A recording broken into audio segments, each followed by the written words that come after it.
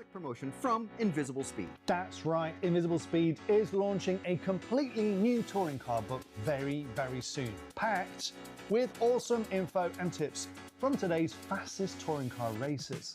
You can go to invisiblespeed.net right now to pre-order Invisible Speed TC, the definitive guide to on-road scale motorsport. That's right, pre-order the Invisible Speed touring car book now and you could win one-on-one personal tuning therapy from JQ at a future major event like TITC, Euros, Worlds, ETS, you pick. You could also win access to an amazing online tuning course through Invisible Speed. To enter, you just need to pre-order the touring car book by the 10th of August.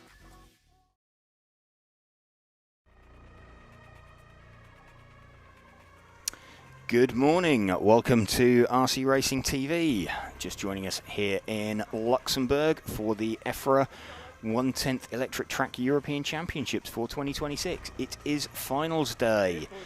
We are getting set for the first of our finals, the front wheel drive C final number 1. Just been a slight delay to the timetable with a move of grid position 1 out on the track. It was a little bit high up the track and people were sliding down the banking, looping out from it. So something we found in practice finals. That's why it has been moved. Worry about it, a small delay. So 3 leg finals for everybody today. We are getting set for our first final with Yannick Romans going to lead away the front wheel drive C final. Obviously we have C final, B final, A final. Then in spec we go all the way from the H final I believe through to the A final, and then modified we've got D final down to the A final. So 15 runs in total. There we can go. You can see the double grid slot there. It's the actually the lower one is the new one.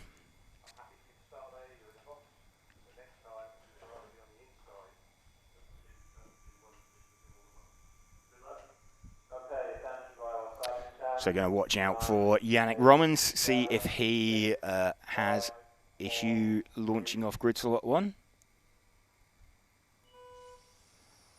Romans gets away pretty well, leading from Marek Sova and Patrick Room.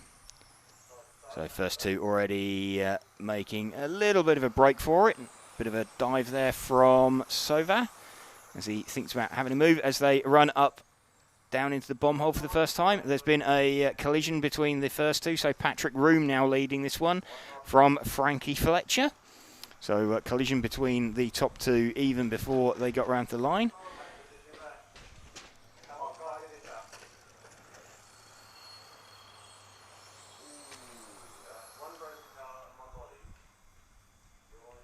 So lead 4 all up down through the corkscrew. Patrick Room edging away from Frankie Fletcher. The retirement from Marek Sova. So Patrick Room, Frankie Fletcher, and then we have got a couple of the Greek drivers. So change for the lead. Frankie now takes the lead of this one. So Frankie running the green and yellow car. Patrick Room immediately behind him with the 3 car, the mainly white car. So change for the lead. Patrick Room dives down the inside, gets Frankie on the brakes, up through the corkscrew once more. So Patrick looking like he has a little bit more power than Frankie down the back straight.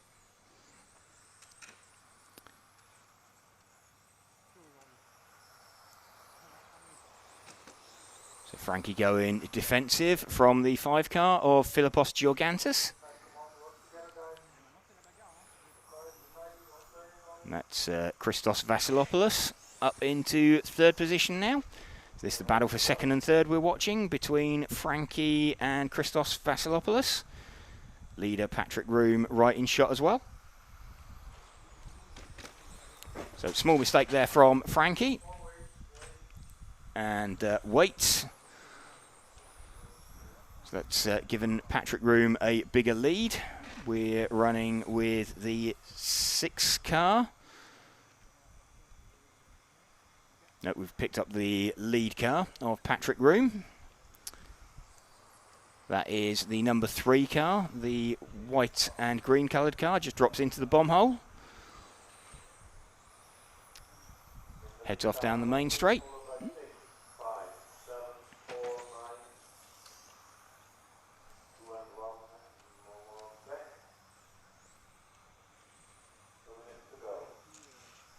So Patrick Groom leading from Christos Vasilopoulos, from Philippos Georgantis.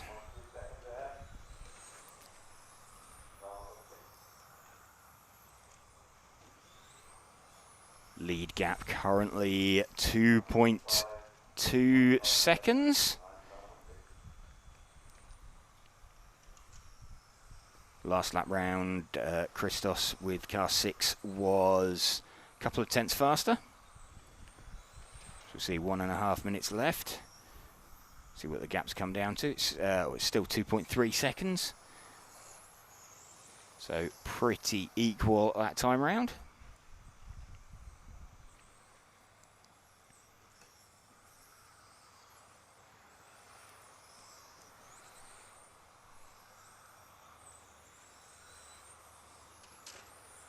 The gap looks to have come down a little bit. It's down to 1.5 seconds now. So 0.8 of a second out of the lead with a minute to go. So you can see lead car there. You see second place car flash into shot as well. Let's keep an eye on that gap. It was 1.5 seconds. It's now 1.45 seconds. So it's come down by 0.5 tenth. So gap is closing, but I think it's going to take a mistake from Patrick Room to let Christos Vasilopoulos in. What do we got? Going into what should be their last lap. Yep, this will be their last lap that they're on. So Patrick Room still with a comfortable enough gap. It's dropped down to just under 1 second, although it looks like that's increased.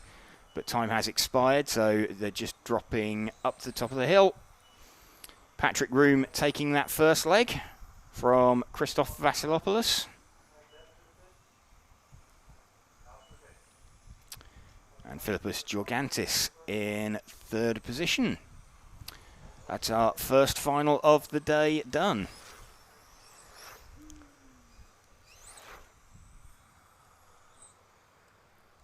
So we are off and running.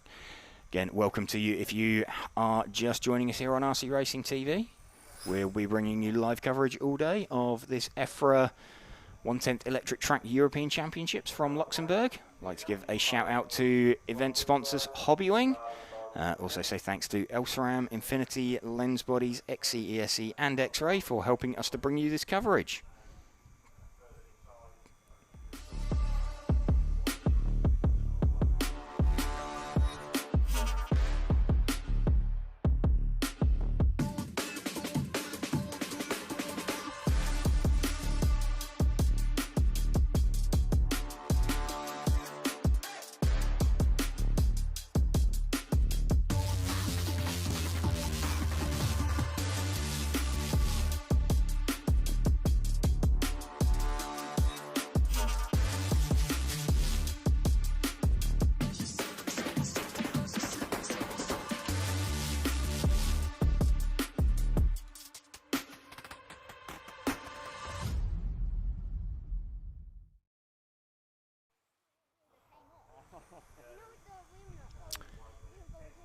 All set then for the front-wheel drive B final. We're going to have Lucas Ott, Stefan Romens, Alexandra Parantopan, Julian Yost, Jeremy Desmond, Edwin Kvarnstrom, Theodore Parasarakis, Pierre-Nicolas Pilato, Mark Young and Valdemar Wikstrom taking part in this final. Cars lining up on the grid. See Lucas Ott picking up that lower number 1 position.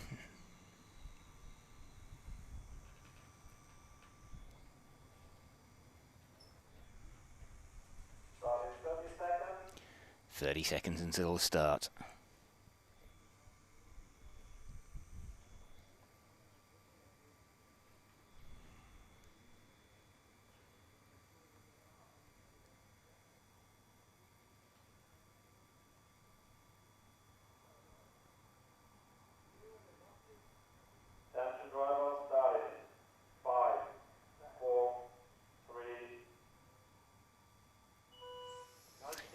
Ott gets away well off the line from Romans.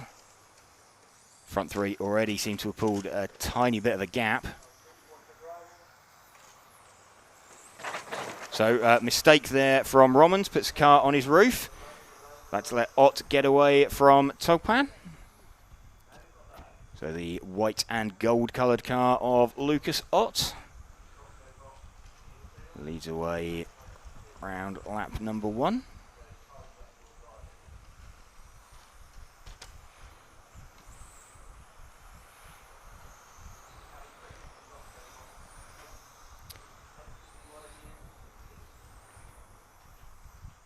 So 1.5 second lead already for Lucas Ott. Alexander Topan gonna see if he can start closing that down. Jeremy Desmond in 3rd position. This the 2nd place car of Alexander Topan that we are running with.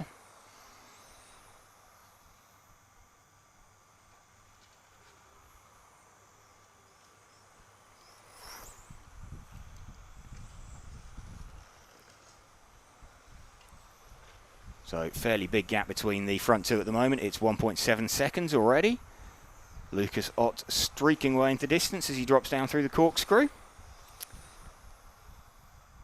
This the number 1 car, the white and gold coloured car. Now flicks it through the chicane in the infield. Heads back down towards the pit lane entry. Up towards the bomb hole, drops down into the bomb hole, then climbs up to the top of the corkscrew and drops down. Just seen a mistake, I think, from the 2nd place car of Topan. That's dropped him down even further. So 4.3 second lead now for Lucas Ott.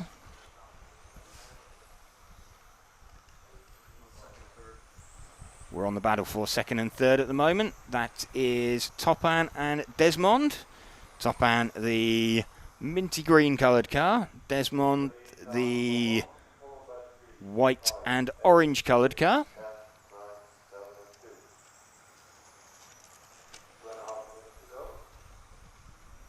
Half distance into the run, 2.5 minutes to go. This is the 3rd place car of Jeremy Desmond we're running with. So picked up the white car now. That is Pierre-Nicolas Pilato and Edwin Kvarnstrom. So Kvarnstrom takes a bit of a tighter line through the sweeper. Kvarnstrom trying to find his way past Pilato.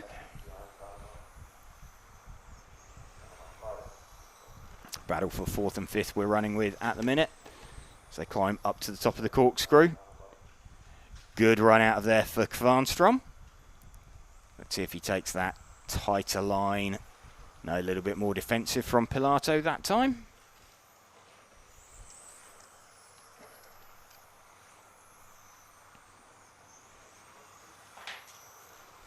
It's the closest battle on track. Lucas Ott's lead up at 5.3 seconds.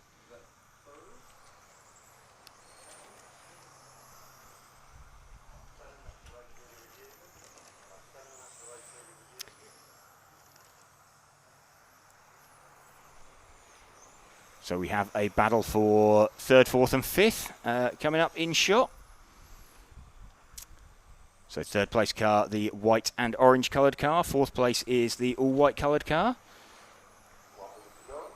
So this is Jeremy Desmond, Pierre-Nicolas Pilato and Edwin Kvarnstrom.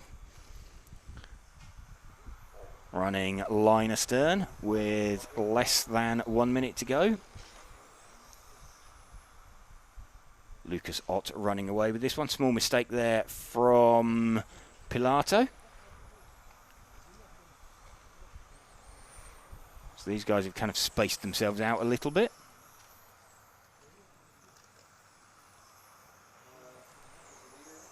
Lead car is the white and gold coloured car. Just picked him up on stream now with 20 seconds remaining. This is Lucas Ott. As he comes down, he was 5.5 seconds in front. Just savouring the opportunity to drive around this fantastic Luxembourg circuit. Nice early Sunday morning cruise. From a 3-leg final, so it'll be 2 from 3 to count. So just runs up to the line at the top of the corkscrew. Lucas Ott taking this one. I think Alexandra Paratopin will be finishing in second position. And has finished in second. Jeremy Desmond hangs on to third position. There we go, Lucas Ott taking that one pretty comfortably in the end from Alexandra Paratopin and Jeremy Desmond. And we're getting set for our first A final of the day. So nothing can be absolutely won in this, but remember 3-legged finals, best 2 to count, so all drivers aiming for a win or a couple of wins in the first leg. Gives the opportunity to secure it. So we will watch this first final and we'll then grab the winner of it to have a chat with them immediately after the final. Stefan Schultz winning the practice final in front-wheel drive earlier. He had only done... he only did 2 runs in qualifying, actually, so wanting to save tyre life. Just having a look. I mean, he was hinting yesterday that there might be some tyre strategy at play. The front-wheel drive only have 1 set of tyres for the finals. And I'm just having a look. I don't think Stefan Schultz is out there. No, he's not. So Stefan Schultz not taking the start of this one.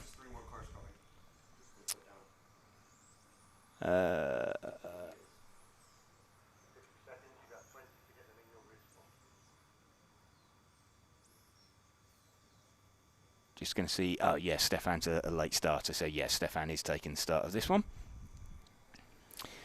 So they'd be very brave to sit out the first leg of the final. It would give a nice tyre offset for later on in the runs, but want to get one in the bag.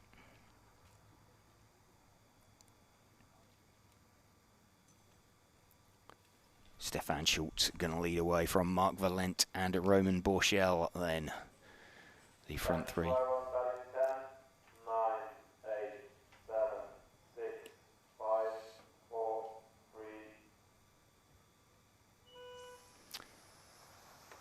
Stefan Schultz gets a good launch. So front 4 seem to have made a bit of a break for it already. Schultz leads down the corkscrew for the first time from Valent Borchel. In fact, it's the 2 Valents, Marc Valent and Gergo Valent. They're running 2nd and 4th.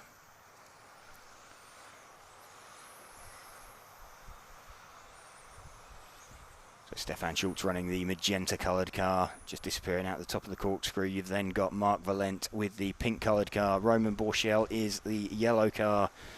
Gergo Valent, the predominantly white car. This the battle for 3rd and 4th that we are running with at the minute.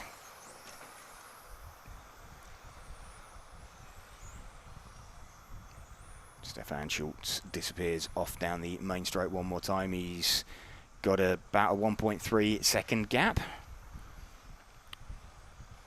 Closest battle for 3rd and 4th between Roman Borchel and Gergo Valent.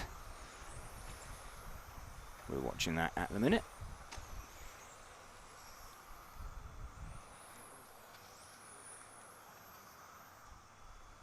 Gergo Valent still trying to find his way past Roman Borchel. Went a little bit high around the banking.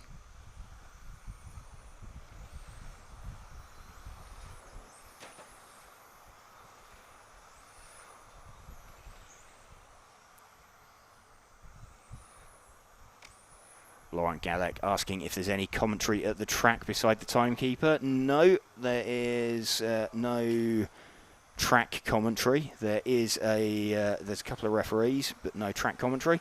This is Stefan Schultz we're running with at the moment as he climbs up, drops down the corkscrew. The one car of Stefan Schultz, super confident, only did 2 rounds out of the 5 of qualifying. That was enough to seal in the pole position. Marc Valent still running second. Roman Borchel still running third. Mistake from Gergo Valent has dropped him down the order.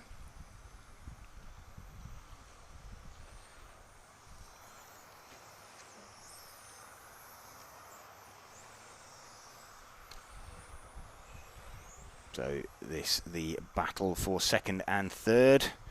You've got the yellow car of Roman Borchel. He is in third position. Second place, the pink coloured car of Marc Valent. Gap between them just over 1 second.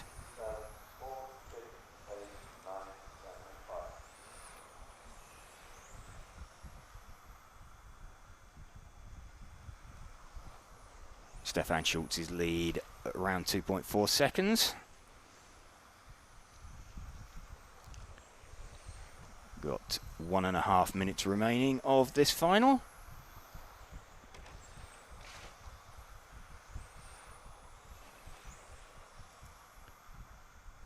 Down this long back straight. Into the middle of the circuit. Borchel's got the gap down, looks visibly closer. It was just under a second last time round. Let's see what the gap is as they flash down through the corkscrew. Gap is 1.2 seconds now.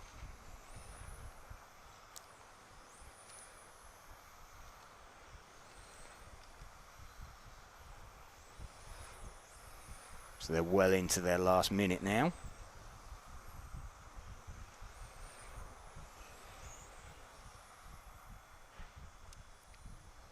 So like half the length of the straight covering the second and third battle. We've picked up the leader though, Stefan Schultz. Stefan leading by just over 3 seconds. So looking pretty comfortable as he starts what will be his last lap.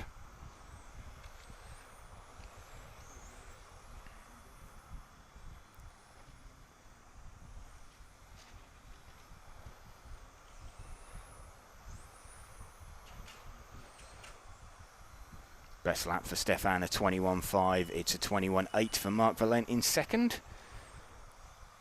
So 0.3 faster. Stefan Schultz takes that leg win from Marc Valent and Roman Borchel. So 1, 2, 3, the finishing order.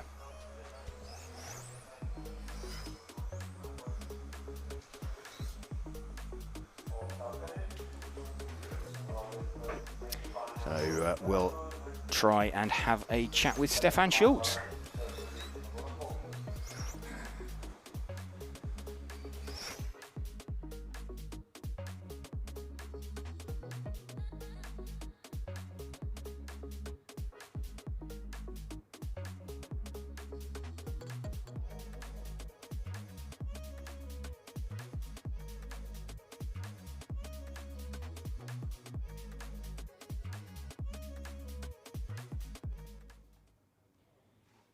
Okay, Stefan Schultz, winner of leg number 1.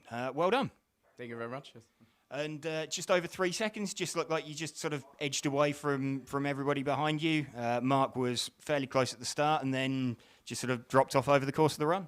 Yes, it was luckily from you because I have a very good pace, and after 3 minutes I get a little bit cool down to make the run safe, and yeah, in the end it works good. The gap was getting bigger and bigger, I think, and yeah, I think we've all was on new tires, so that was a good chance for the second A-main because nobody has a new one, and yeah, we will see.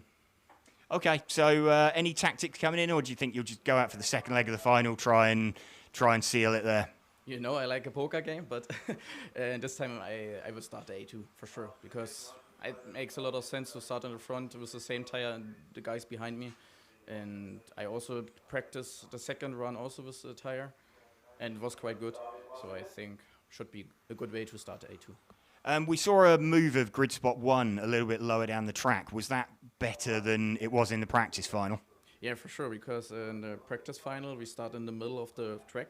And the problem is the line is more inside, and I am struggling a lot because we have no rear board, and I have dirt in the rear, and the car spin a little bit more compared to now, so it's better. Okay, so looks like they've improved it then. Well done, and speak to you later. Thank you.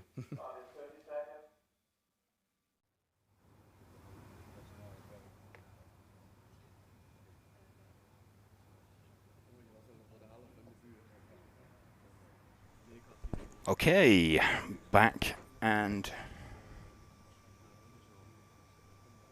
Okay, attention driver, starting 10, 9, 8, 7, 6, 5, 4, 3. Peter Knudsen leads away at the start of this final. Looks a little bit chaotic. Let's see who's got through it. No, Peter Knudsen has got away at the start of this one. So a little bit chaotic behind the H final. Not a full suite of cars out there. But, Peter Knudsen did have quite a considerable chunk of pace over everybody else in the practice final. Looks like Janos Narantzis is going with him as well. So only 5 cars running in this final. Patrick Kuliker missing out.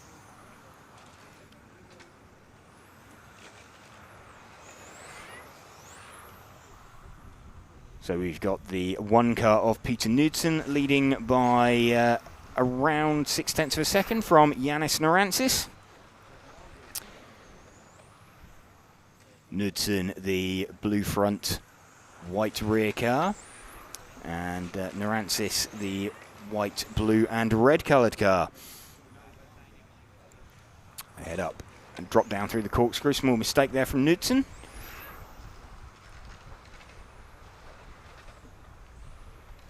Got his gap up to 1.1 seconds now, and they're starting to close in on some traffic. That is the 6 car of Nicolas Duponchel. They will be catching and passing, so Duponchel gets out of the way at the top of the corkscrew.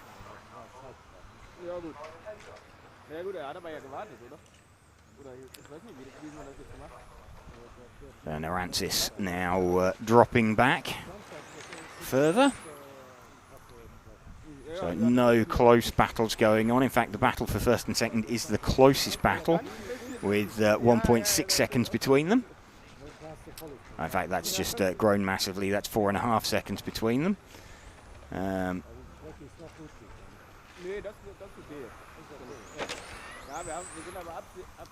But the gap between Narantzis and Diram is 2.5 seconds, and the gap between Diram and Bertilsson is another 1.4 seconds.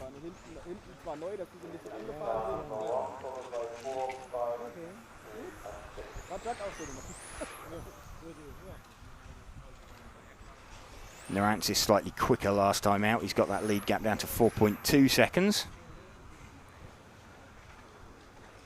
But a bit of a cruise for Peter Knudsen, with nearly 3 minutes complete.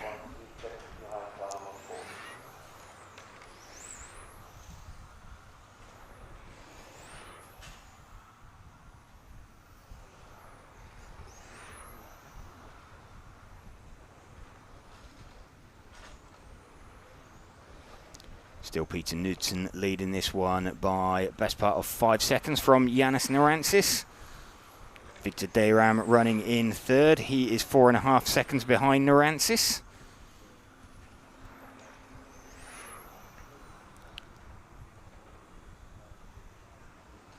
I think we're down to 4 cars remaining on track. We are down to 4 cars remaining on track. Nicolas Duponchel has been lapped as well, so no close battles going on. Scotty NZRC, good luck everybody. Go Team X-Ray from NZ.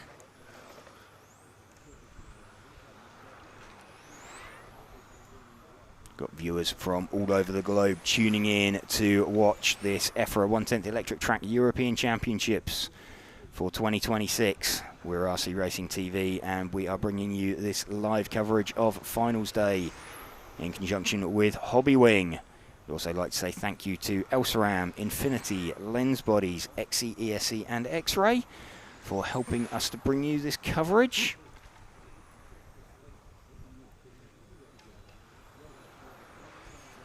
Still with Peter Knudsen.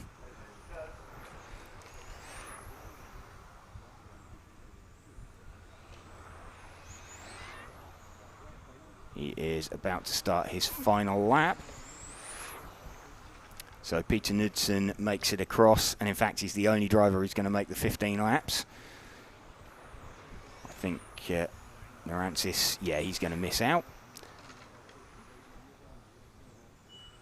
So there we go, Yanis Narantzis finishes in second. So Peter Knudsen takes this one from Yanis Narantzis and Victor Dayram.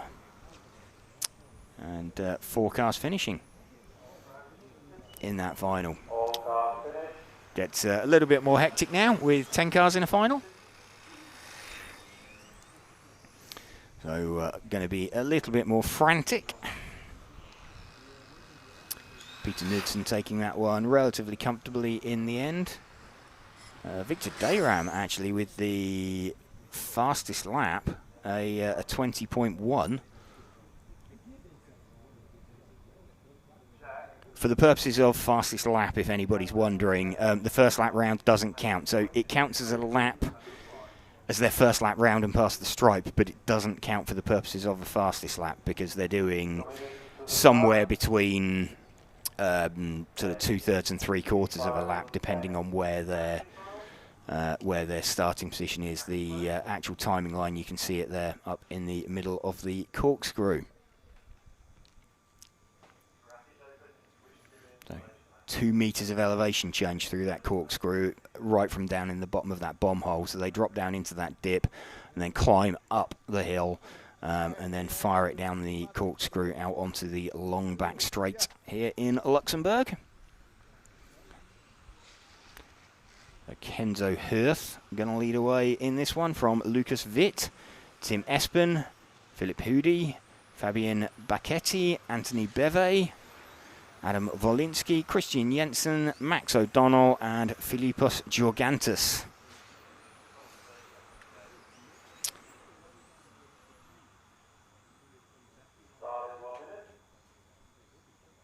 Got a question, what are the spec motors and tyres? There's no spec motors, it's all open motors for all of the classes, just as long as it's off the EFRA list. Tyres, the front wheel drive class are running on the ride tyres. The spec class running on the Hoody 36 tyre and modified running on the Matrix 36.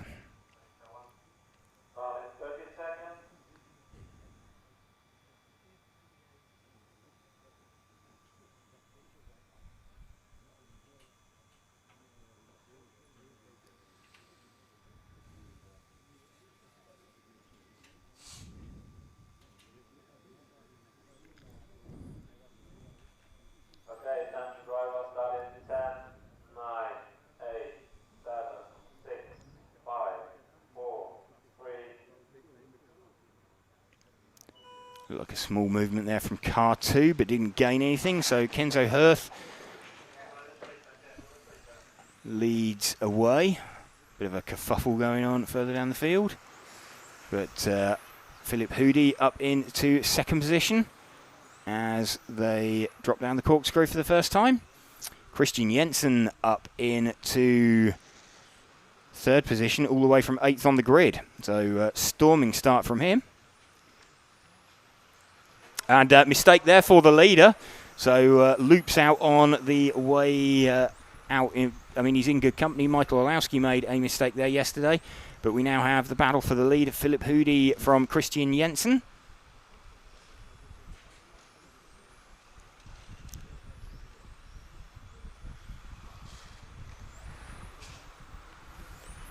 This battle for the lead going on. Philip Hoody, the multicoloured car at the front. Christian Jensen, the bright orange coloured car, running in second position. And Jensen thinking about having a look on Hoody. So a bit of a mistake coming down the corkscrew from Hoody. That lets Jensen have a run at him. Jensen takes the lead. So Jensen dives through and loops out. So change for the lead back again. Jensen took the lead and then lost it. So let's run with Christian Jensen in second position. See how quickly he can catch back up to Philip Hoody. So it looks like he's got some strong pace in that car. Another small moment at the same spot that he looped out last time round. Back through the bomb hole one more time. Oh, he's got a body. Was that a body tuck for him? No, I thought that was he was heading off to the scene of a marshal. But 2.2 seconds the gap was as they cross the loop. Looks like it is coming down though. That looks like less than 2.2 seconds. Gap now 1 second. So last time round, Christian Jensen was over a second quicker than Philip Hoody.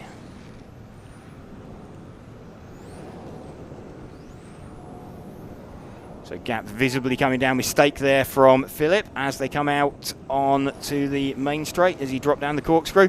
And half spin there for Philip Hoody. So Christian Jensen back in front and maintains the lead now. So we're going to see if we can, or if Christian Jensen can maintain the lead across the stripe. He has for the first time. So Christian Jensen leading from Philip Hoody. That is Tim Espen now trying to close in on the pair of them. I think we've had another small mistake from Christian Jensen because Philip Hoody's right back with him.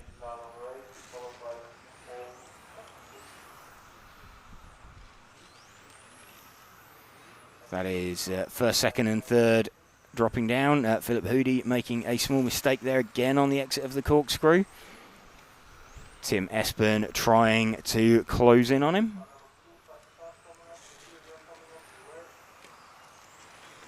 So car number 2 doing the right thing. That's Lucas Witt getting out of the way.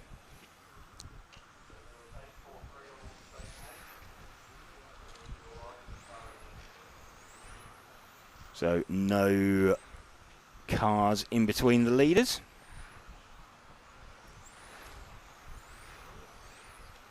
That's Christian Jensen, the lead car. He's just dropped down through the bomb hole. And there's Philip Hoody in second position. So we're into the last minute. Gap between the two leaders, some 2 seconds now. So this is the lead car, the number 8 car of Christian Jensen.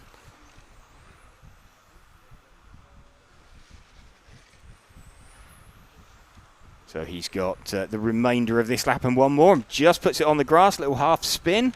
That's going to let Philip Hoody close in a little bit. He had enough in his pocket to get away with that one. But the gap should come down. It's 1.9 seconds as he starts his last lap. So just needs to roll it through this section, not make any mistakes this time.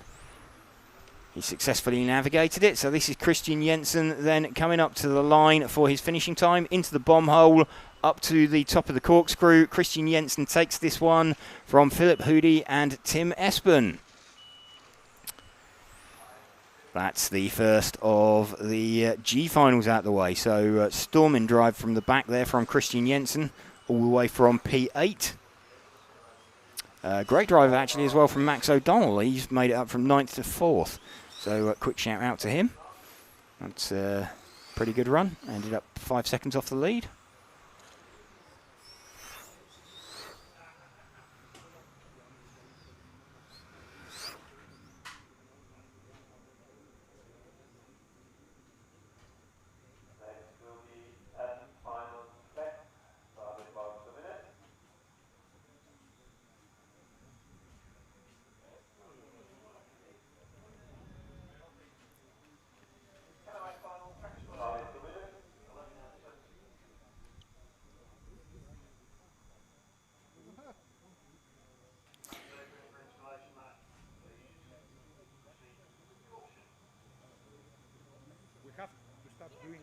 Tara Evening also joining us, saying good morning from sunny Finland. Have a great finals day. Thank you, Tara. Who have we got out next? We have got in the F final, we've got Eric Huby, we've got Frederick Hovgaard, Jaroslav Kritz, Ralph Winkler, Edmund Payton-Marchi, Marlon Rathajski, Stefan Romans, Nils Mers, Simon Sez, and Nikos Nikolakopoulos.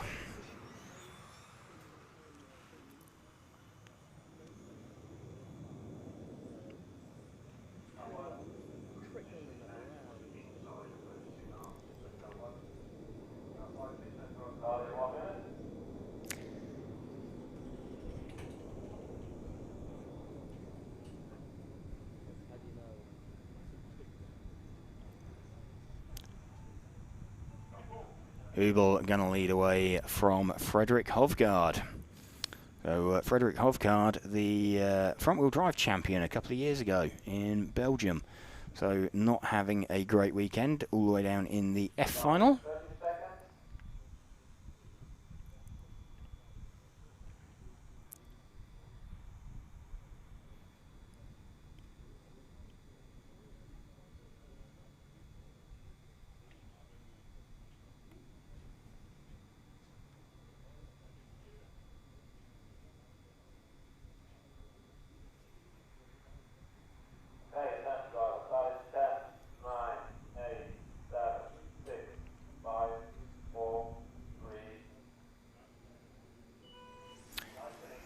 Huby gets away nicely from Hovgaard.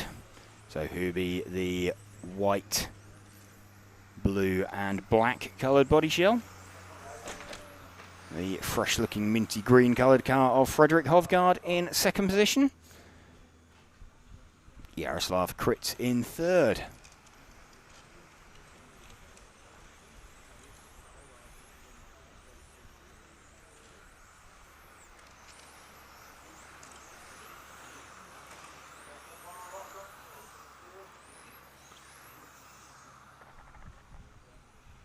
So Huby leading by around 1 second from Hovgaard. Hovgaard now starting to try and eat up that gap.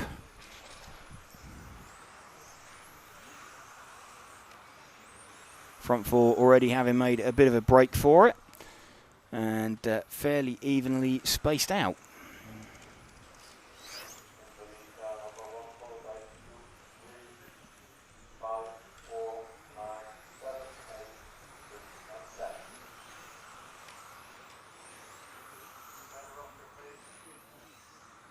So a little over-rotation there from Hovgaard coming down the corkscrew. That's put Jaroslav Kritz right on him.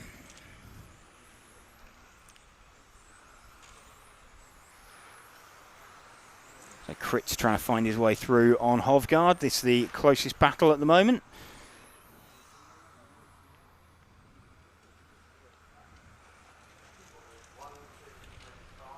And Hubel made a small mistake as well, coming down the corkscrew. So front three are right together.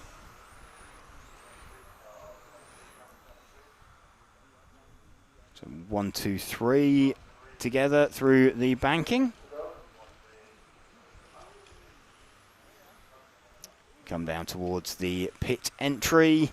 and then drive off towards the bomb hole, drop down into that, then up to the top of the corkscrew. So Hovgaard had a much better line in the middle of the corkscrew there. Couldn't necessarily do anything with it.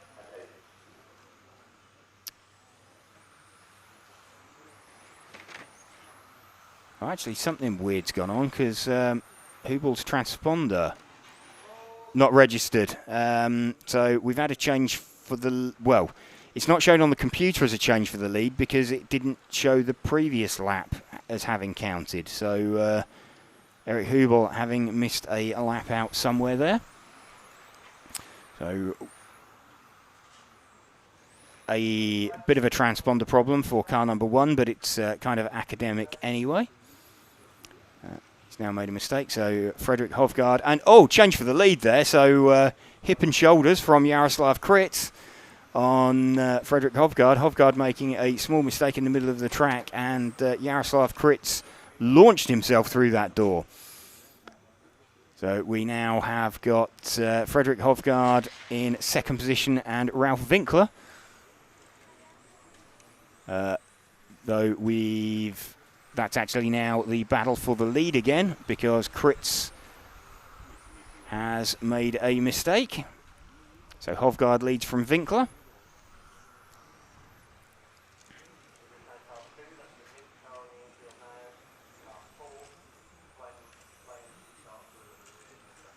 So lead 2, this is the lead battle that we are watching. Just over a minute left. Frederick Hovgaard still leading this one. 1 minute to go.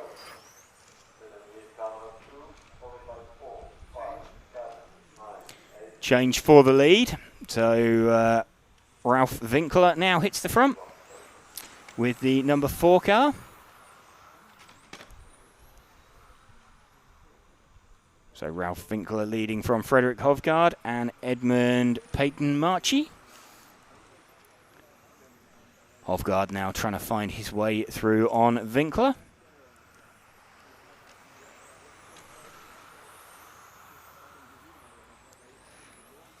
So they drop down through the corkscrew one more time. They are starting their top 2 are just going to make it through for an extra lap if they carry on at this pace.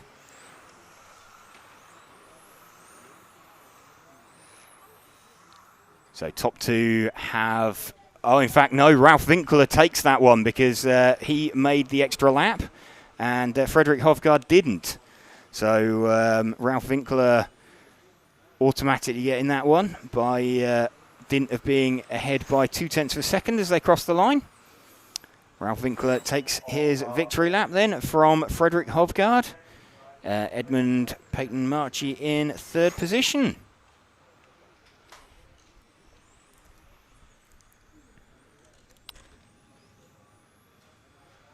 So, Frederick Hovgaard missing out there by 1/10 of a second on making that extra lap. Next will be the final lap. Started about 2 minutes. Take your marching position.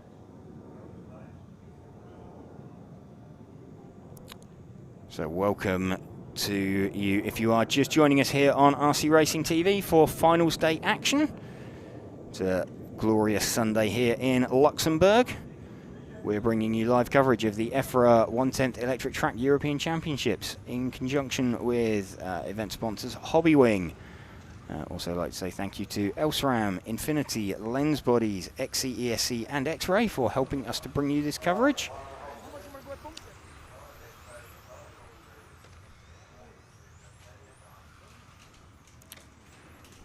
Corentin de Craig going to lead away this one from Theodore Parasarakis, Jelle Kleursen, Christoph Vassilopoulos, Darko Meister, Jonathan Klo, Nico Egelsier, Nico Winkler, Julian Yost and Sinan Kaptan.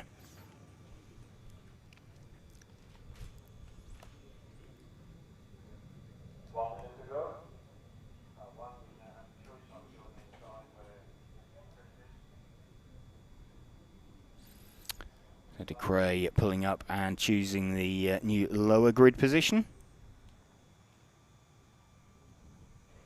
Steph BZGT says hello, bonjour. Hello, bonjour to you, Steph BZGT.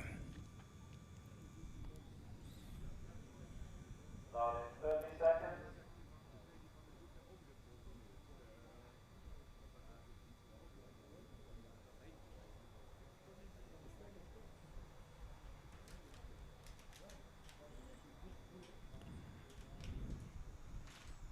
Okay, attention driver, starting 10, 9, 8, 7, 6, 5, 4, 3. De Cray leads away, launches slightly up the banking, but gets away with it. Parasarakis running in second position. Jelle Klaassen in third. So, small mistake there from Klaassen. Let's let Vasilopoulos up into third place. De Cret leading away from Parasarakis and Vasilopoulos.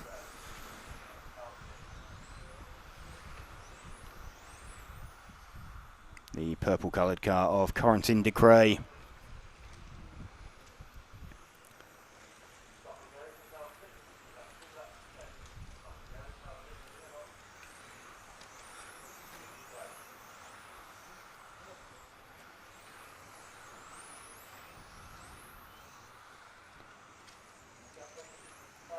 So everybody fairly equidistantly spaced down the main straight.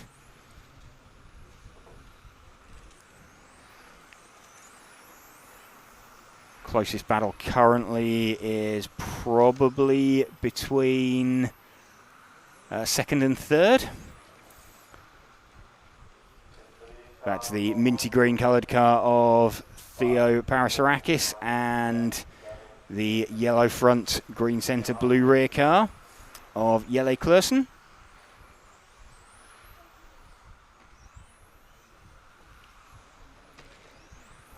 Klaassen looking like he's got some strong pace. So this is the battle for second place we're watching. Jelle Klaassen trying to find his way past Theo Parasarakis. Tags him, he does the right thing and waits. Not sure he's waited in the best place, but that was a nicely driven by Jelle Klaassen, or doing the right thing when he collected the second place car. So this is the leader of Corentin De Cray. He's leading now by 2.3 seconds from Darko Meister.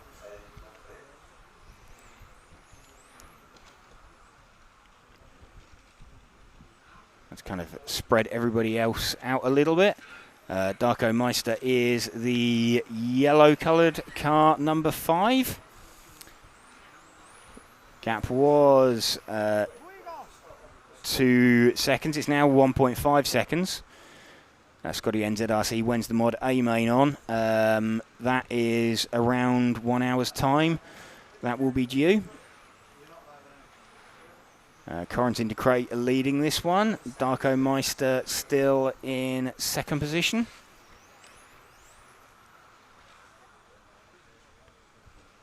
Christoph Vasilopoulos running in third position now. We're running with the car of Darko Meister. That was a mistake there from Corentin De Cray that has allowed Darko Meister to close in. Less than 0.4 of a second now. So Corentin De Cray, the purple-coloured car, the fluoro yellow-coloured car of Darko Meister, running in second position. 1.5 minutes remaining.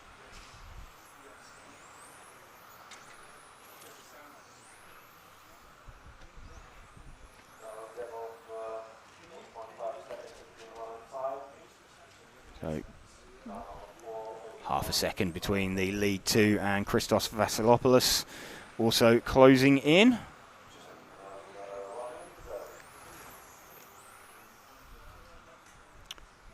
Yeah, Scotty NZRC saying good driver etiquette there. Yeah, I presume you're talking about Jelle Klaassen. Yes, it was.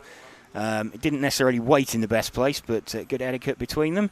So we've had a change for the lead. We've now got Darko Meister leading from Corentin de Kret and Christoph Vasilopoulos.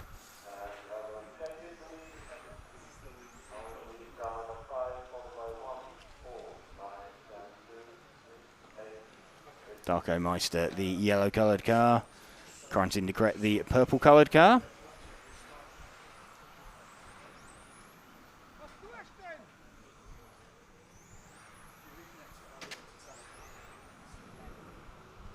Still this close battle going on. They are all going to make the extra lap, so the remainder of this lap and one more. Corentin de Kret starting to have a think about where he might want to pass as they climb up and drop down out of the corkscrew for the last time. De Kret has spun.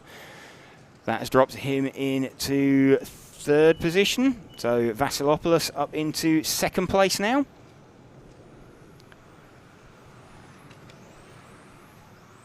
So we're going to have Darko Meister take this, followed by Vasilopoulos in second and de Kret in third position.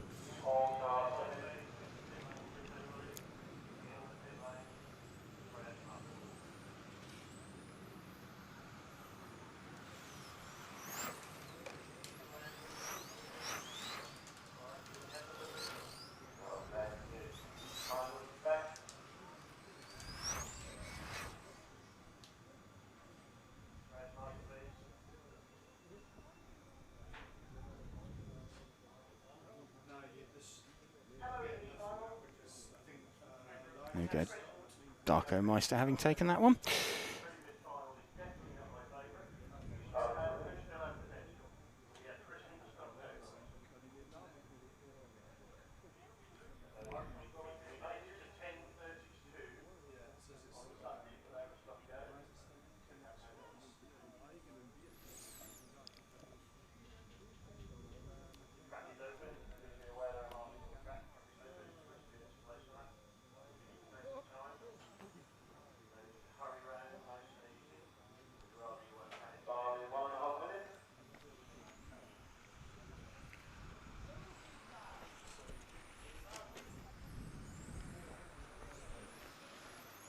So we're going to have Mattis Benettin lead away from Mike Martinez, Billy Fletcher, Bert Aerden, Dirk Richard, Dempsey Jacob, Cedric Gridelet, Neo Lebescond, Flavio Paladin and Emily Rathaiski. Getting questions, when is A main mod 1? The timetable went a bit haywire earlier on, but we obviously go up to the Spec A final. This is the D final about to start. Then we have a mod D, mod C, mod B, then the mod A. So you should be able to work out where we are in the schedule from that one. So 15 finals in total.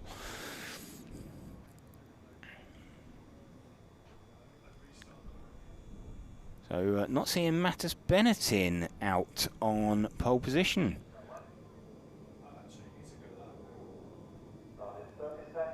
Okay, so car 1 appears to be sitting this one out.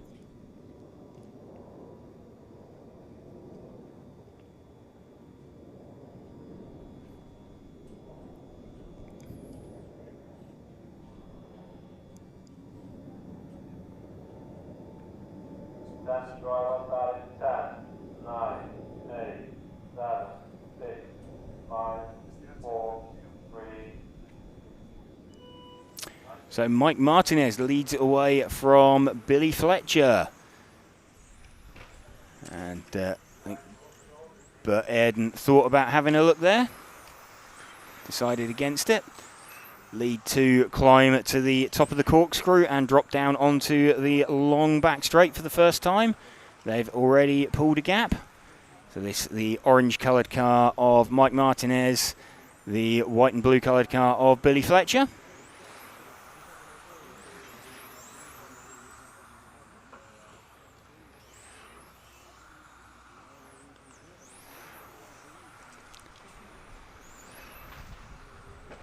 .2 of a second between the lead 2.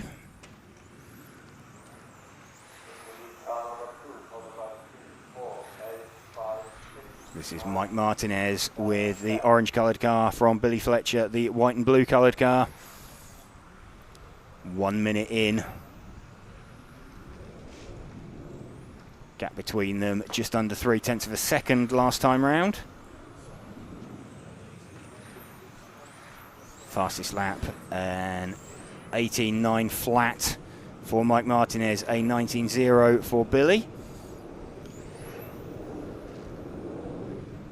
Gap was 6.5 last time round, so Mike Martinez just starting to edge out.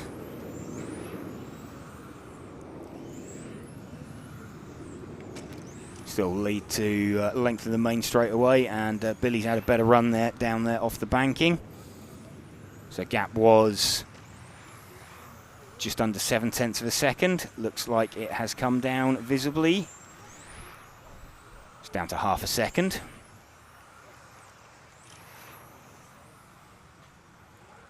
And Billy up on 2 wheels there. Just manages to flick it back down onto all 4. So a bit brave going through the chicane. It's got the gap down to 3.5.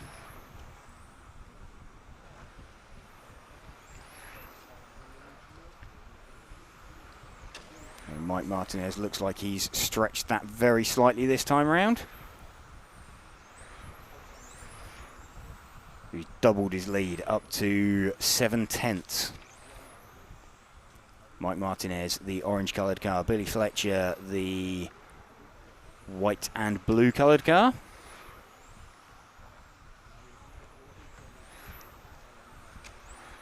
It's the battle for the lead going on. Mattis Benetton not taking the start of this one from P1 on the grid.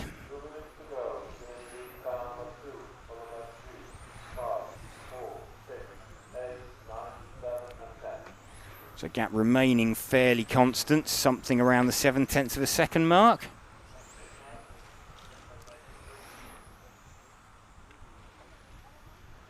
Billy looks like he's had a slightly better run through the infield that time. Maybe got himself to within half a second. Let's have a look as they cross the stripe. Indeed, he did close in, so it's just under half a second.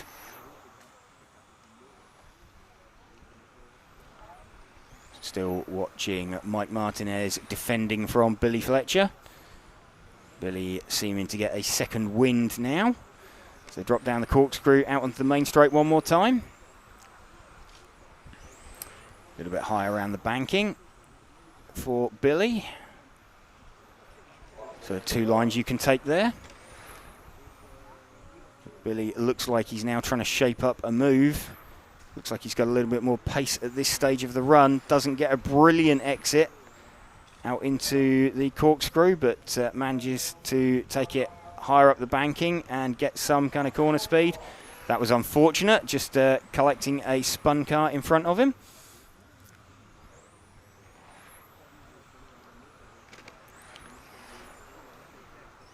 So what do we got there?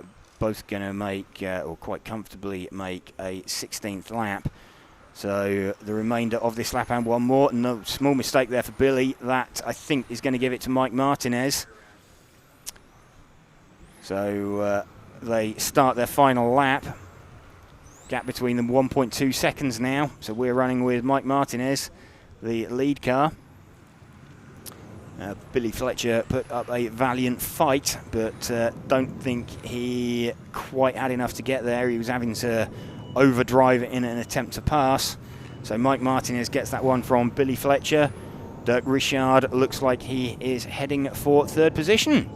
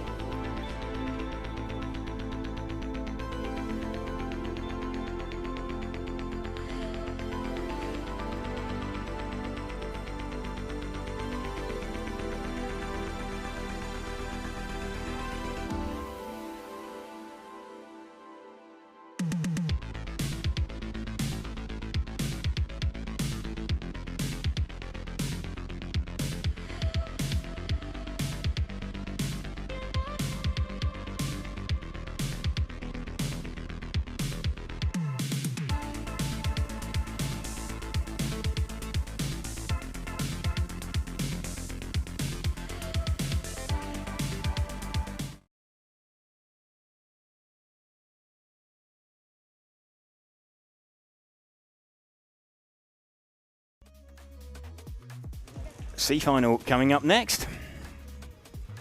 Martin Hoody going to lead away from Nico Catalani, Nathan Atlani, Loic Yasmin, Bert Vubben, Arno Solniak, Daniel Heisch, Adrian Antamachi, Jacques Lieber and Manuel Wagner.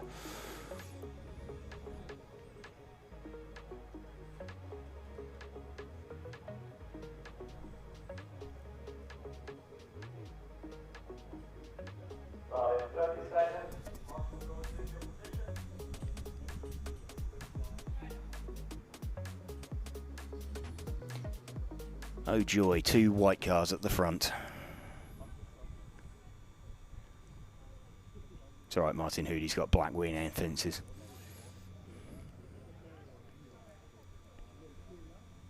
Attention. 10, 9, 8, 7, 6, 5, 4, 3. Hoody gets away then from Catalani. And no, we've had a change for the lead. We have had a change for the lead. So Catalani gets the jump on Hoody. So they drop down the corkscrew down the back straight.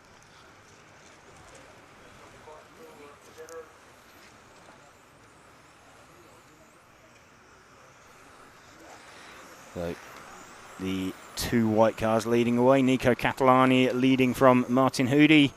Nathan Atlani running in 3rd position with the bright pink coloured car.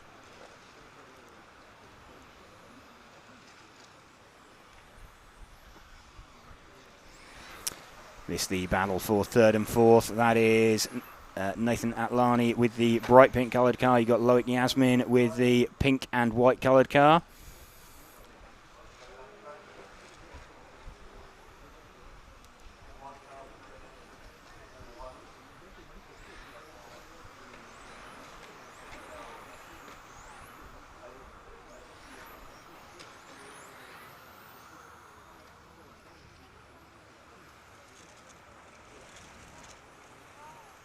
Still watching the battle for 3rd and 4th position. Loic Yasmin trying to line up Nathan Atlani for a move.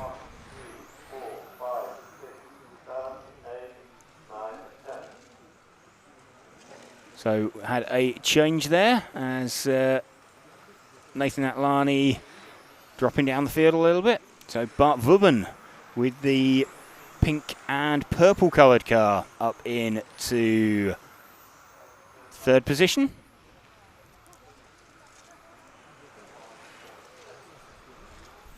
Nico Catalani escaping away from Martin Hoody out in front. We are watching the battle for 3rd and 4th place. This is Bart Vubben leading Loic Yasmin. Daniel Heisch in there as well, right at the back of that. So small mistake there from Loic Yasmin. That put Daniel Heisch right on him. And Nathan Atlani coming back into it as well.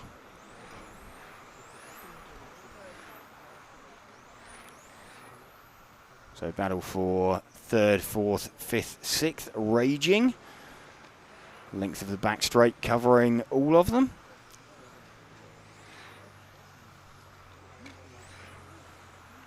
We're coming in towards 3 minutes, so we're over half distance. Daniel Heisch has dropped down. Nico Catalani is just coming down the pit straight now. So he's dropping down the corkscrew and out onto the main straight. So Nico Catalani leading this one by 2.5 seconds from Martin Hoody. In 2nd position, we're running with Martin now. We've got Bart Vubben in 3rd position. And Bart looks like he is catching Martin Hoody. Gap was 0.8 of a second last time across the stripe. 1 minute 20 to go.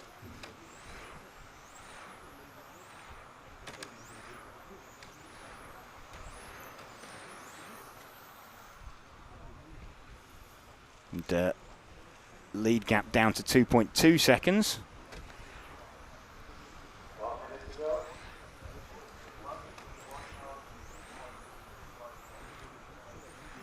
And still 9/10 of a second between Martin Hoody and Bart Vubben. That is Martin Hoody we are looking at there. Started out in pole position, got jumped pretty much off the line by Nico Catalani. Nico Catalani not been headed, lead gap down to 2 seconds. I think that's Nico Catalani managing the gap rather than anything else.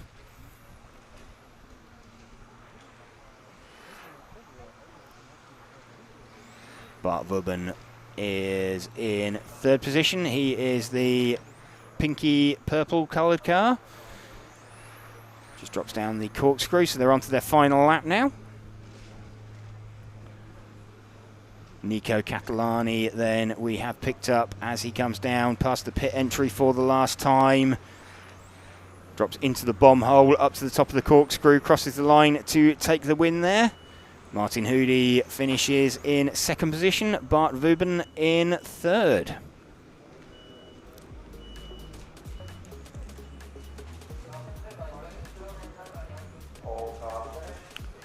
So great drive there from Nico Catalani, 2nd on the grid. Got the jump on Martin Hoody and just drove away into a comfortable gap.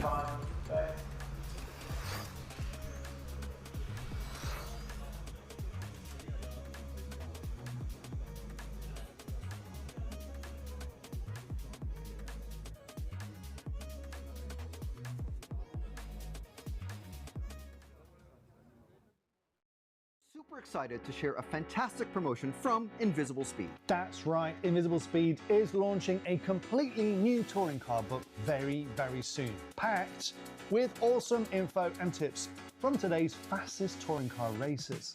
You can go to invisiblespeed.net right now to pre-order Invisible Speed TC, the definitive guide to on-road scale motorsport. That's right, pre-order the Invisible Speed touring car book now and you could win one-on-one personal tuning therapy from JQ at a future major event like TITC, Euros, Worlds, ETS, you pick.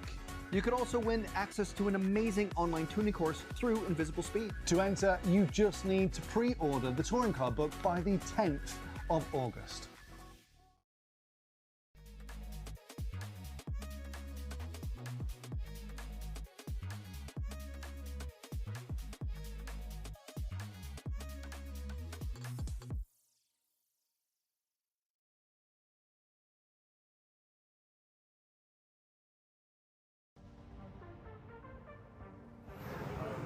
Alexander Johansson going to lead away from Tim Benson, Jan Rathajski, David Reep, Benjamin Elbiser, Niels de Gruyser, Phil Langner, Enzo Ruslan, Sam Nichols and Gergo Valent in this Spec B final.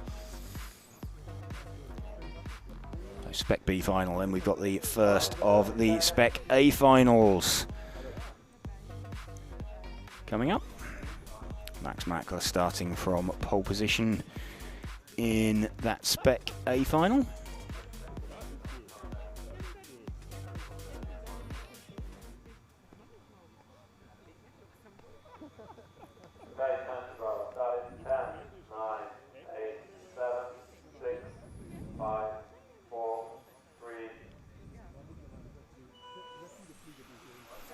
Alexander Johansson gets away cleanly then from Tim Benson, and say that he gets away cleanly, manages to put it on the grass, somehow gets away with it and pops out in 3rd position. So Jan Rathajski up into 2nd, Tim Benson into the lead as they charge off down the back straight. So the yellow car of Jan Rathajski, the white coloured car there of Alexander Johansson, and a small mistake there from Tim Benson promotes Jan Rathajski into the lead. So Tim Benson gets it wrong, dropping it down out of the corkscrew. Jan Rathajski to the front from Tim Benson. Jan will be a little bit disappointed not to have made the A final, especially after his sort of recent ETS win. Tim Benson looking for a way through on Jan. Johansson trying to... Oh, small mistake there from Benson, and Johansson just seizes on that. So Johansson back up into second position. So off down the back straight. Jan Ratajski now leading this one from Alexander Johansson. Ratajski, the yellow-coloured car. Johansson, the white-coloured car. Small slide sideways from Ratajski. Johansson dives on that. So Johansson being fairly ruthless with small mistakes from others. Tim Benson checked up, trying to avoid body slamming Jan Ratajski in the middle of the corkscrew, and spun himself. So I think that's got David Reap up into third position. Just confirm as they cross the line.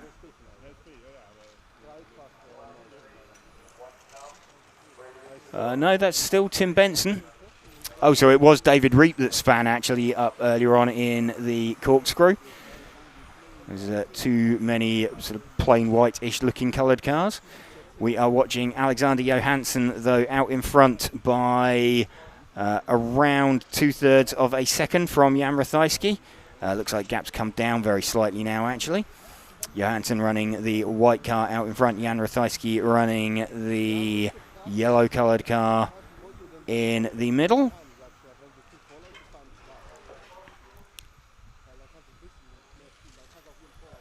Gap was up to 0.8 last time across the stripe.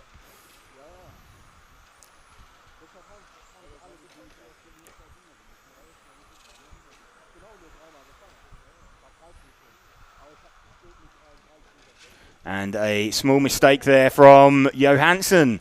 So that puts Jan back in front. So just dropping down off of the banking. A little bit too much curb there. Jan Ratajski now leading this one from Tim Benson. Alexander Johansson down into third position. So fairly frantic. Doesn't look like anybody actually wants to win this one. Jan Ratajski leading this one now again from Tim Benson. Benson looking like he wants past on Ratajski. Takes a lot more curb, gets a really good run off of the banking. No way past Jan, though.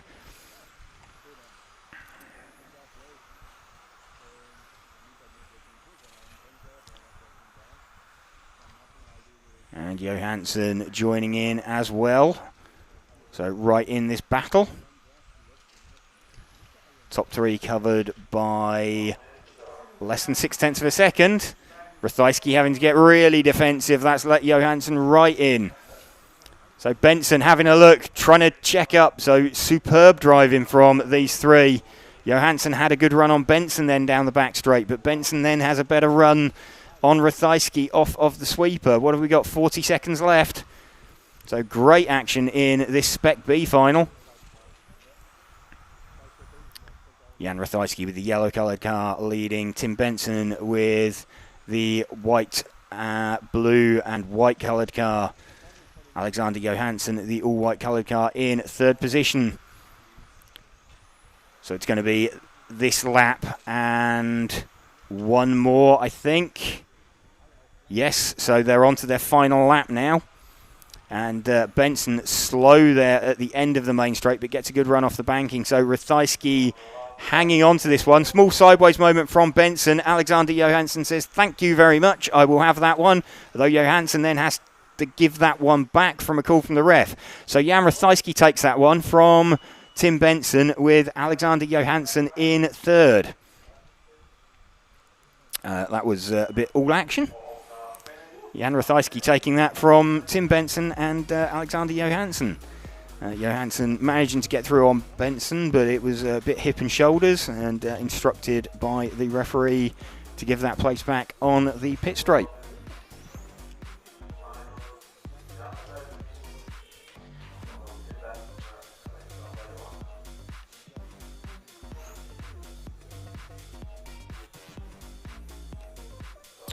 So yeah, you can just see on this replay, there we go, slight sideways, I don't know, that's a tough call.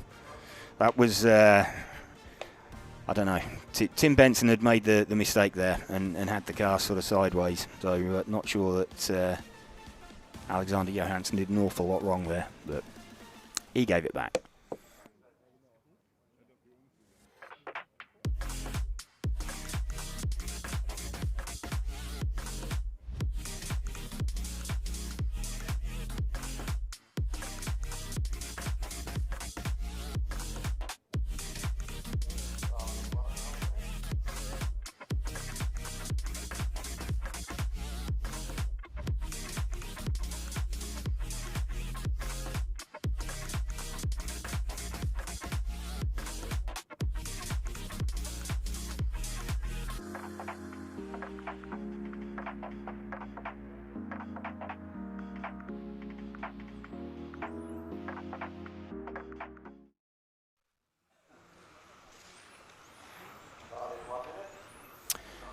One minute then till the start of the Spec A final. Welcome to you if you are just joining us for this action on RC Racing TV.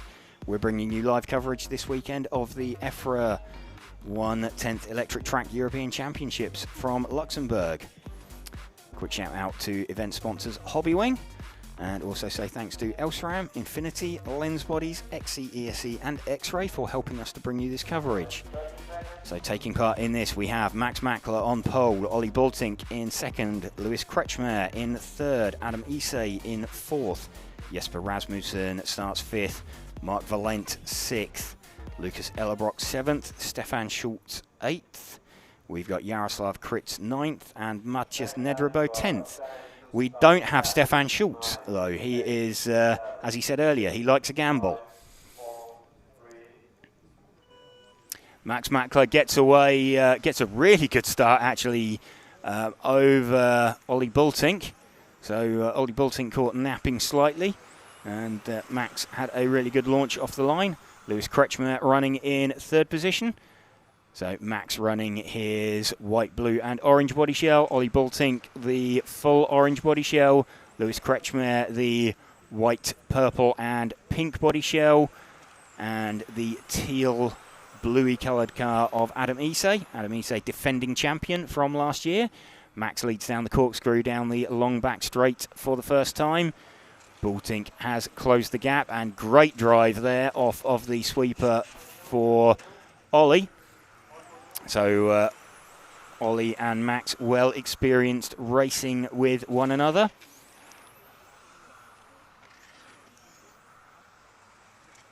Ollie taking the first 2 rounds of qualifying on Friday evening and yesterday morning, looking sort of set to do a run away with it a little bit, and then the story of qualifying, Max taking round number 3, Lewis Kretschmer taking round number 4, and doing the first 17-lap run of the day when we didn't think there was pace in the track, and then Max taking the last round with a new fastest time.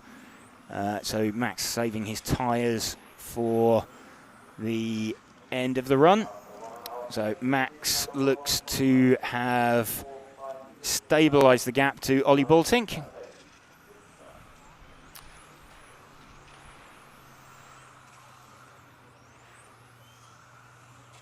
Lead battle going on. Gap is 4.5 tenths. Bultink getting really good drive coming down off of that banking after the end of the main straight.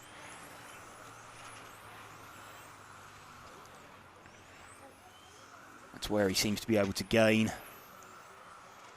Let's watch again as they come through here. There we go. That's Ollie's car really visibly closing in. It's where he seems to have an advantage over Max.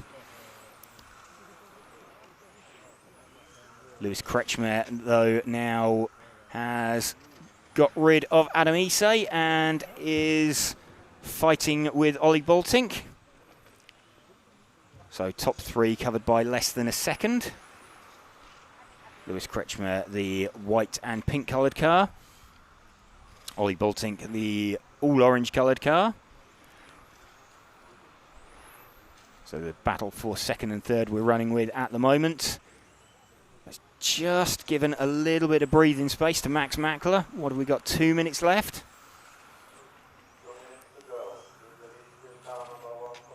Okay, so Ollie Bultink getting a slightly better run off of the corkscrew.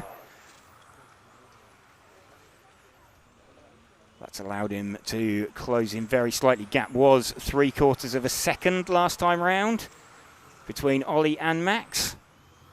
Let's have a look. It stays at around 3/4 of a second. Lewis Kretschmer now 1.2 seconds off the lead.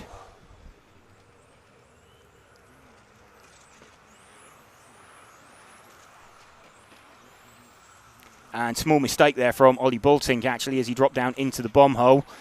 So that has opened up the advantage for Max Mackler to 1.3 seconds.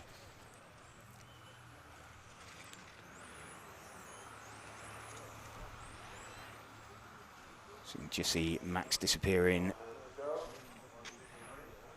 off down the main straight as these guys drop down the corkscrew. Into their final minute now. Heading for 17 lap runs for all of these drivers.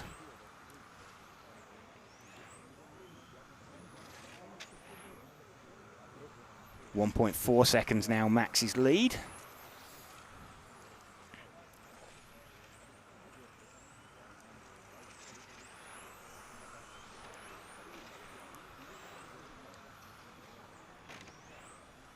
Bultink still second, Kretschmer still running in third position.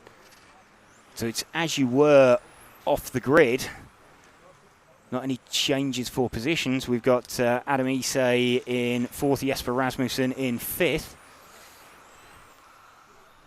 So no changes for positions, but they're starting their last lap now. Max Mackler leading this one. It's going to be lights to flag. Just needs to bring this one home from Ollie Bultink, from Lewis Kretschmer. So looking like as he flashes past the pit entry one last time for Max Mackler. Drops down the bomb hole, up and across the stripe. Max Mackler wins the first leg then from Ollie Bultink and Lewis Kretschmer. Oh, great drive there from Max under pressure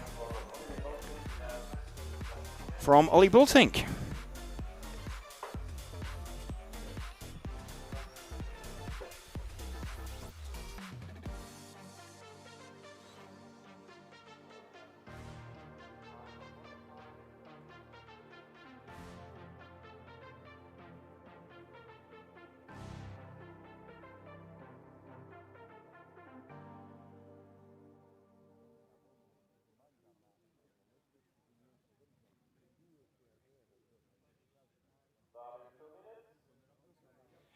Breathe out, relax, Max. Good job.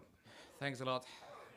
Looked like, I mean, you got an awesome launch off the line and sort of gapped Ollie almost straight away, but then he seemed to get sort of off the sweeper, off the end of the main straight. He seemed to have massive drive compared to you coming into that sort of first little hairpin.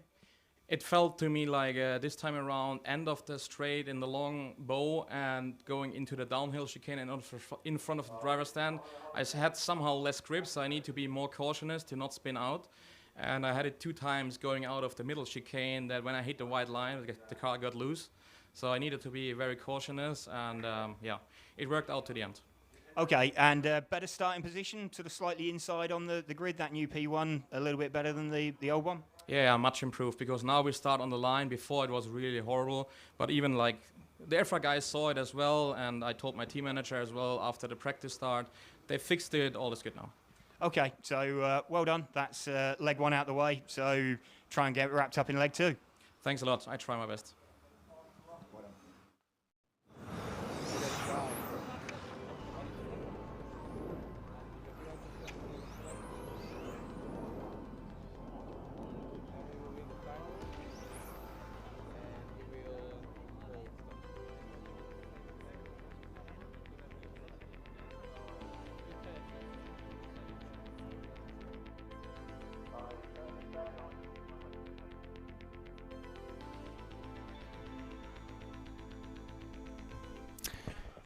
All set for the D final then of modified.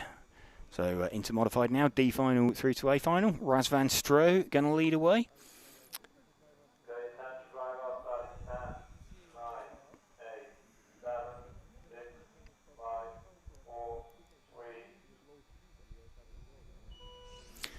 Stroh leads away from Peter Ender. Frank Dambreen in third, and okay, so we had Razvan Stroh stopping there. Not quite sure what that was for, but manages to make his way through some carnage. We are watching the lead. Frank Dambreen from, I think that's Martin Wouters. It is. So Frank Dambreen and Martin Wouters leading off down the long back straight.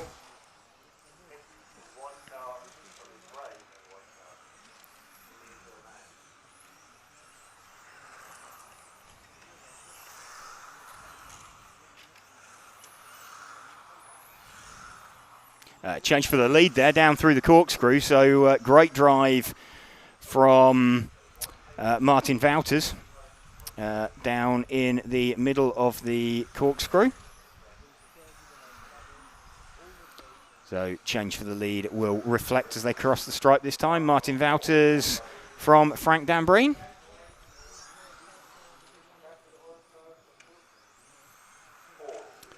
Front two have made a break for it. They're leading by 5 seconds from Peter Ender in third position.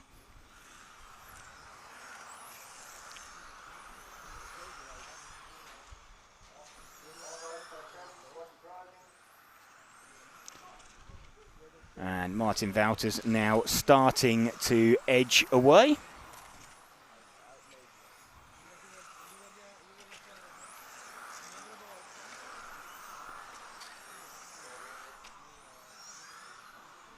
Martin Wouters got his lead up to 1.2 seconds from Frank Dambreen.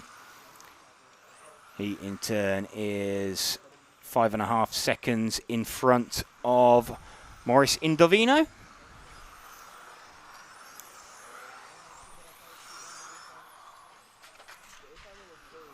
Still running with the lead car of Martin Wouters. His best lap, a 17.3.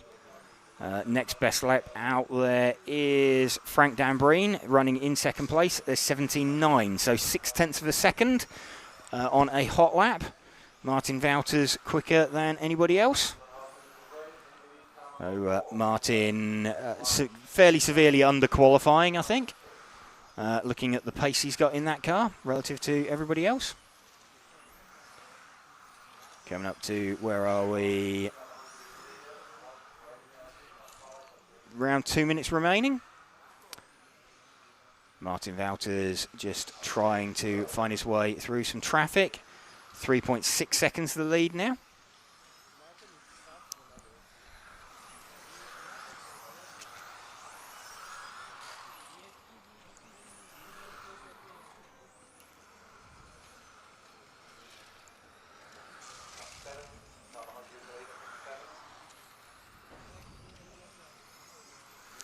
So Martin Wouters has cleared a gaggle of traffic. He has lapped up to, I think he's lapped up to third place. He has lapped up to third place.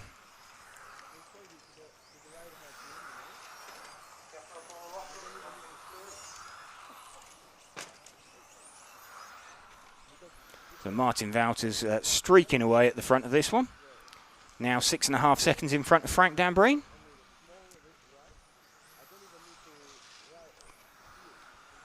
Last lap time round was a 17.6 for Martin Wouters. That is still 0.3 faster than the best lap of anybody else. So Martin heading for a win by around 9 seconds if he keeps this pace up. Coming into 30 seconds to go.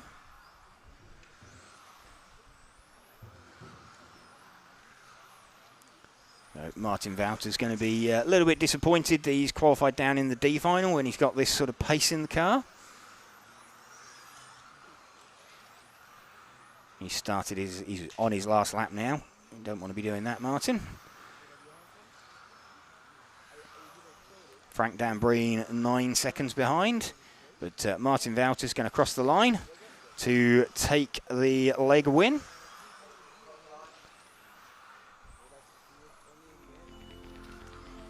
Frank Dambreen crosses the line in second position. Ras van Stro, he did actually just make the extra lap, did Ras van Stro.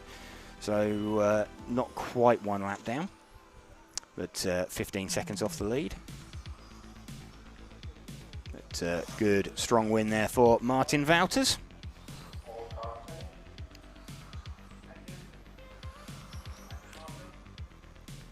C final next.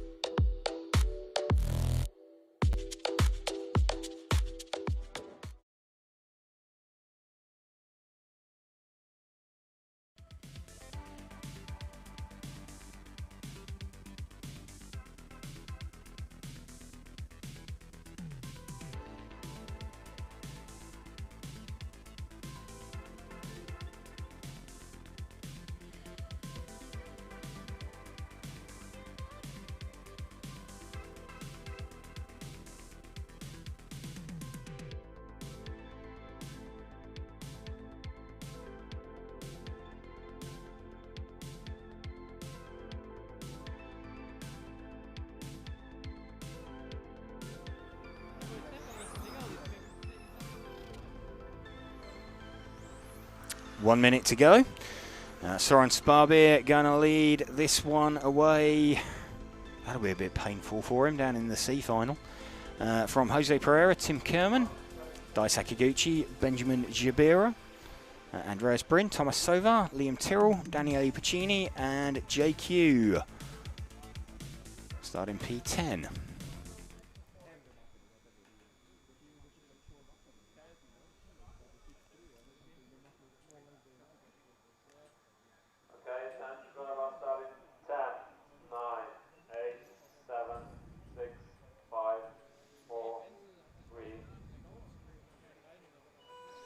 Sparbeer gets the jump on Jose Pereira on this one.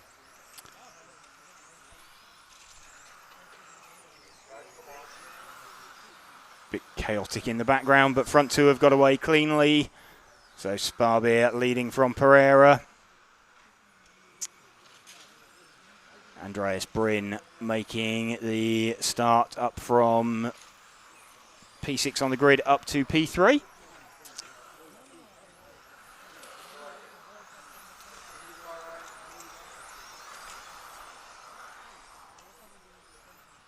Sparbeer already 9/10 of a second out in front from Pereira. He's dropping down through the corkscrew, and Sparbeer puts it on its roof. So Pereira now leads. Jose Pereira leading this one comfortably from, just having a look where Sparbeer's been recovered to. Sparbeer drops to third. So that's Thomas Sova, and Sova opens up, I think, for Sparbeer. So Sparbeer now going to set off on a charge. Let's stick with Soren Sparbeer then, see if he can close in and catch Jose Pereira. 3.9 seconds the gap last time round.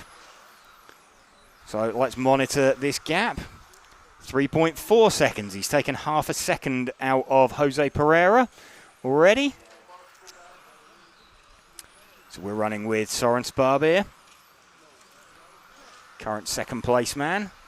Had a relatively comfortable lead, then mistake dropping down the corkscrew.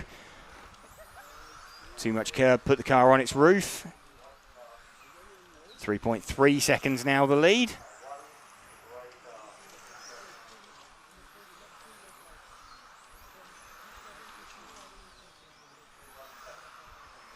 .9, so gap is coming down. Sparbeer is closing on Pereira out in front.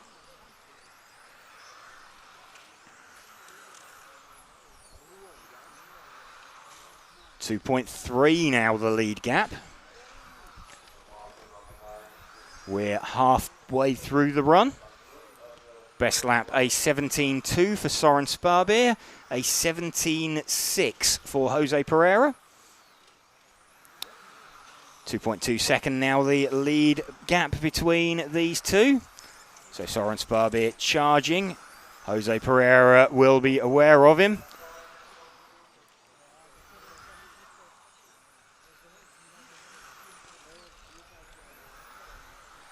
So length of the main straight covering them now.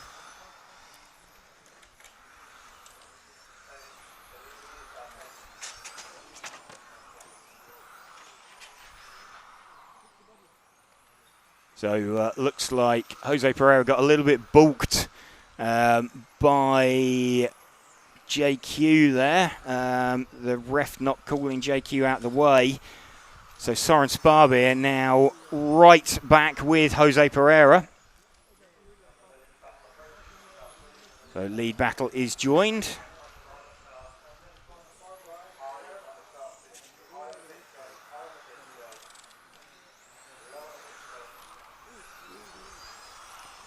So here we go. This is the lead battle. Sparbeer and, up at the top of the hill, exiting the bomb hole. Soren Sparbeer takes a dive down the inside. Jose Pereira spins trying to avoid contact. So Soren Sparbeer now back to the front with a minute to go. So he's caught and closed down a 4-second gap.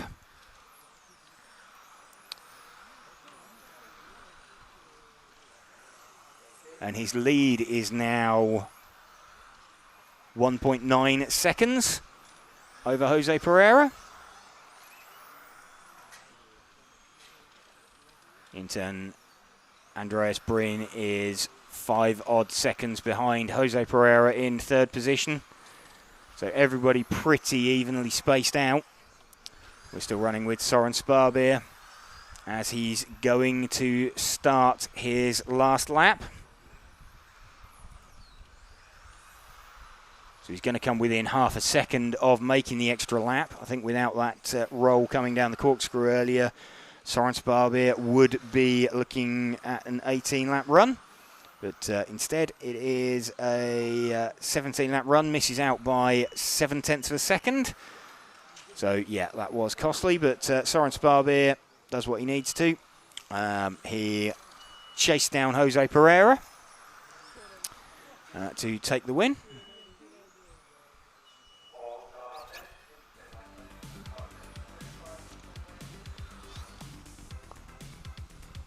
There we go. Soren Sparbeer taking that one pretty comfortably in the end from Jose Pereira and Andreas Bryn.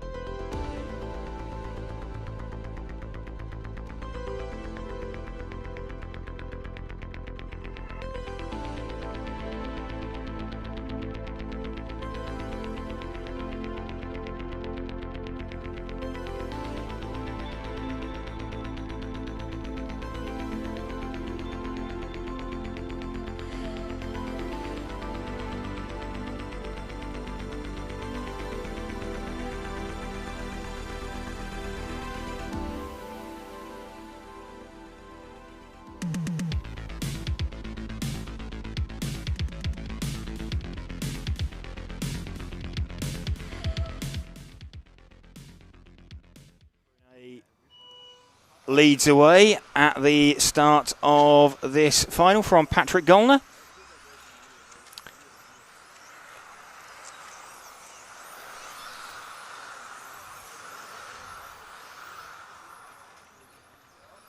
It's down the main straight for the first time. Antoine Brunet running the new RC Maker SP2 this weekend. So lots of eyes on that car.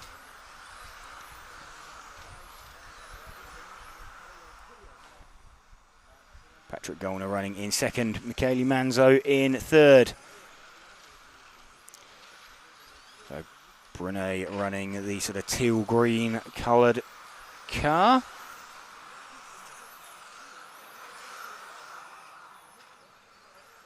Gollner running the white, pink and blue coloured car in second position.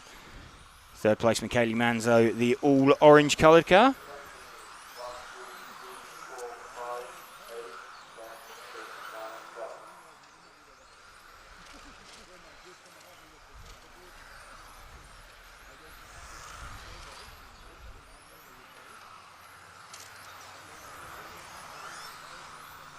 Still Brunet leading this one from Gollner, from Manzo. 8/10 of a second, the lead that Brunet had managed to pull. It's come down a little bit. We're just over 1.5 minutes into the run. Antoine Brunet still leading. We're watching the battle for second between Patrick Gollner and Michele Manzo.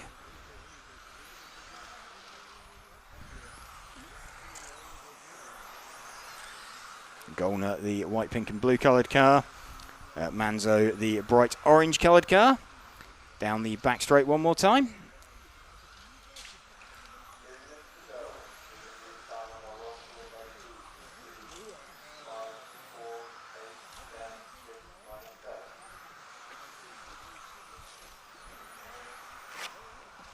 So Manzo dropping out of third position.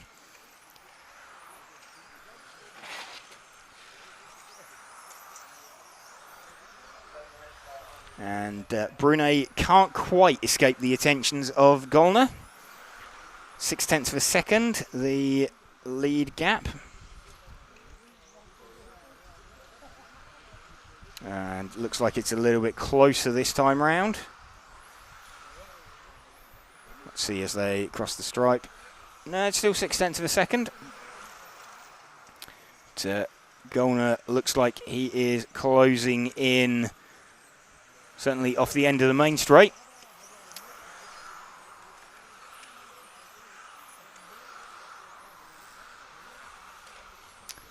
Gap just under half a second now between the two lead cars. Small mistake there as well for Brunet. That's allowed Gollner to close right in.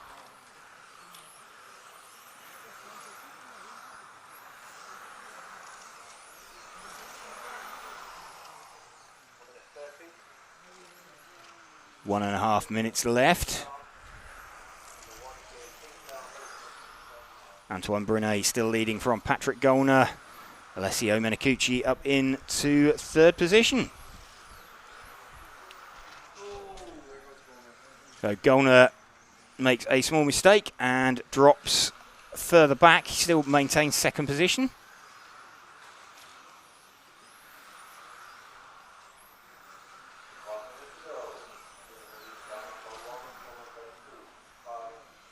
Brunet leading from Gollner and Menicucci in third position. We're watching Gollner trying to charge back up to the back of Brunet. Gap is 1.3 seconds though with 40 seconds left. So Brunet looking pretty comfortable. He's going to have led this one lights to flag. But not quite as comfortable as it seems. Gollner was right with him and then just made a small mistake over the curbing, put it on its roof, landed back on his wheels. Gollner still charging. The gap is down to 7/10 of a second, so he's taken half a second out of him on that last lap, but they're on their they're on their final lap now. So Gollner right back with him. But Brunet just needs to drive this one up through the bomb hole and then up to the top of the corkscrew. Crosses the line. Antoine Brunet takes that one from Patrick Gollner. Patrick Gollner gets that down to exactly quarter of a second right at the end.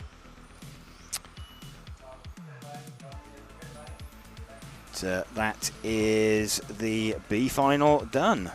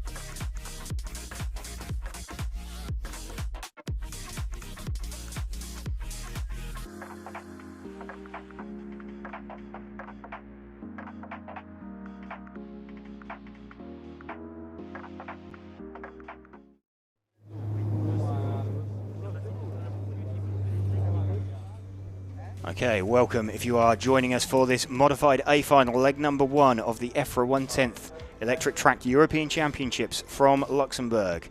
Say thank you to Hobbywing, our event sponsors. Also like to say thank you to Elceram, Infinity, Lens Bodies, XC, ESC and X-Ray. Bruno Coelho will lead away from pole from Simon Lauter and Michael Orlowski. 10, 9, 8, 7, 6, 5, 4, 3. Bruno gets the jump from Simon from Orlowski. Lucas Urban in third. So I've got Alex Hagberg running in 5th position.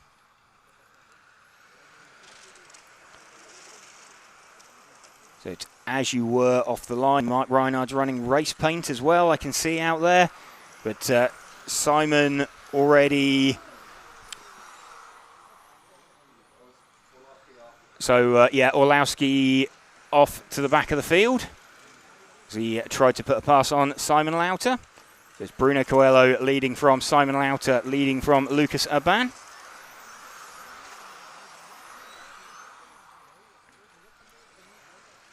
New tyres for all of these guys for every leg of the final, so no tyre strategy coming on in this one.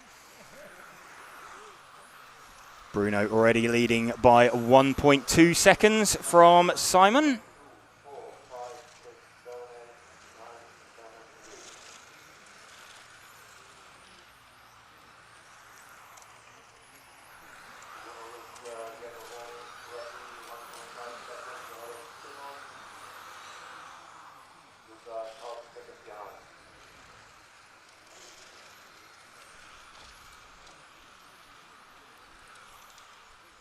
So battle we're watching on screen now is between Alex Hagberg and his teammate, which sounds weird to say, Mark Reinhardt.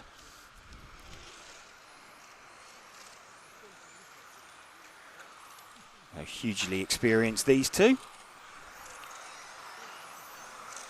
They are trying to hunt down Lucas Urban in 3rd position. Bruno Coelho's lead up to 1.7 seconds. It's the closest battle on track.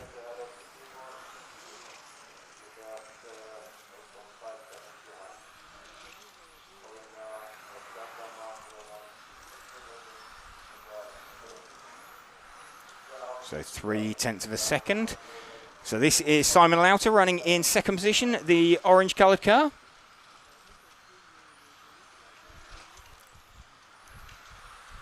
He is 1.6 seconds off the back of Bruno Coelho.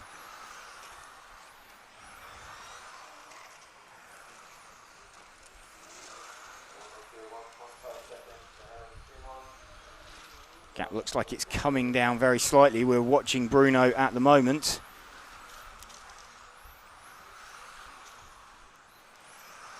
Gap is coming down very slightly, but I think that's more management by Bruno. What have we got? Just under 2 minutes remaining. Bruno Coelho leading from Simon Lauter, with Lucas Urban running in 3rd position. Michael Orlowski not really making any progress after his earlier spin, trying to pass Simon Lauter. He's down in 9th position. We are running with Bruno Coelho, though, 1.3 seconds in front of Simon Lauter.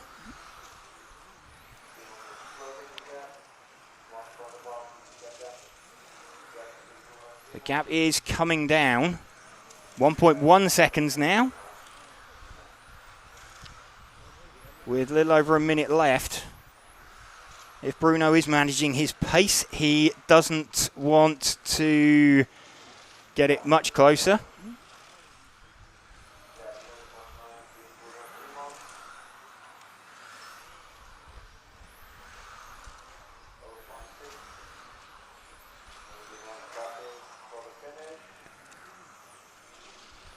So building towards the finish, it was 0.6 down last time. So the white car of Bruno Coelho, the orange coloured car of Simon Lauter.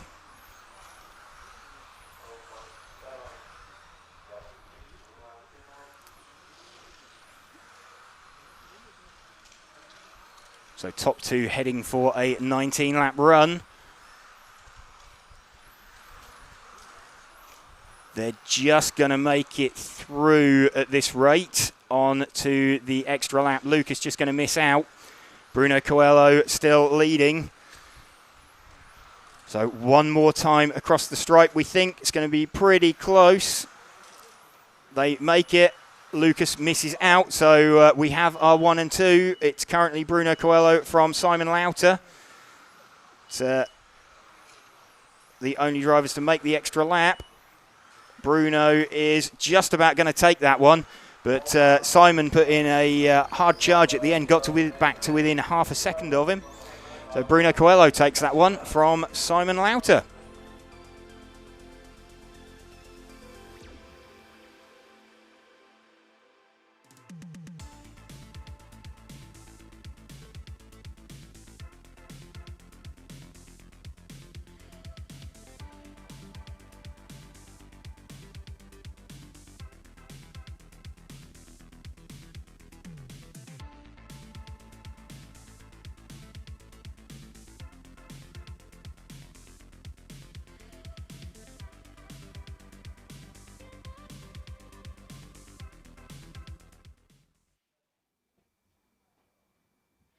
Bruno managed to take that one about half a second from Simon in the end.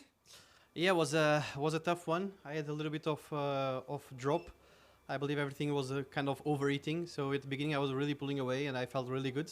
But then I started to feel a little bit of drop off during the run, which kind of started to scare me because Simon was coming very close through the hand. Yeah, luckily for me, he did some bubbles that keep him a little bit away from me. But yeah, it was quite scary. Did you see in the background as well? I think Michael tried to put a pass on Simon and sort of disappeared off to the back of the field. Did that make you relax a little bit? Well, I was honestly, I didn't even see when Michael disappeared because I was so focused on my car at the beginning because I was pulling away at the beginning. So I didn't really see what happened in the back. So I just see that Simon was completely alone then, but I didn't realize what happened in the back. Okay, so you weren't managing your pace. That was actually Simon catching you there at the end in genuine speed. Yeah, I mean, I will like to say that I was managing my pace, but honestly, it was not. It was really dropping off. We need to find out if it was something on the car that was kind of stuck or something, because the car felt really that it was a little bit stuck and missing the power, I would say. So we need to find out something. Okay, well, one final in the bag anyway, so hopefully next one you can seal it. Yeah, I mean, the car was working pretty good. It was just that fading that is not normal that we need to find out, and I think next one should be okay. Okay, good luck for the second final. Thank you very much. Super excited to share a fantastic promotion from Invisible Speed. That's right, Invisible Speed is launching a completely new touring car book very, very soon, packed with awesome info and tips from today's fastest touring car racers. You can go to invisiblespeed.net right now to pre-order Invisible Speed TC, the definitive guide to on-road scale motorsport. That's right, pre-order the Invisible Speed Touring Car book now and you could win one-on-one personal tuning therapy from JQ at a future major event like TITC, Euros, Worlds, ETS. You pick. You could also win access to an amazing online tuning course through Invisible Speed. To enter, you just need to pre-order the Touring Car book by the 10th of August.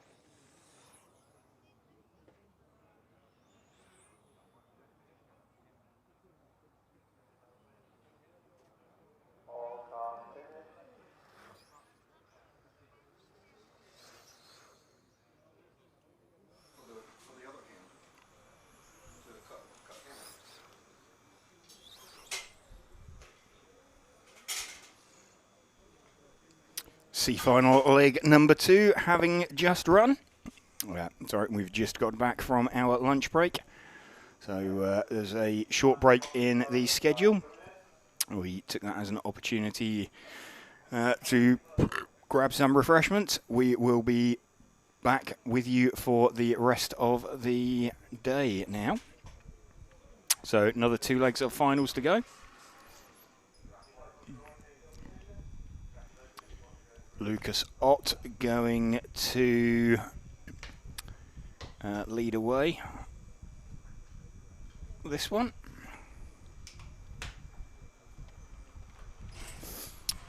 Lucas Ott winning the first leg of the B final. So,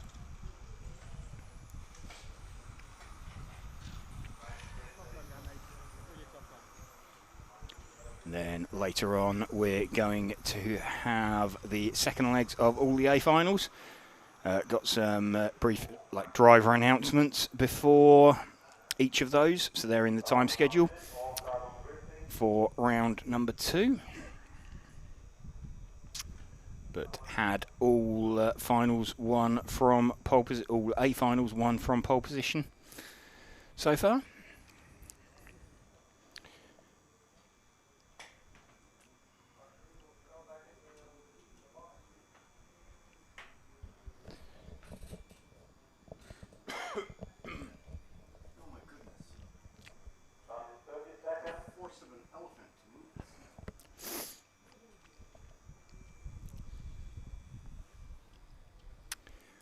Lucas Ott going to lead away the white and gold coloured car.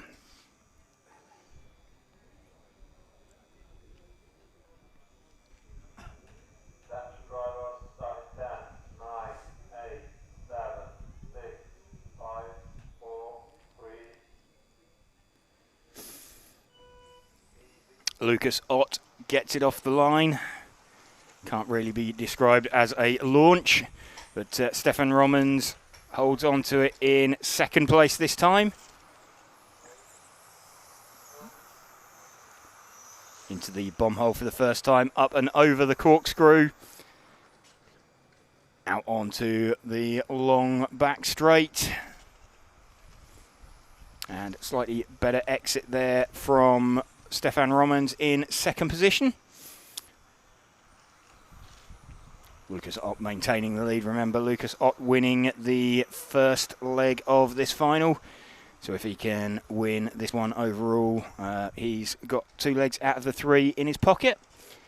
Already starting to stretch a gap. He's got just over half a second.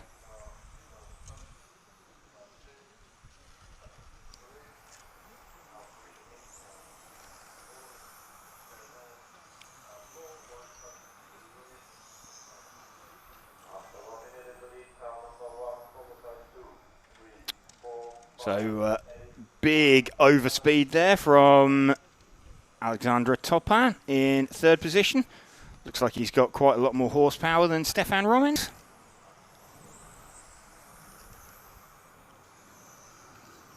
So let's see if he can use that as they exit the corkscrew down the long back straight. Here we go. Starts charging. Looks on the inside. Doesn't quite have enough space to make his way through. And little bit of shoulder barging going on there.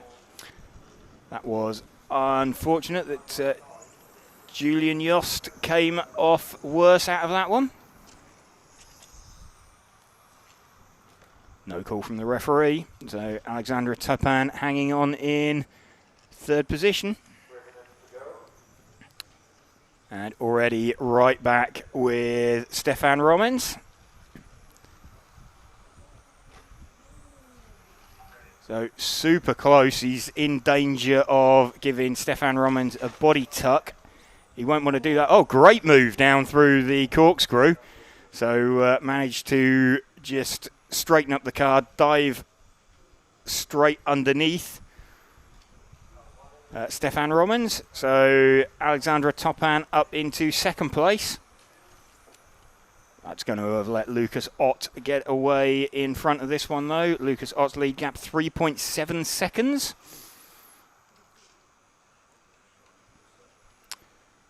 So Lucas Ott, the lead car that we're running with at the moment, the white and gold coloured car.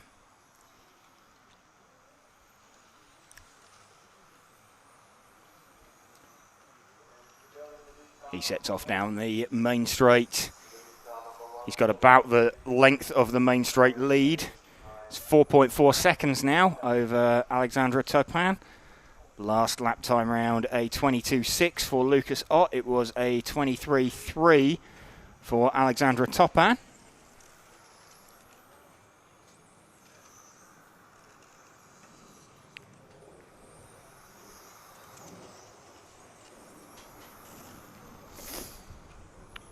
Topin still running in second. Jeremy Desmond up into third position.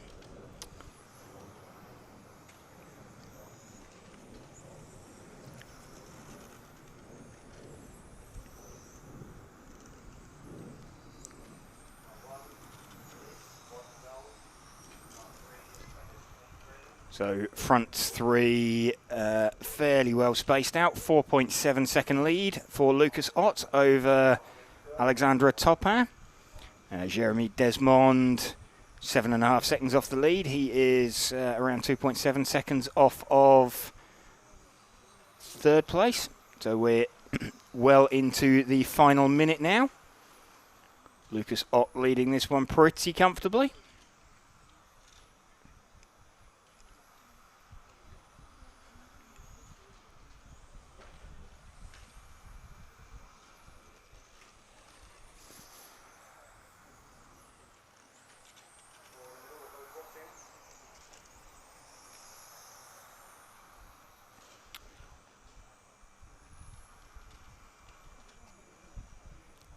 Lucas Ott heading for a win by around 5 seconds.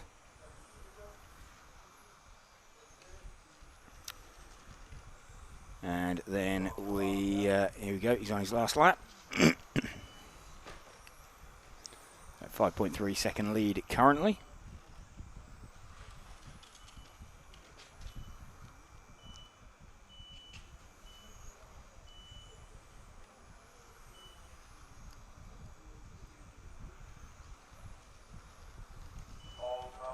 Lucas Ott takes that one and takes the overall win for the front-wheel drive B final.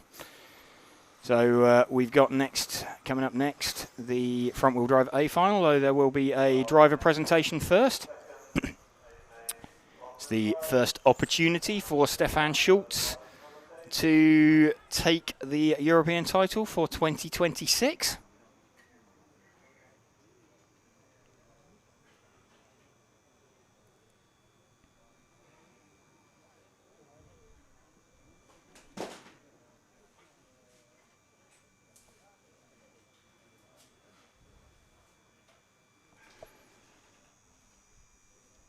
So drivers' presentations being readied.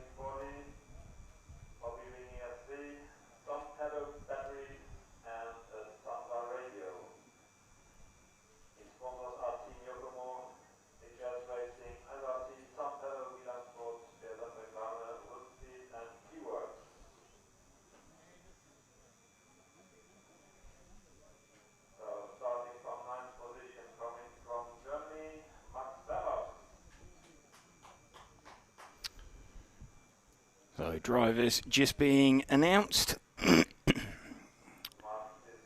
for this front-wheel drive A final leg number 2.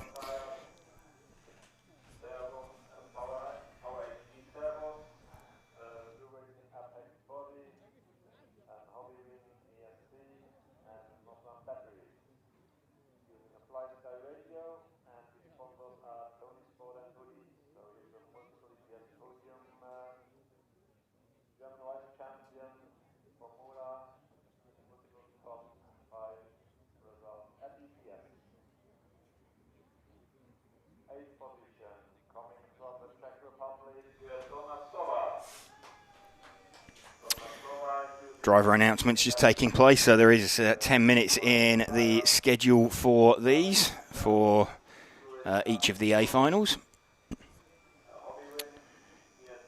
in this round.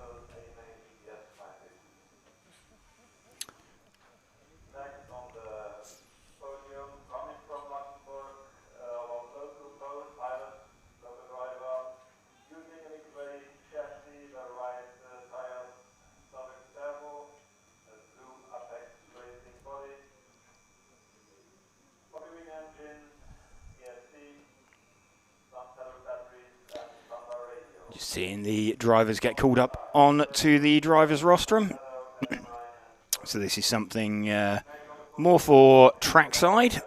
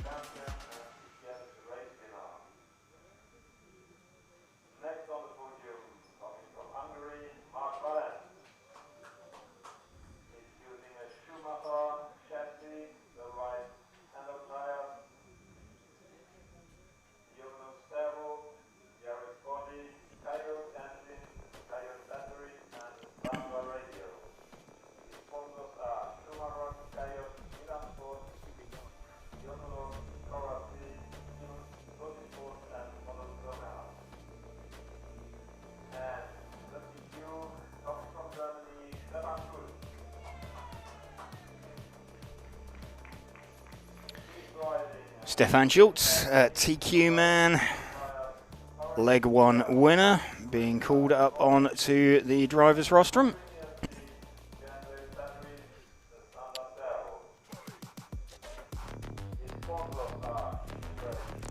So just waiting for cars to be released out onto the circuit now.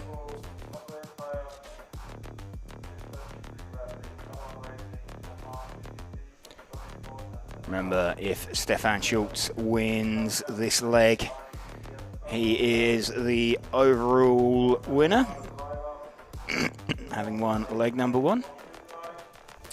So we had Stefan taking it from Marc Valent and Romain Bourchel.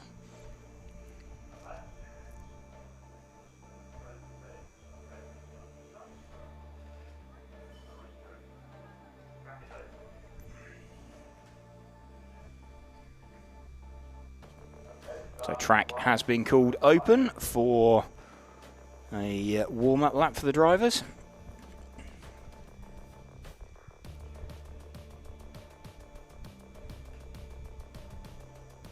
Finishing order last time out was the start order, 1, 2 and 3.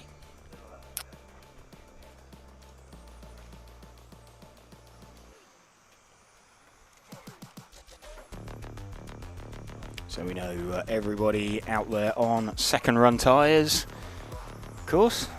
These guys having only one set for all 3 finals. Very obviously everybody on new tyres for the first final. So Stefan Schultz potentially 5 minutes away from the European Championship.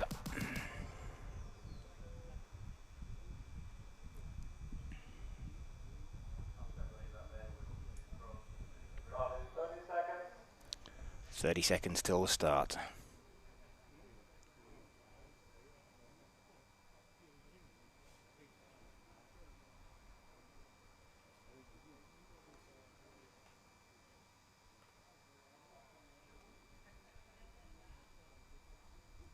Okay, stand drive off. Start in 10, 9, 8, 7, 6, 5, 4, 3.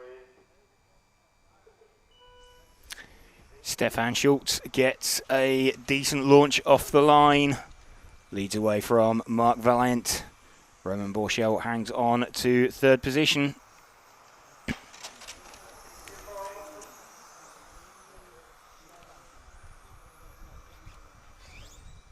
Still seeing Schultz out in front from Valent and Bourchel. Schultz already starting to edge away. And Bourchel has to check up there to avoid getting into the back of Valent. Let's let Jacques Libar have a bit of a look at him. Jacques Libar looking like he's got some strong pace. And, Libar hits Valent. Sorry, not Valent, Bourchel.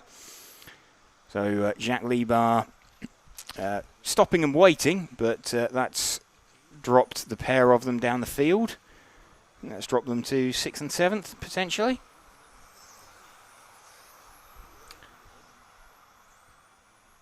Stefan Schultz cruising away, though, from Marc Valent. Aurélien Thréhus up into 3rd position from his 7th place starting position. Libar and Bourchel, dropped down to 5th and 6th after that contretemps in the corkscrew.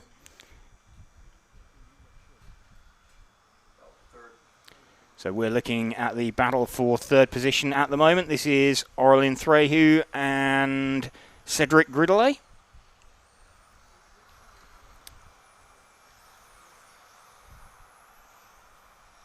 Thréhus, the white-coloured car. Gridelet, the red-coloured car, as they head off down the back straight.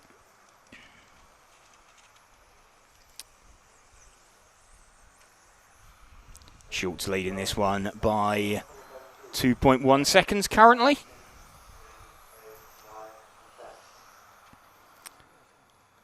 Stefan Schultz looking fairly comfortable, doing everything he needs at the minute for a European title. We're watching the battle for 3rd position. The white car of Aurélien Thréhus, the red-coloured car of Cédric Gridelet.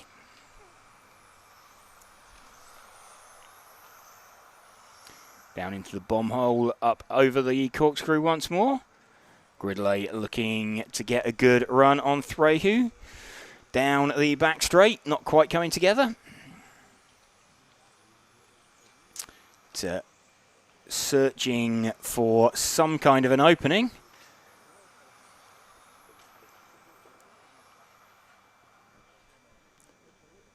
managing to find it yet. Has a look in the middle of the corkscrew, had the door slammed shut on him.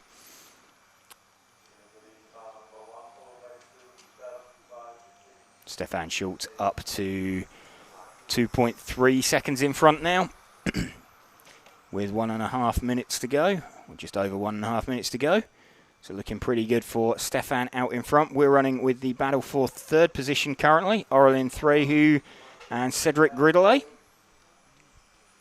French driver and a Belgian driver. Gridelet with the red coloured car there. Thréhus with the white coloured car.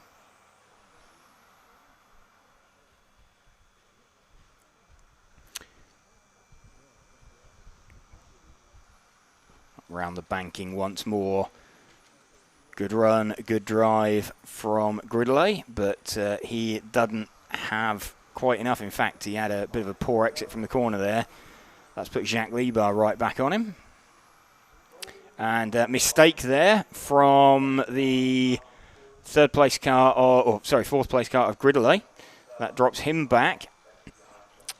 But meanwhile, we've got 45 seconds left.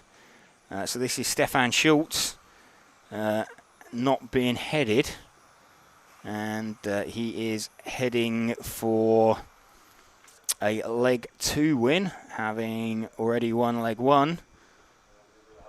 So less than 30 seconds between Stefan Schultz and a European title.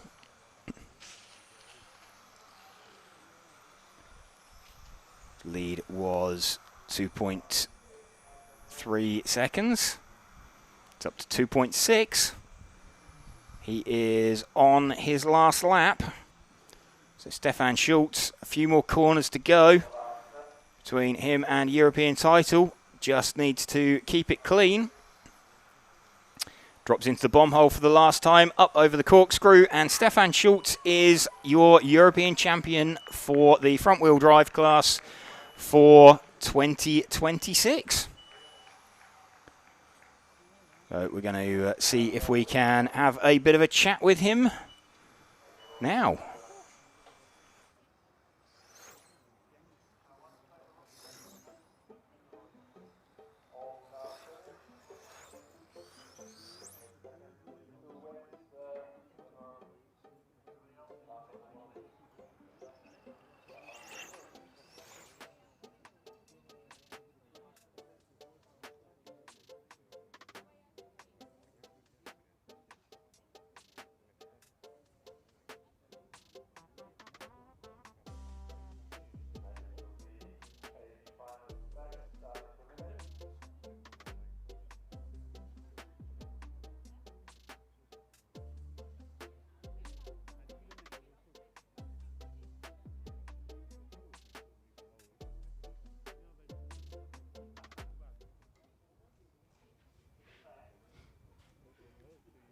Okay, Stefan Schultz, European champion for 2026 in front-wheel drive. Congratulations.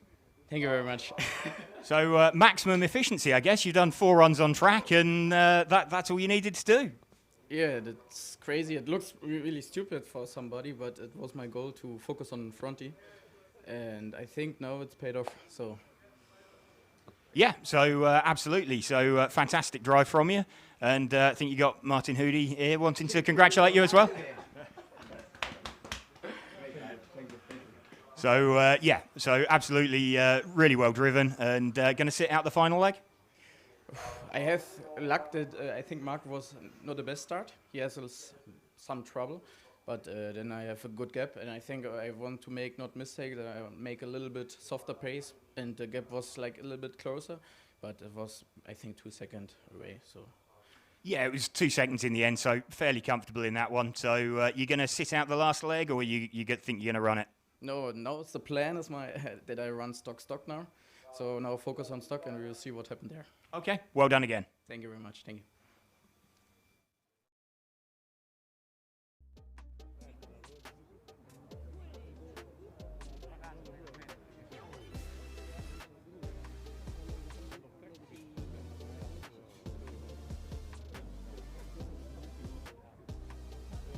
Driver starting 10, 9, 8, 7, 6, 5, 4,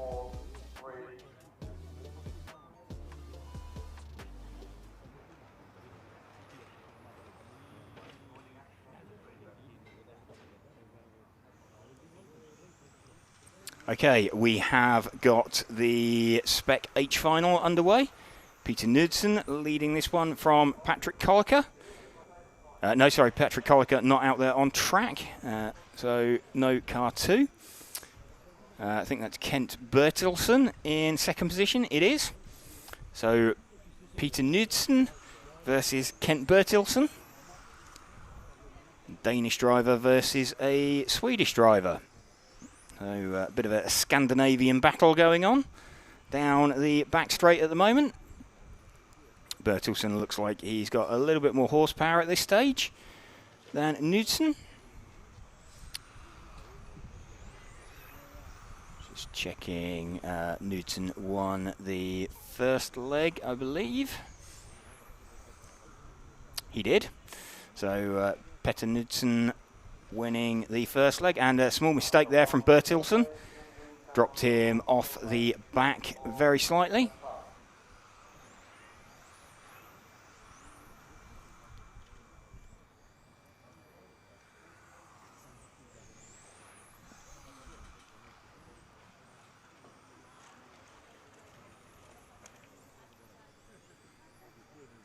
So 4 cars circulating at the moment. Closest battle is between the blue and yellow coloured car of Kent Bertilsson and the white, blue and red coloured car of Yannis Narantzis.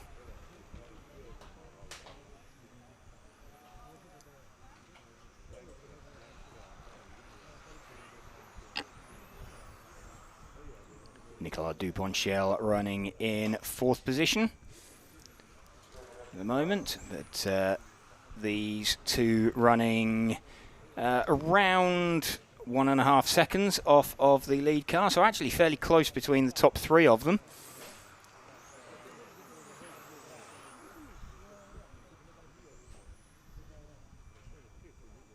And a mistake there for 3rd place man, Yannis Narantzis. Drops him out of contention, so back to the front 2. It was about 9/10 of a second between Knudsen and Bertilsson.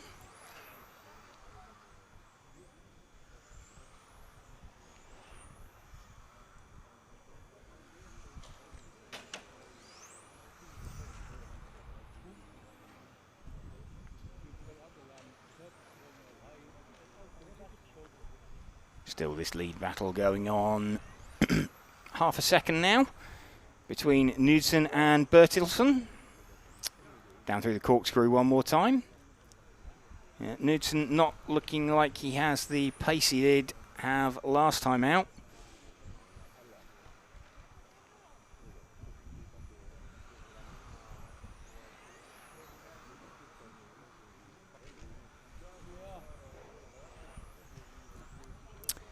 Bertilsson trying to line up a shot at Peter Knudsen.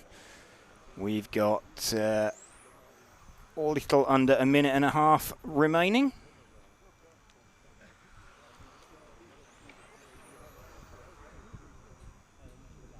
Yannis Narantzis still running in 3rd position. But only 4 cars circulating at the moment in this H final. Peter Knudsen having won the first leg, looking to take the second leg. Give him the overall win. And they come together down through the corkscrew, the pair of them, down the back straight.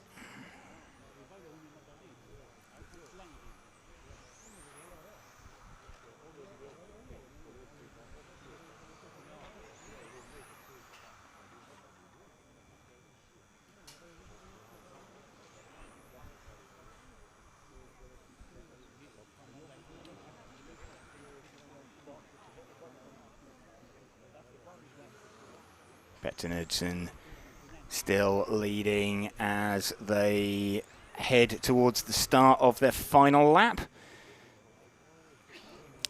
So now final lap for these two. Petter Knudsen still leading from Kent Bertilsson.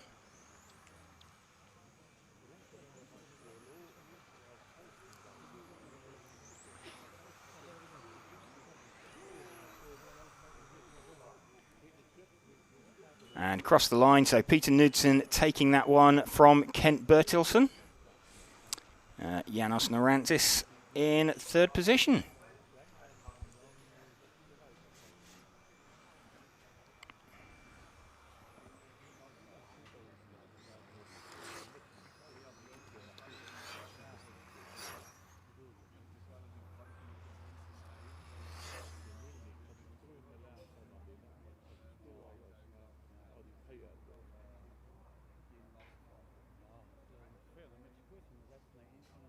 Okay, so we'll start in 2 minutes with the semi-final check.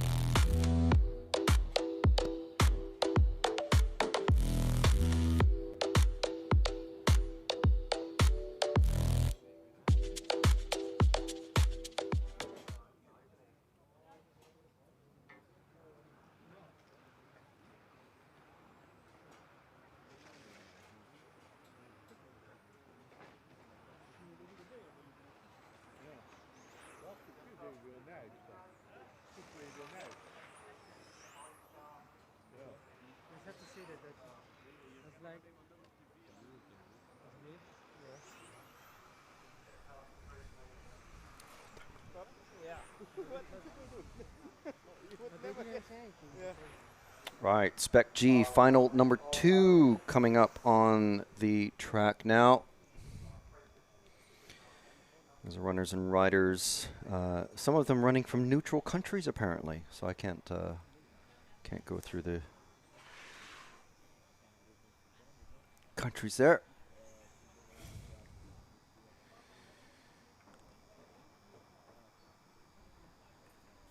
So there's a second of the G finals for Spec or Stock.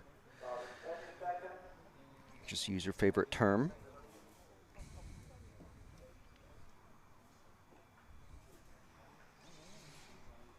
Can't quite remember who won the first. It was a very contentious G final, number 1. No, I think it was the top 3 fell off the track at various points, and I remember Philip Hoody was leading for a little bit. So even though I was moving the camera for it, yeah, can't quite remember.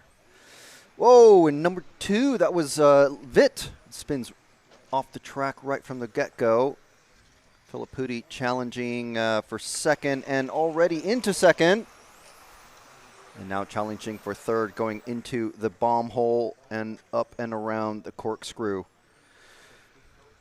Got Hirth in the lead with a good margin. Oh, and the spin from the number 5. That was Bacchetti spinning out.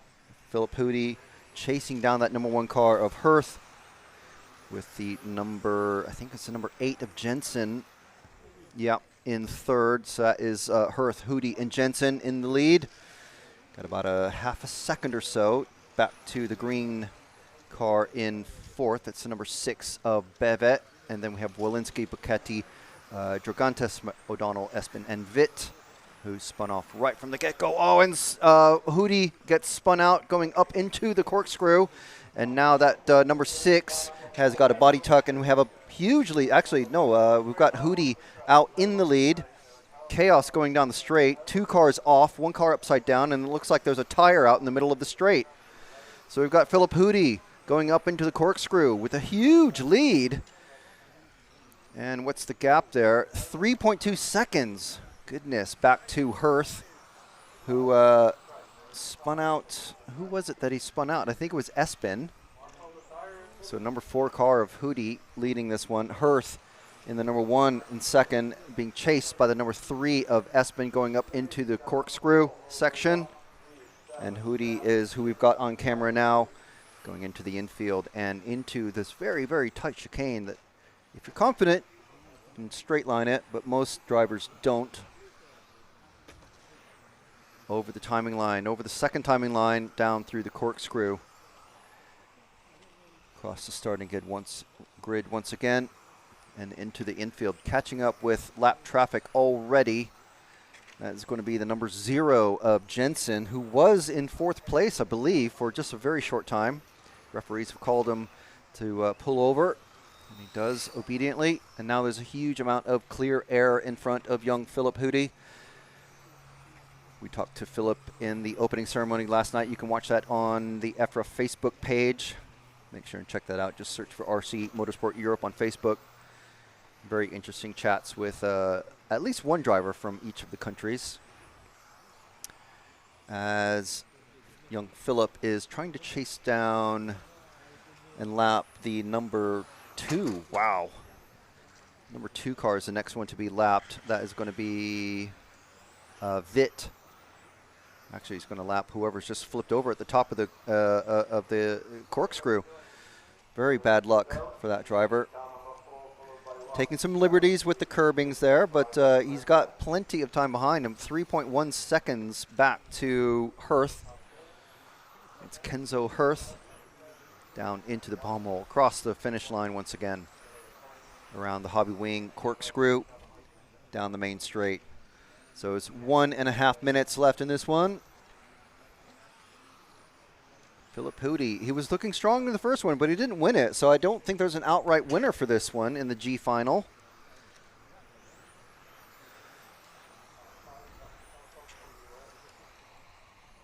Philip going to be feeling pretty good coming down the steps. His mom and his dad helping coach him. Not while he's driving, obviously, but he's doing pretty well.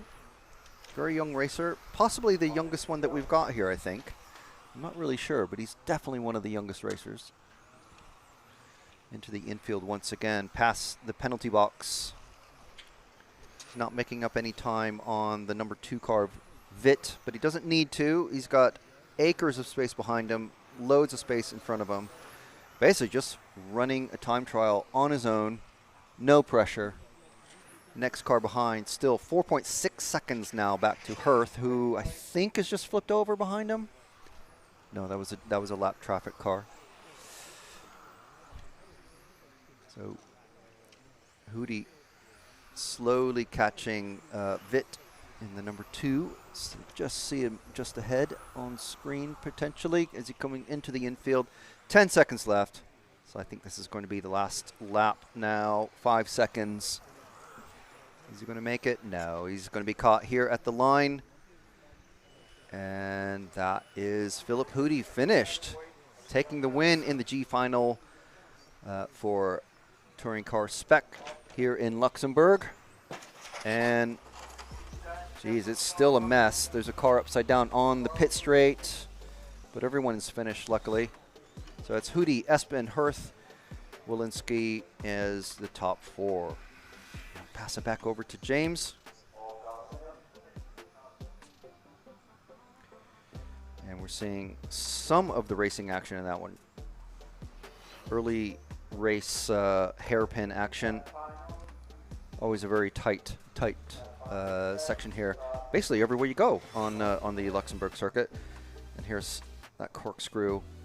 Body tuck. Oh, and taken out. Body tuck not allowing that green car to accelerate properly. So I'm going to pass it over to James now, and we'll go back to normal proceedings.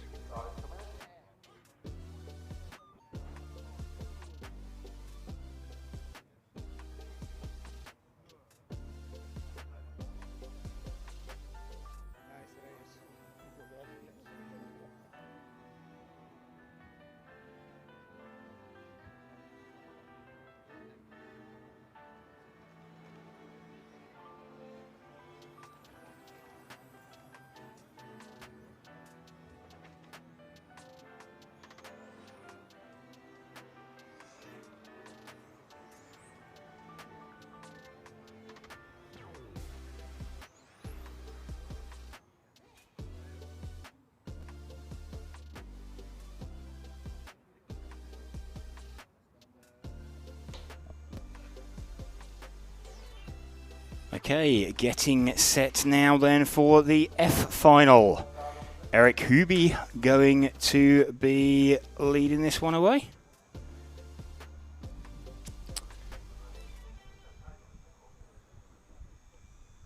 And just have a look, see who it was. Ralph Winkler took this leg last time out.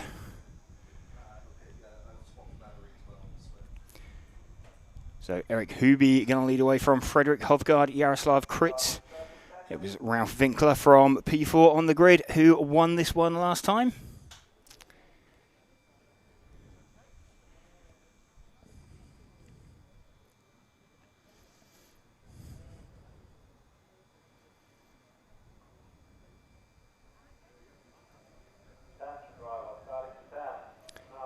Countdown begins.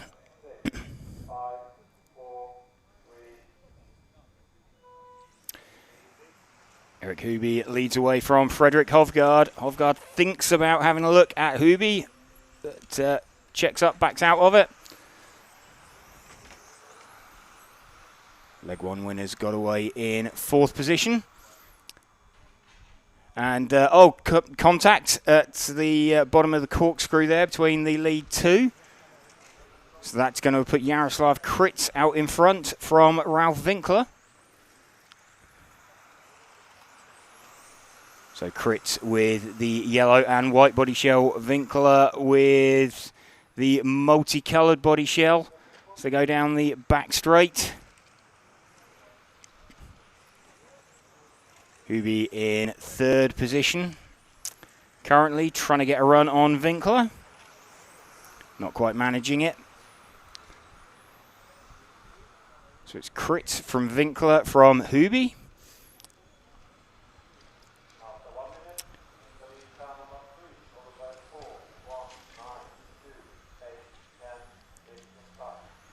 Huby getting a bit of a run on Winkler.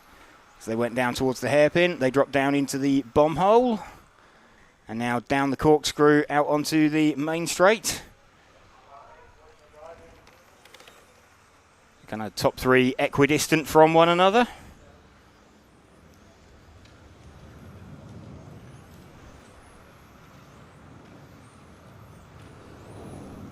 Kritz leading this one by around half a second. Huby another half second further back. Huby looking though like he is right on Winkler. So this is the battle for 2nd and 3rd. Slight sideways moment there for Winkler. And I think he's had a body tuck for Winkler. So we've got now Huby up into 2nd position. Hovgaard into 3rd. The pair of them going to try and hunt down Jaroslav Kritz. So at this stage they might need to be thinking about working together. In the background, that bright green car as well, that's Simeon Says. And, change for 2nd there. So Hovgaard getting a much better run down through the corkscrew, though he's got a bit of a body tuck at the front. So body folded up at the front, and that is acting like very much like a canard on the front of the body.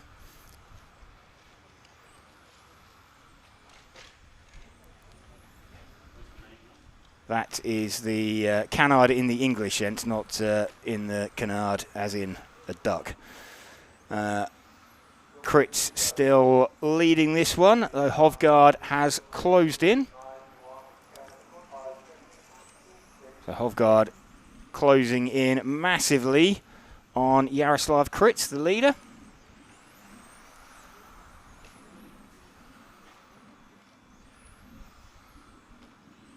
Simeon Says with them as well.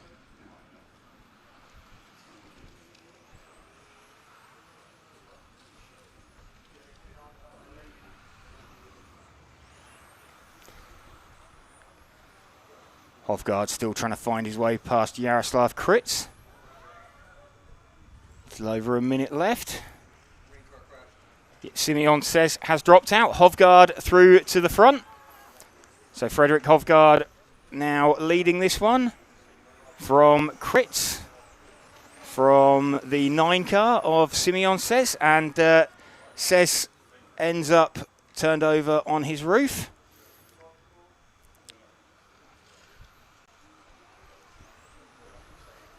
.50 seconds left. We've got Hovgaard leading this one with a very second-hand looking body shell on his car.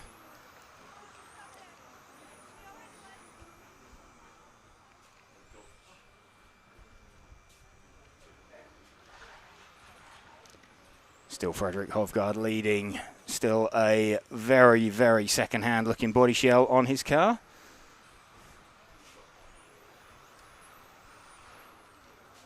But he is starting, this will be his final lap. So Frederick Hovgaard, having run a good 3.5 minutes of this run with a very, very second-hand looking body shell. But climbs up over the top of the corkscrew and takes the leg win. So good drive with a bit of a mangled body shell there. And definitely stoved in at the front for Frederick Hovgaard.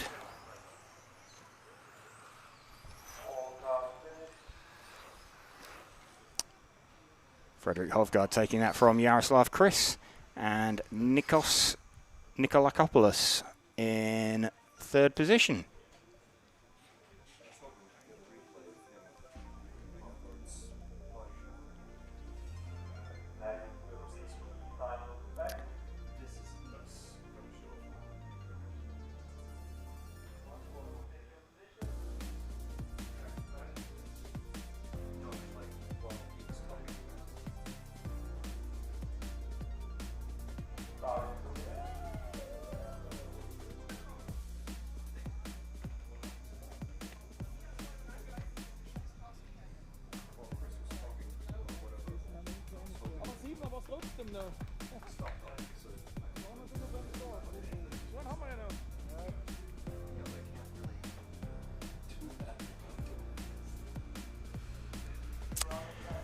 Ooh, getting set for the E-final next. So Corentin de Cray going to lead away from Theo Parasarakis, Jelle Kleursen, Christos Vasilopoulos, Darko Meister, Jonathan Klo, Nico Egelseer, Nico Winkler, Julian Yost and Sinan Kaptan. We had Darko Meister taking this one last time out. So the car starting from 5th position.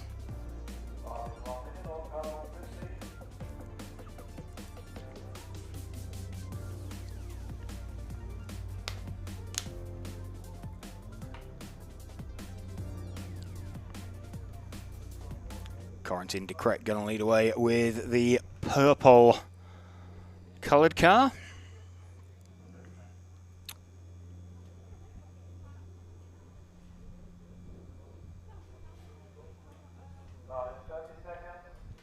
.30 seconds till the start.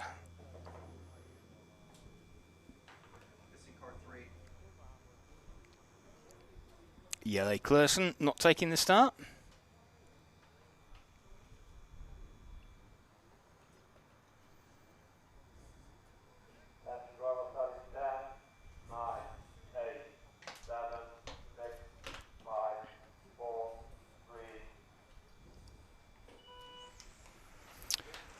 De Cray leads away from Parasarakis. Vasilopoulos straight up into 3rd position. And Vasilopoulos thought about having a go at Parasarakis and backed out of it. This is the battle for 2nd and 3rd position we are watching. Corentin de Cray already getting away at the front of the field.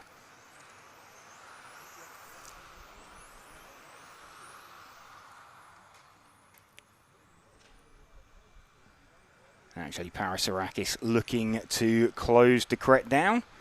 De Cray, the purple coloured car. Parasarakis, the minty green coloured car.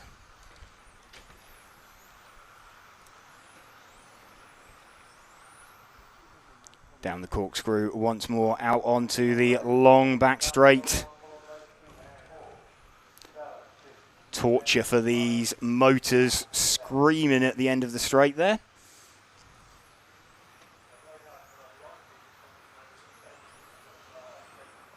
Vasilopoulos still in third position.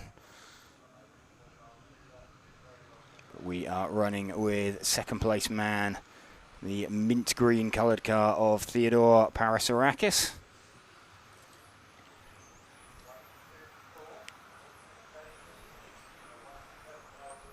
Up, over and down the corkscrew one more time.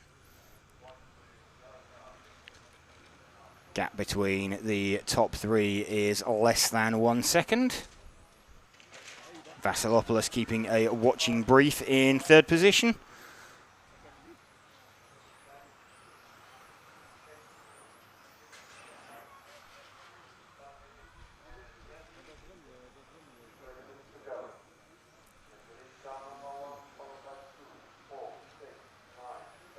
So it's still as you were as they left the grid at the beginning of this final. Darko Meister, winner of the first leg of this final. He's down in 9th at the moment. Not a retirement, but he is 8 seconds off the lead. So unlikely to be winning this final overall in this leg. We are watching Corentin de Kret leading Theodore Parasarakis down the back straight. Slight mistake there from de Kret. Parasarakis can't capitalise on it. These two have slightly gapped Christoph Vasilopoulos in third position.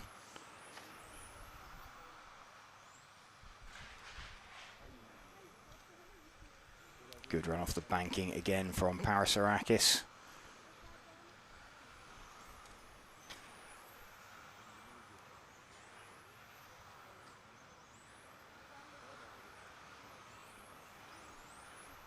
He's hunting for a way past. Less than 2 minutes to go now.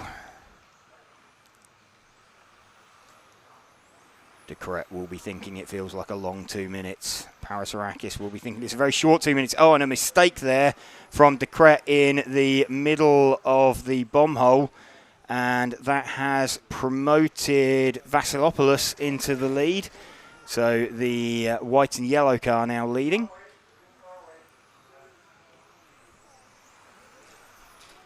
The car 4 now leading this one. Christoph Vasilopoulos. With a minute to go, so that was all born out of a mistake from Corentin de Kret. And Parasarakis came out of that one way worse. We're now watching de Kret, and that is Jonathan Clough right with him. And another mistake there in the middle of the bomb hole from de Kret. So Jonathan Clough now in front of him. He is 4 seconds down, though, on Christos Vasilopoulos. Vasilopoulos leading this one with... I think he's going to be the only driver to make an extra lap, actually.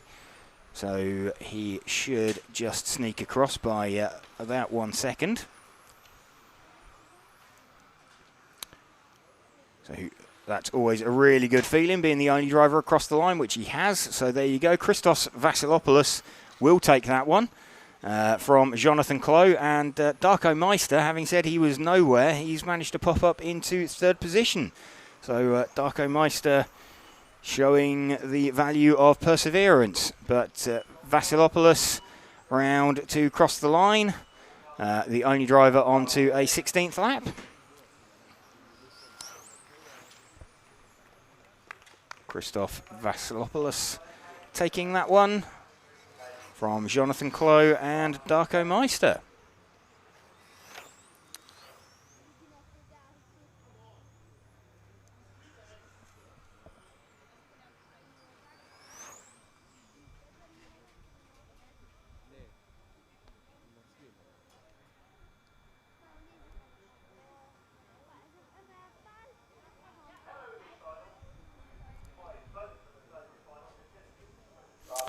Here we go, D final getting set to be released out on track. So we're going to have Mattis Benetton, Mike Martinez, Billy Fletcher, Bert Ayrton, Dirk Richard, Dempsey Jacob, Cedric Gridelet, Neo Lebescond, Flavio Paladin, and Emily Rathajski. Let's give ourselves a reminder of what happened last time out. We had Mike Martinez taking it from Billy Fletcher. Mattis Benetton did not take the start last time, did he? So let's see if he's out this time. His transponder's not registered, he's not checked in yet.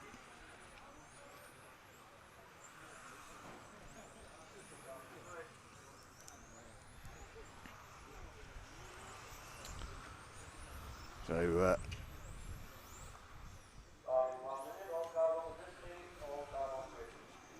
not seen Mattis Benetton check in yet.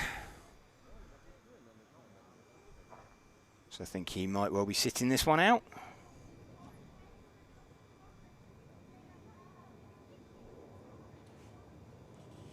Yep, that looks like the case. So Mike Martinez de facto pole position. Billy Fletcher second, Bert Ayrton third. Dirk Richard will effectively start fourth.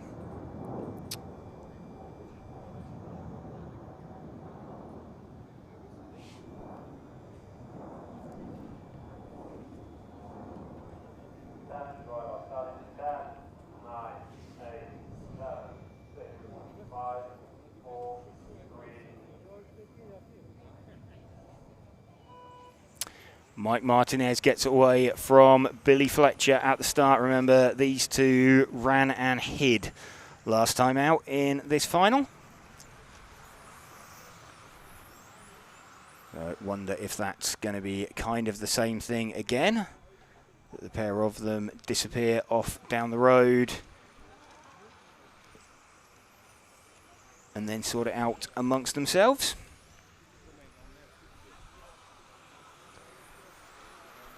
Bert Ayrton looking like he's trying to hang with them, and in fact Bert gets a good run on Billy Fletcher as they come down the corkscrew. So this is Billy Fletcher with the white and blue coloured car, and the white, red and dark blue car of Bert Ayrton. The all-white car behind them in fourth place is Dirk Richard.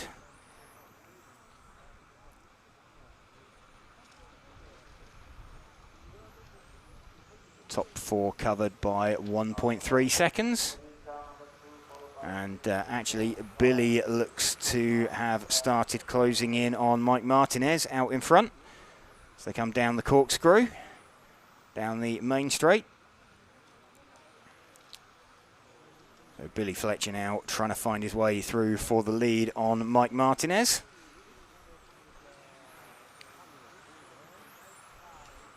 So going to be looking to make a move clean if he can do it.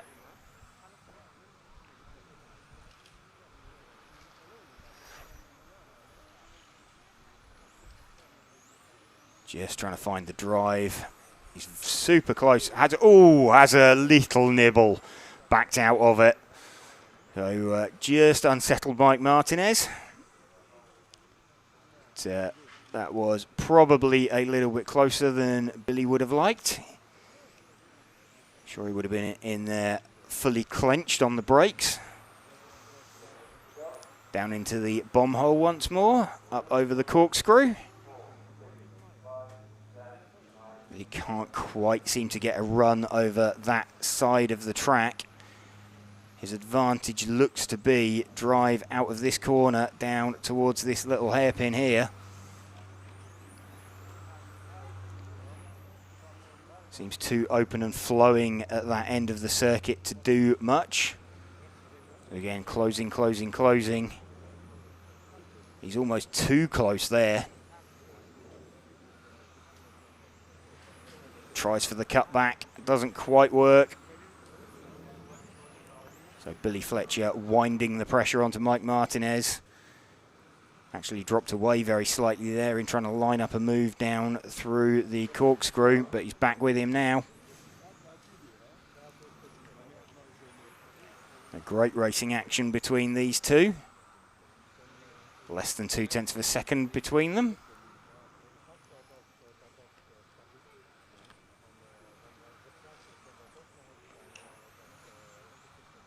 So superb, respectful driving from the pair of them.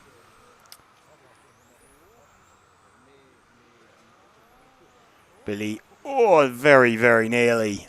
Has a look up at the top of the corkscrew, has to check up. And again, Mike Martinez driving really defensive.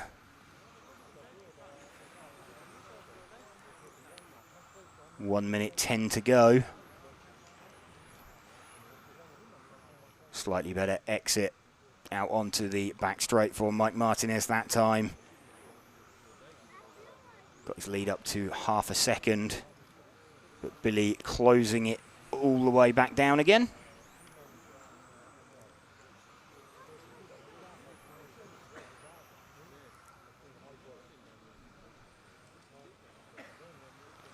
So Billy right back with Mike Martinez now. So they run down towards the hairpin.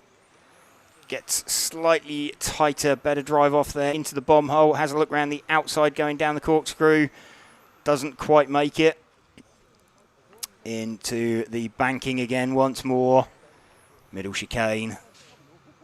Still there. He's still trying to find drive. Can he get to the outside here? Inside. So, oh, great move. Fantastic move there from Billy on Mike Martinez. Super clean, zero contact between them. Mike had a bit of a look at him coming down the corkscrew and actually cost himself a fair chunk of time. So time has expired. This is their final lap. So Billy going to come around and take this leg. So it will be a 1 and a 2 each for Billy Fletcher and Mike Martinez. So really good battle between the lead two there, and super clean. Bert Ayrton finishing that one in third position. And Mattis Benetton not taking the start of that D final.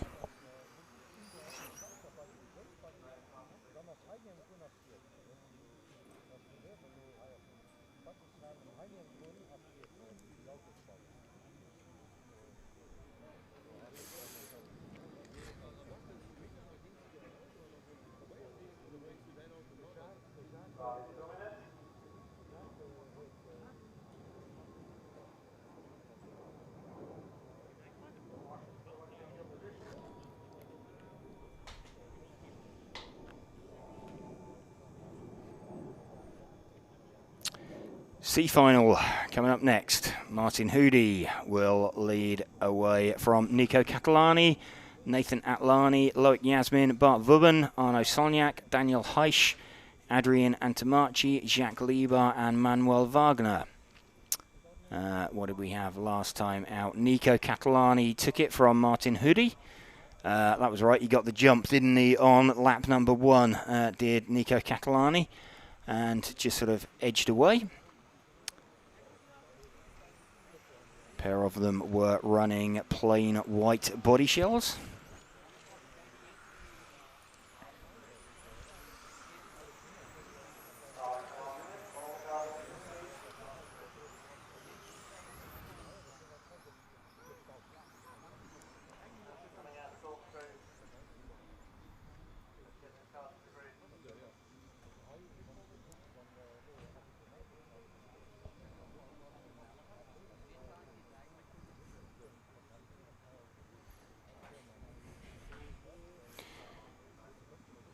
Martin Hoody going to lead it away.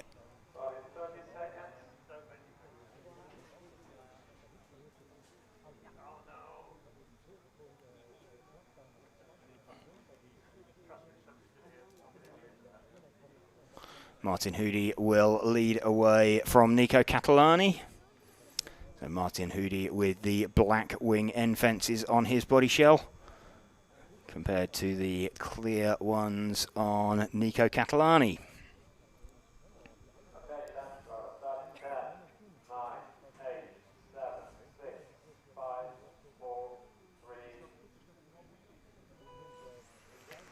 Hudi gets away nicely from Catalani. Catalani thinks about having a look. So Hudi hangs on to the lead on lap 1, this time through the bomb hole and over the corkscrew. Down the long back straight. Catalani was leading by this stage last time out.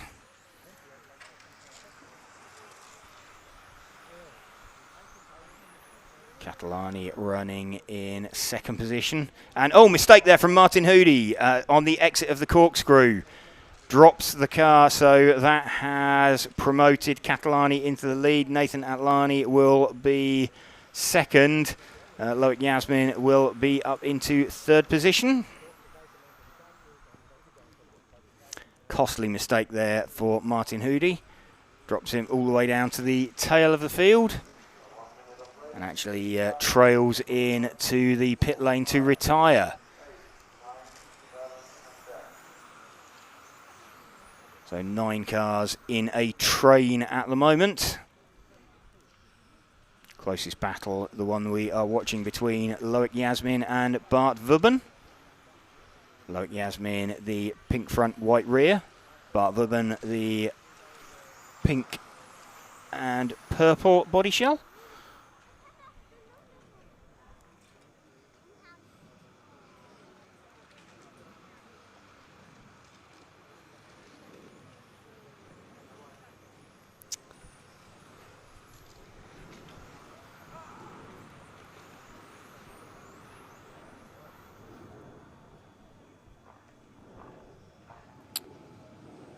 Soir 4221 saying there's too many classes, they should just go back to stock and mod. There is only stock and mod running this weekend, as well as the front wheel drive class, but for 4-wheel drive there is only the stock and modified classes. Nico Catalani leading this one, the all white coloured car down the hill. He is trying to shake off the attentions of Nathan Atlani.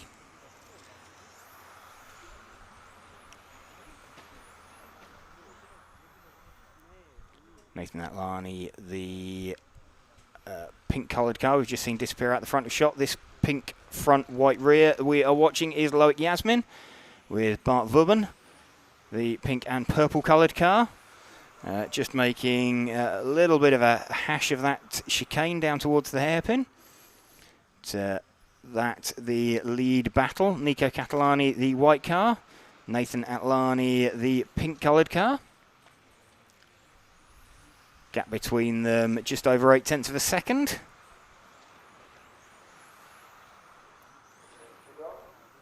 And a small mistake there from Catalani. Less than 2 minutes to go. That's put Atlani right on him.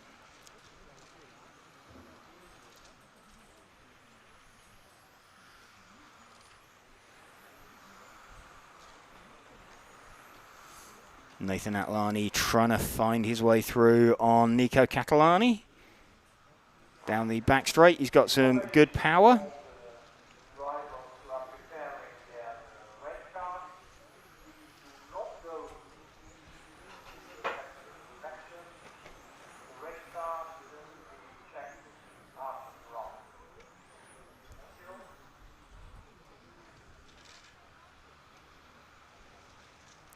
Just over 1 minute to go. Catalani still leading this white coloured car from Nathan Atlani, the pink coloured car. Catalani winning the first leg of this C final. So if he wins this leg, he wins the C final overall. Doesn't need to worry about going out in the final leg. Super close there between Atlani and Catalani. So look, they're on their penultimate lap now. So only a couple more chances for Atlani to pass Catalani. That's one of them, that dive there. So they are about to start their final lap. Drop down the corkscrew for the last time at racing speed. Down the long back straight. Nathan Atlani running out of places to invent a pass on Nico Catalani. Nothing doing, I don't think. Through the bomb hole once more. Catalani just needs to keep it online as they cross the line. Super close in the end between them. Less than half a tenth. But Nico Catalani takes that one overall and takes the overall win for the Spec C final.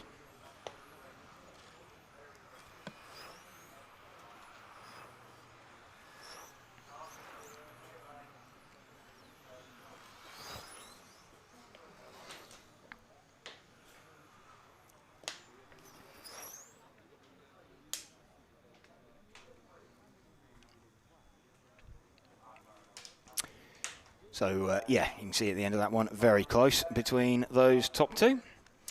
Coming up next, then, the B final. We had Jan Rathajski win it last time out. So, he is starting third. So, we're going to have Alexander Johansson, Tim Benson, Jan Rathajski, David Reep, Benjamin Elbiser, Niels de Gruyser, Phil Langner, Enzo Ruslan, Sam Nichols, and Gergo Valent.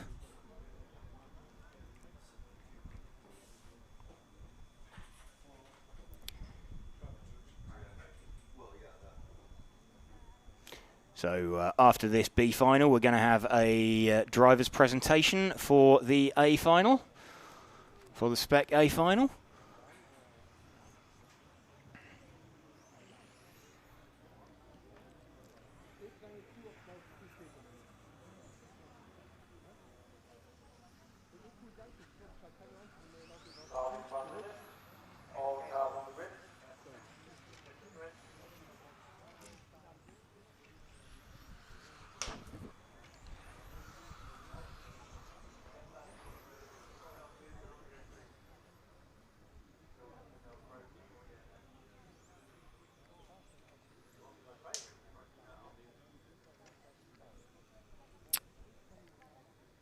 Cars getting lined up. So Jan Rathajski taking the win in this final last time out.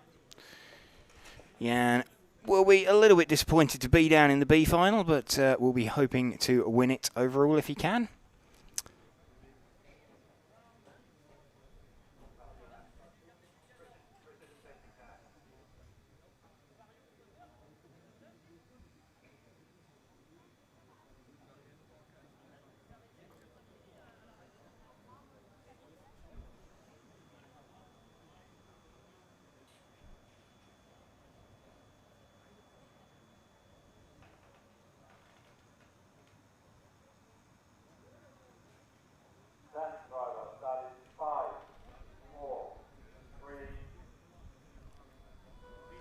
Alexander Johansson leads away then from Tim Benson and Jan Rathajski.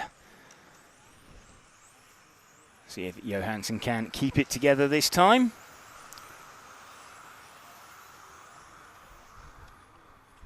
In strong place last time out. Little bobble as he went down the corkscrew. Didn't cost him too much time.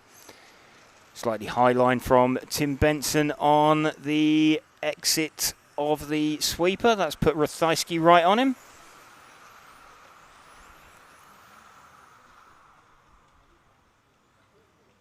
Top three covered by 0.8 of a second as they head off into the infield of this circuit.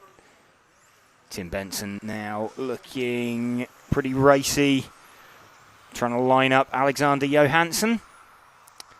Can't manage it down the corkscrew for the first time, but Tim Benson definitely closer to Alexander Johansson than Jan Rathajski is to Tim Benson.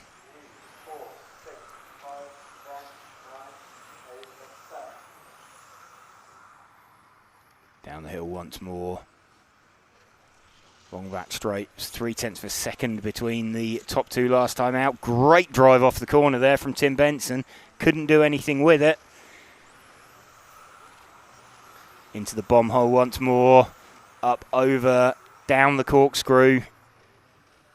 Tim Benson looking like he's potentially got a faster car, certainly in this section of the track, if he can find his way past Alexander Johansson.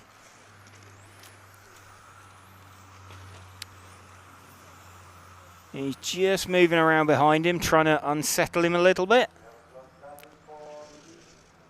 So still super clean. Oh, mistake there from we saw from Tim Benson, and ended up looping round. That has dropped him right down to the tail end of the field.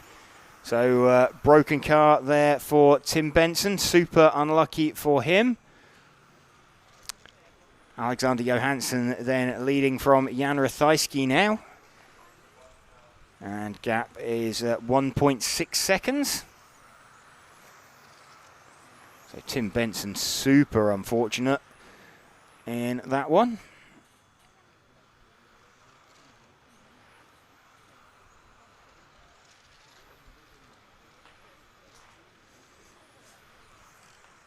Alexander Johansson fairly comfortable out in front from Jan Rathajski.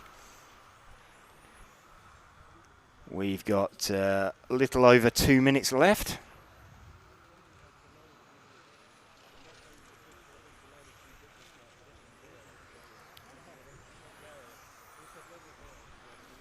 Jan Rathajski has got the gap to Johansson down. He had it down to 1.7 seconds. Oh, it's now back up at 2 seconds.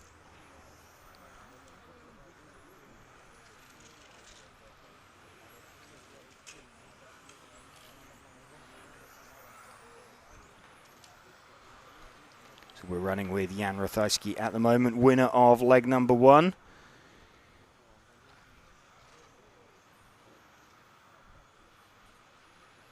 Currently running second in leg 2, so it wouldn't give him the overall win, but with a 1 and a 2, it would put him in quite a strong position overall.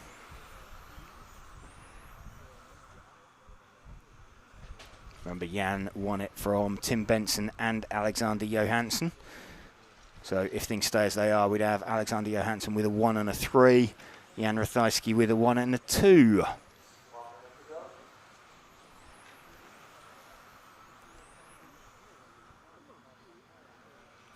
Less than a minute to go. We're running with Jan Rathajski in second position, 1.9 seconds down from Alexander Johansson. And way, very big drift there from Jan Rathajski.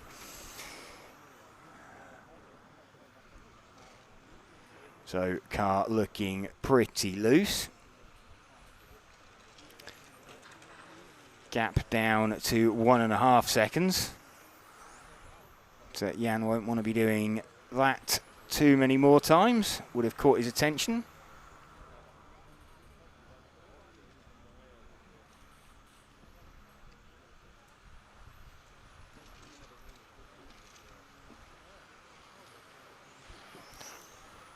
So final lap as they come to cross the line.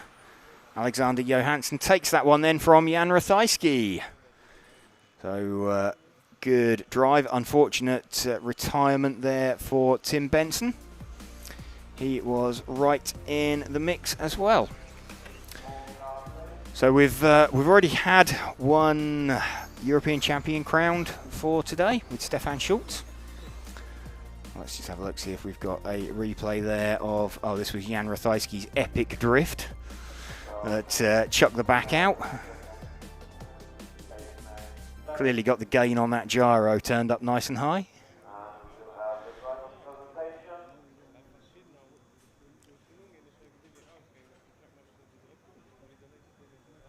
So all set for the driver announcements now for the Spec A main, leg number 2.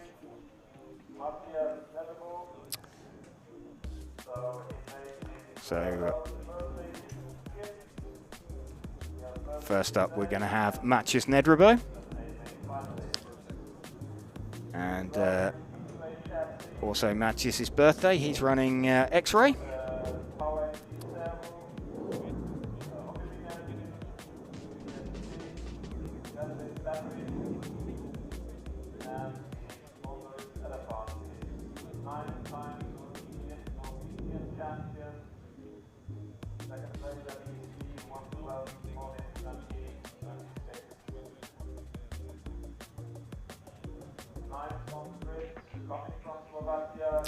Coming up next, we're going to have Yaroslav Kritz.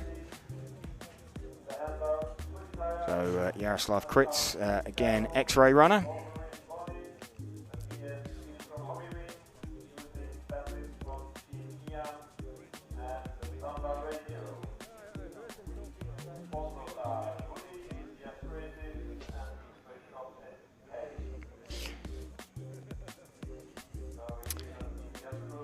Going to have next up will be Stefan Schultz. So Stefan Schultz, again, another X-ray driver. He won the front wheel drive class earlier on.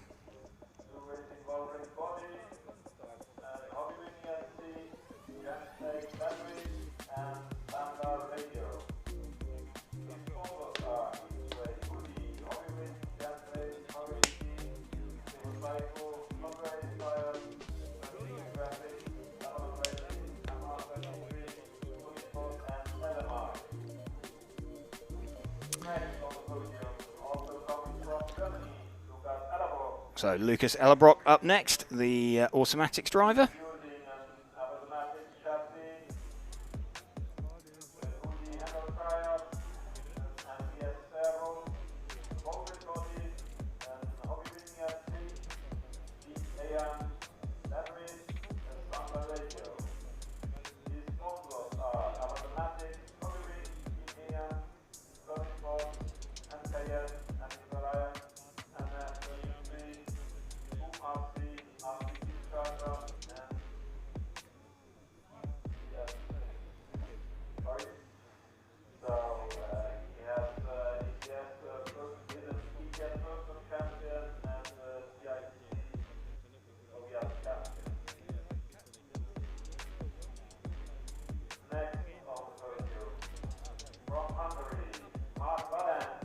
Mark Valent up next, running a Schumacher chassis.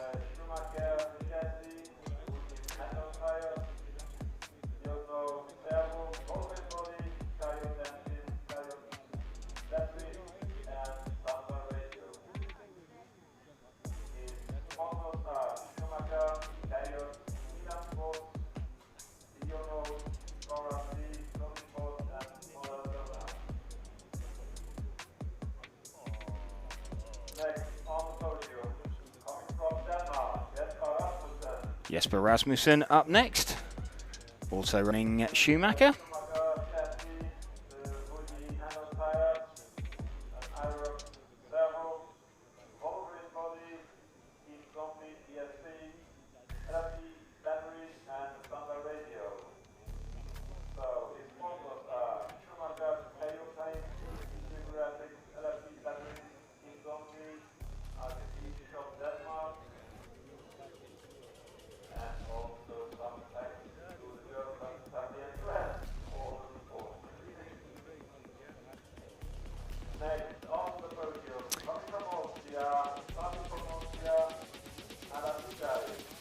Next, it's Adam Isay.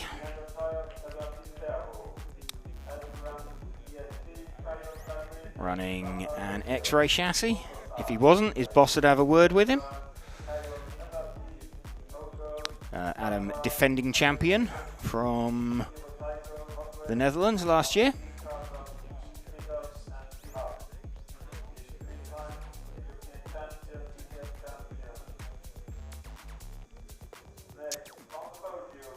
Next, we've got Lewis Kretschmer, the automatics driver.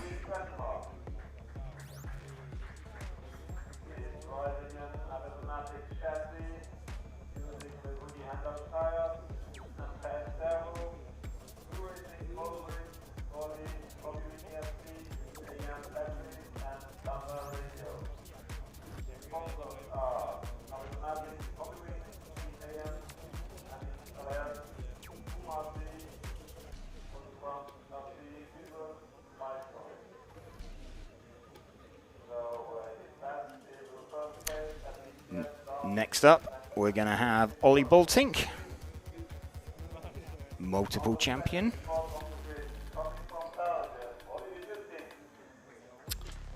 So, yep, Ollie, multiple champion here in this spec class.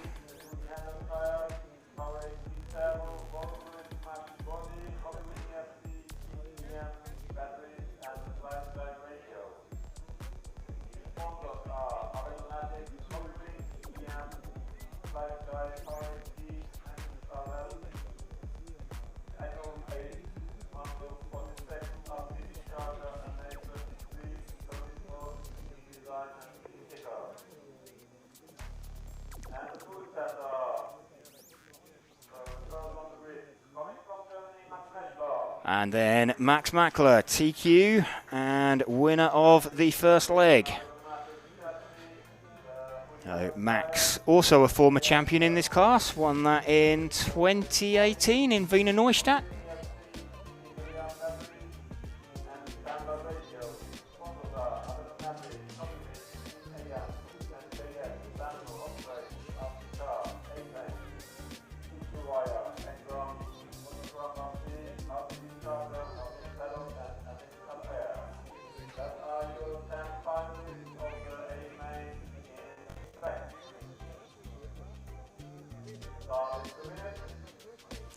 So 2 minutes until the start, waiting for drivers to be released out onto the grid.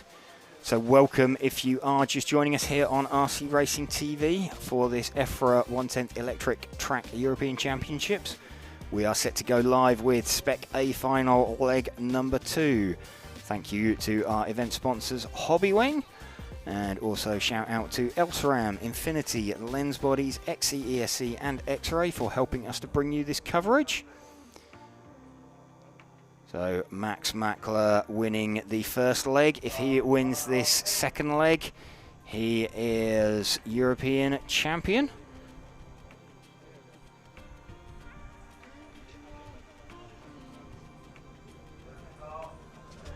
So it was Max Mackler from Ollie Bultink from Lewis Kretschmer last time out. So as you were on the grid, Adam Ise was 4th, Jesper Rasmussen 5th.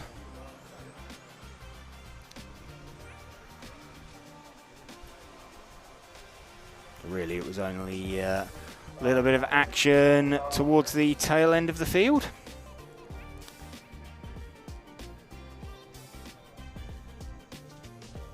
Max then potentially 5 minutes away from his second European title in this class.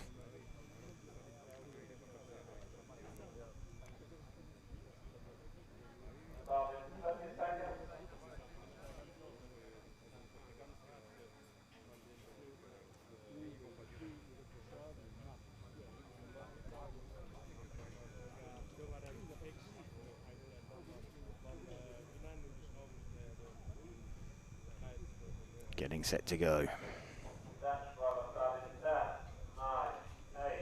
Here goes the countdown.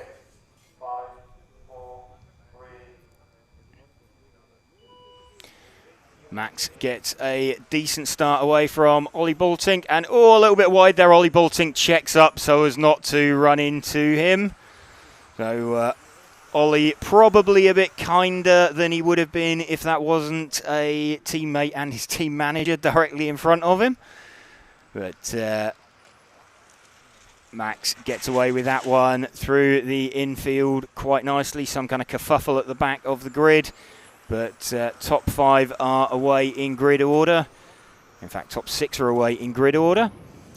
Dropping down the corkscrew one more time. Max still leading from Ollie Bultink. Lewis Kretschmer looking like he wants a run there.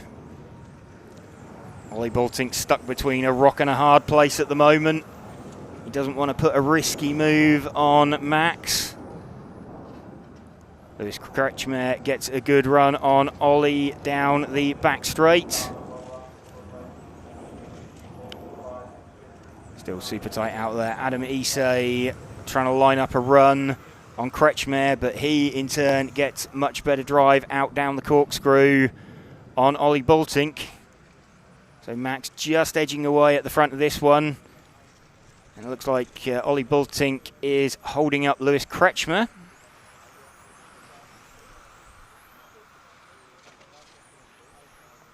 So Ollie not quite having the pace. Max's gap is up to around 9/10 of a second at the front at the moment. Ollie looking a bit more defensive in second than he is challenging the lead. Gap up to 9/10 now. And Bultink and Kretschmer made a very slight break from Adam Isay. But it is very, very slight. And actually, Isay's had a really good run out of the hairpin and just eaten up all of that gap in one go. Ollie Bultink up on 2 wheels as he drops down from the corkscrew. That's put Lewis Kretschmer right on him now. So they were 8/10 of a second. Bultink having to go super defensive. Max will be driving around thinking, yeah, go on guys, just keep on doing that. I'm quite happy with that. So Max still leading this one. Lead gap was just over 1 second. I think it's going to drop back under it. It has. It's dropped down to about 9/10. Kretschmer still having a look at Bultink. Can't quite do it, can't quite make it. Little over 2 minutes to go. Max still leading this one then by just under 1 second now. Bultink just edged away from Kretschmer. So nothing's kind of happened, but everything's happened. And Isay now really close to the back of Kretschmer.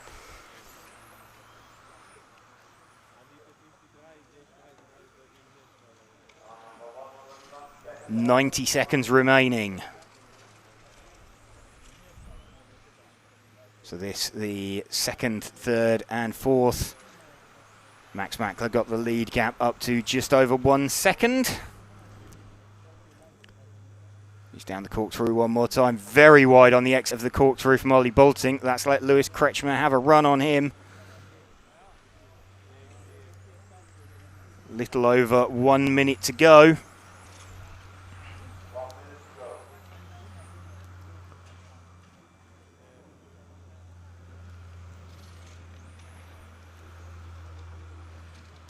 Lead gap still just over 1 second for Max. Max predicting a 17-lap run. Everybody else looking like they're going for 16 in 500 dead.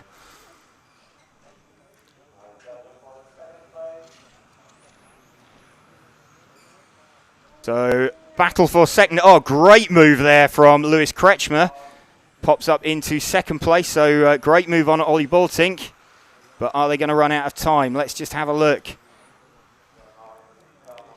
So Lewis Kretschmer up into second place. He's going to miss out on the extra lap by about 0.3 of a second. So Max Mackler could well be the only driver on the 17th lap. So not only would he'd get a victory lap as well. So Max Mackler crosses the line. He's just made the extra lap. So Max Mackler is your European champion for 2026 in the stock class. I'm giving him next year's title already. So Max Mackler on his victory lap, the only driver to make it through into the bomb hole one more time, up and over the corkscrew. Max Mackler, European champion for 2026 in the spec class.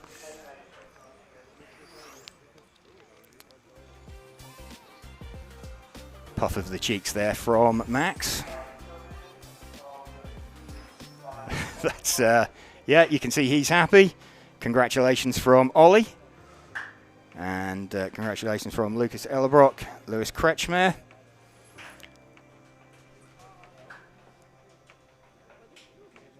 So receiving congratulations from all the other drivers up there on the rostrum.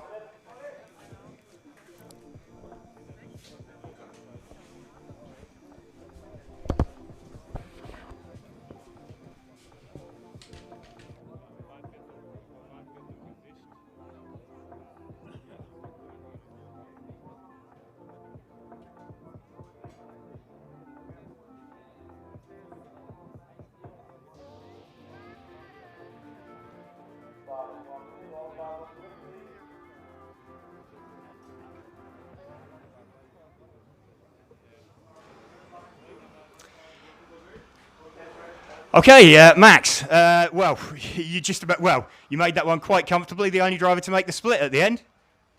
Yeah, I failed the first lap, and luckily I have a good teammate behind me. So I owe that one to Ollie as well. And yeah, after the first 5 laps it was okay, but the first lap with another guy behind me, I would have not finished that run, I think. So big congrats to him as well. I was going to say, you were glad that first lap you got it a little bit wrong, overcooked it slightly, and good that Ollie was behind you. Yeah, absolutely. That's always what we aim for, that we start like 1, 2, 3, or at least 1, 2, that if something happens, we can back each other up, and it worked perfectly, so big thanks to Ollie. I told him I owe him big time for that one. And good feeling, the only driver to make the extra lap then in that run, so obviously, like, once you were on that lap, you couldn't be beaten anyway. Yeah, doesn't matter much. The win is a win. It doesn't matter if you win by an inch or a mile. We all know that from Fast and the Furious, so yeah, I just take it. Anyway, so what's that, second spec European title, last one in 2018 in Wiener Neustadt? Yes, correctly. 2018 Wiener Neustadt, back then with Freddie as mechanic and so on. Second time now. So, so not racing as much now, but still got it. Yeah, it's still not over yet. Absolutely. Well done. And, obviously quite emotional for you. Yeah, big time. Thank you very much. Okay, well done. Bye.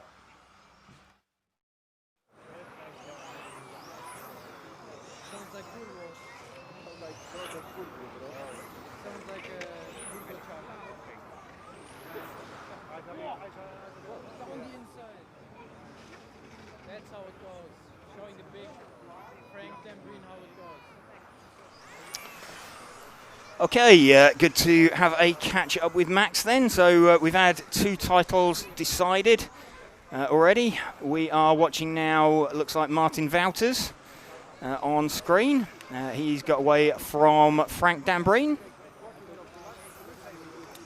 Ollie Thomas Bryn running in 3rd position. But, we've got Frank Dambreen, was he about 1.5 seconds back off of this?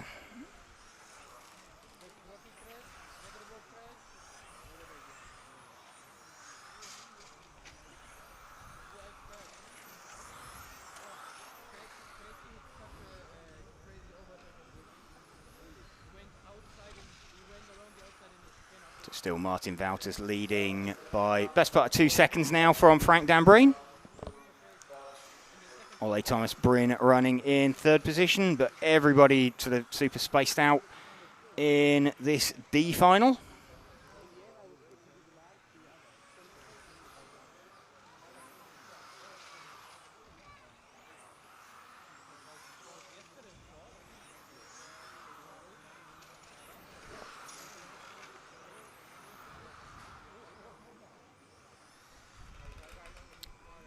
Just confirm, pretty sure Martin Wouters won this last time out. He did. He won it from Frank Dambreen and Razvan Stroh in 3rd.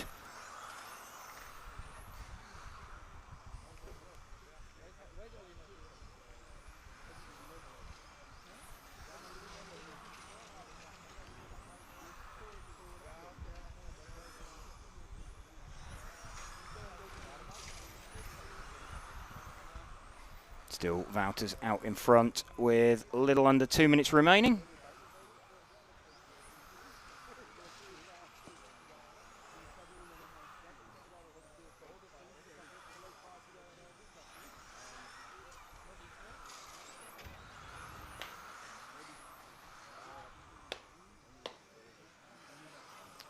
Wouters still leading from Dambreen now by 3.5 seconds. So everybody super spread out in this one.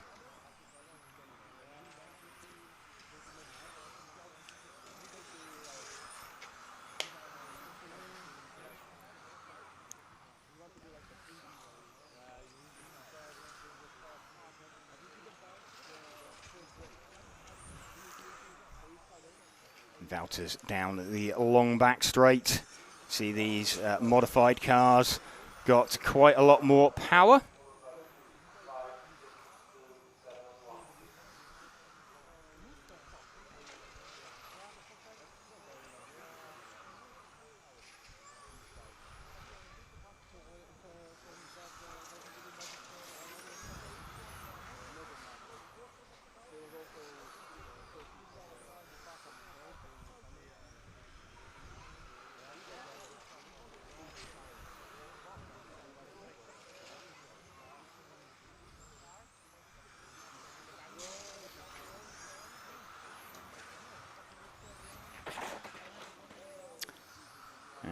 Martin Wout is just making his way past some traffic that was rolling in front of him.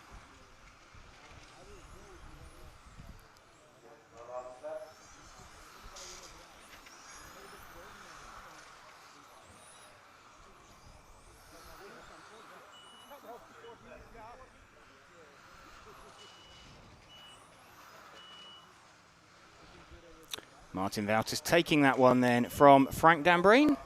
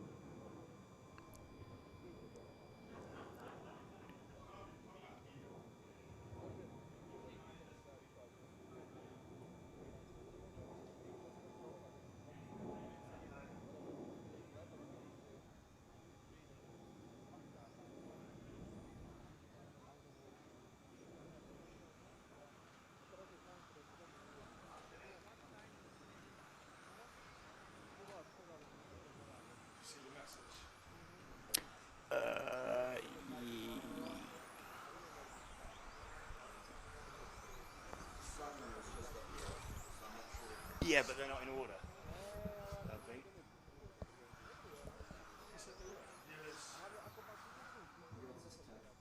Schmidt. Yeah, okay, yeah.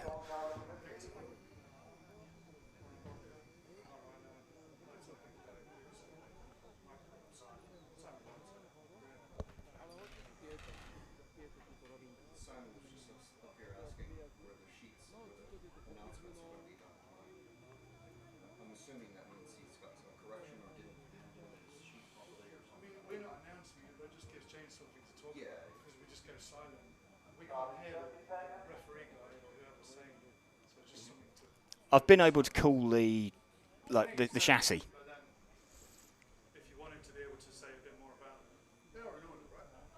They're not in order on your phone. It's all right. I can sort them. That's fine.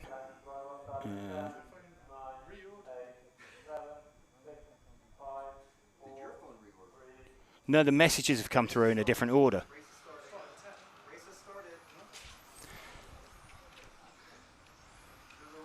Do you want to tell me? Okay. Soren Sparbeer leading this one. Then from Jose Pereira.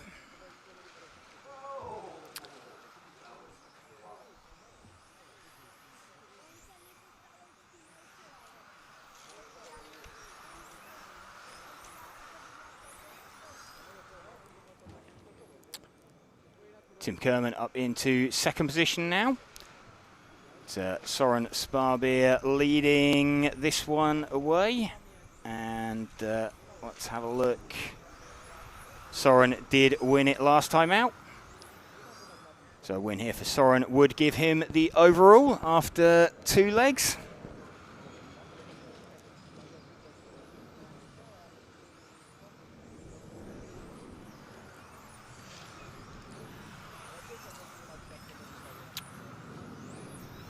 Just actually noticing some dark clouds rolling as well. Looks a little bit overcast out there. So yeah, there's some potential, we believe, for rain at some point. That would really open things up.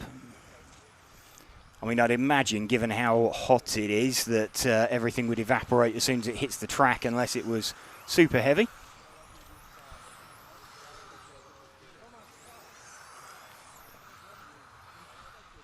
Still running with Soren Sparbeer.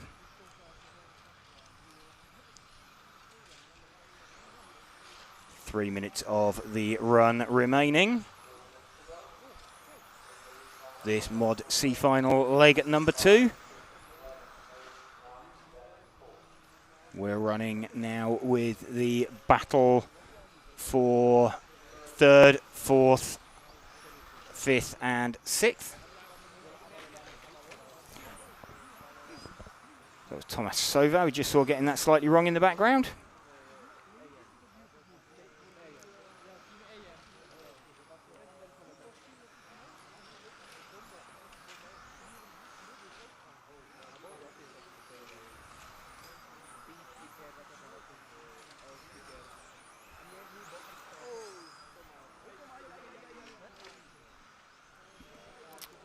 Still Sparbeer leaving this one by just over 1 second from Tim Kerman. Sparbeer, the sort of putty grey coloured car.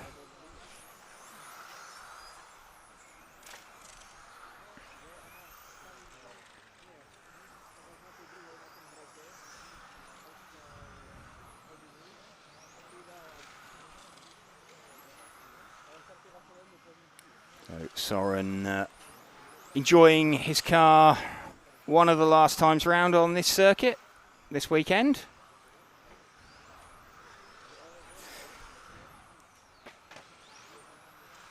Drops down the hill, off down the back straight. Tim Kerman running in 2nd position. The blue coloured car behind him. 1 minute 20 remaining.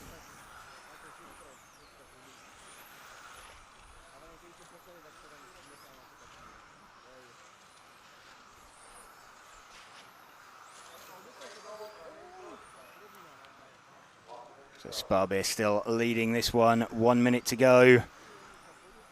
Taking the win of leg 1. Going to look to do the same in leg 2. He's got 1.2 seconds over Tim Kerman.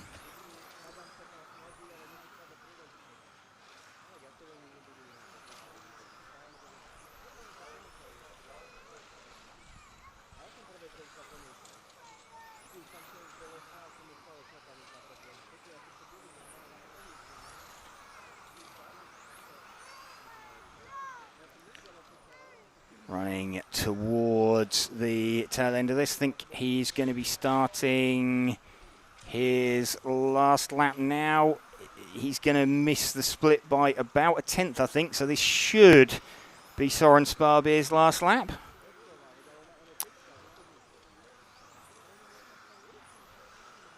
If anybody's going to make it, it would only be him. But he, there we go, misses it by 6/10 in the end. So Soren Sparbeer takes that leg number 2.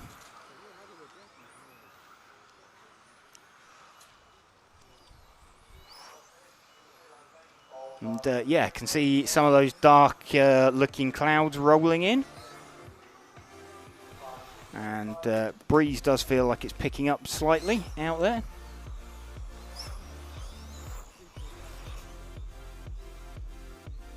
Still pretty warm out there, just not direct sunlight.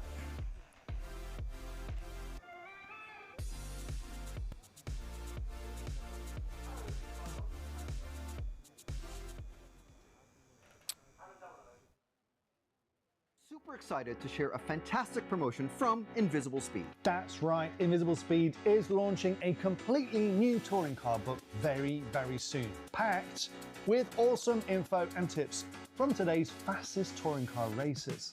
You can go to invisiblespeed.net right now to pre-order Invisible Speed TC, the definitive guide to on-road scale motorsport. That's right, pre-order the Invisible Speed touring car book now and you could win one-on-one personal tuning therapy from JQ at a future major event like TITC, Euros, Worlds, ETS, you pick.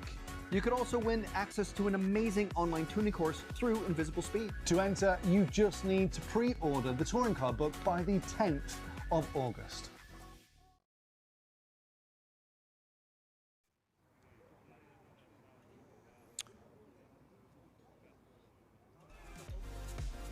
Okay, all set for the Mod B final. Antoine Brunet winning this one last time out from Patrick Gollner and Alessio Menicucci.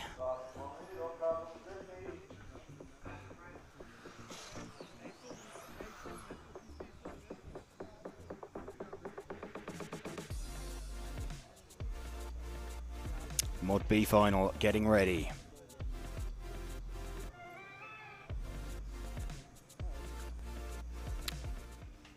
Antoine Brunet going to lead away from Patrick Gollner. Michele Manzo in third position.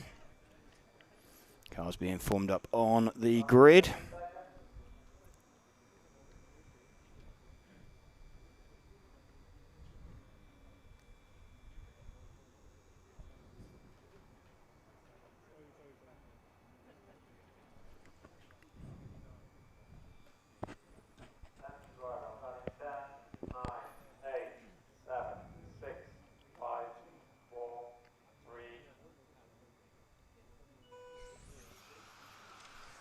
Brunet leads away. Oh, already Gollner gets it very wrong behind him. So just going to see who has popped out into second place. That's up from P5. I think that's Menicucci.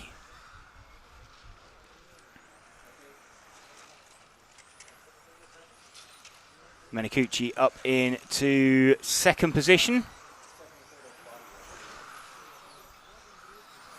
And Patrick Gollner is in third position.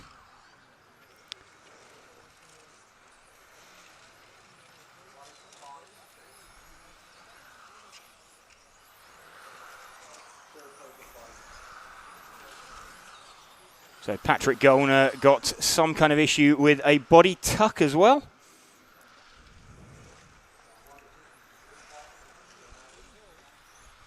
And not sure if it's a body tuck or if it's a bumper dragging.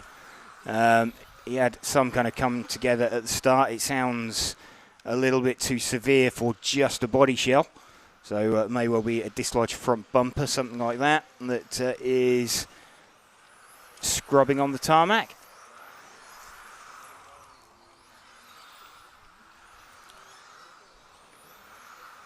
Managing to get away with it though.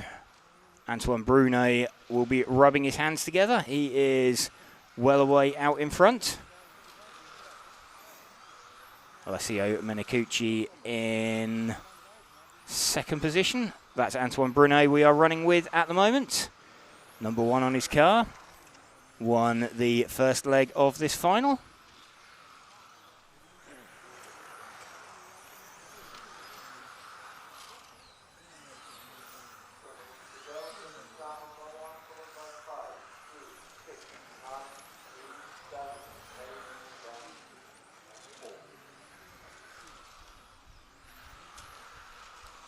Still Brunet leading, still Menicucci in second position.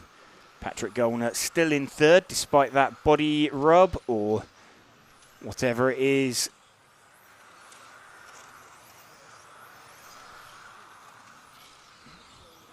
And Pekko Ivonen up into fourth position.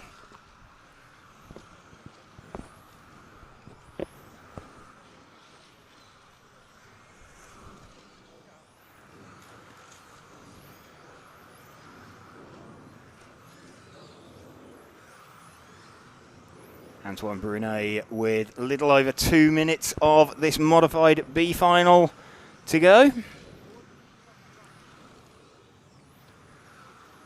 This is the battle for third and fourth. Patrick Gollner and Pekko Ivonen. Drop down the corkscrew out onto the main straight one more time. Through the long bank sweeper into the chicane in the infield. Heading out down towards the hairpin now, then down the pit straight into the bomb hole, then up over the corkscrew once more. Small hesitation there for Pekko Ivonen, it looked like, before picking up the throttle.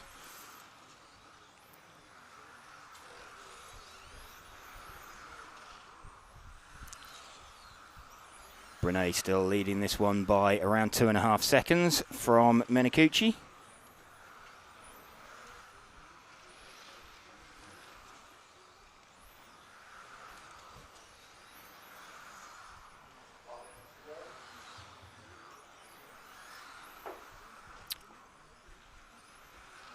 One minute to go. We are running with third place man Patrick Gollner as he tries to hunt down Alessio Menikuchi. A pair of them 2 seconds off the back of Antoine Brunet.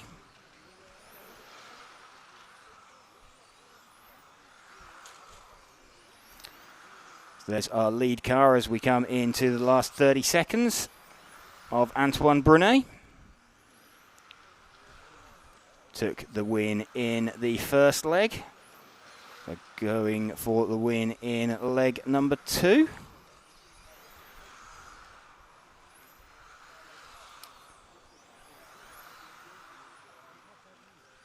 So this lap and one more. And he is really cruising now, is Antoine Brunet. Doesn't want to make any mistakes. Onto the last lap. And, yep, there we go. Time has expired. Antoine Brunet takes that one from Alessio Menikuchi and Patrick Gollner. So, next up we have the A final and the drivers' presentations.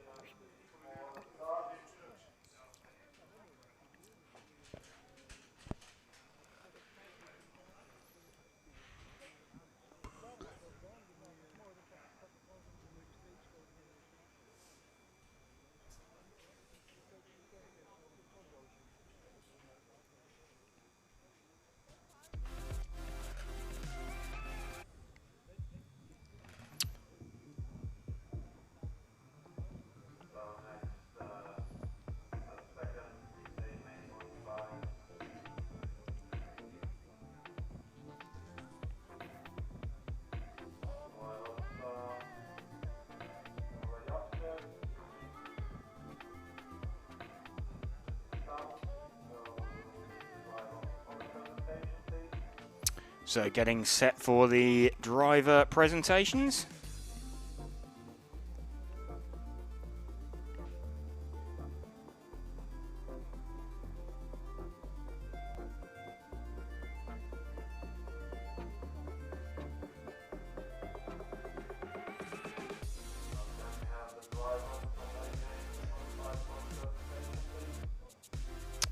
Getting set for drivers to be called up, just getting themselves into position.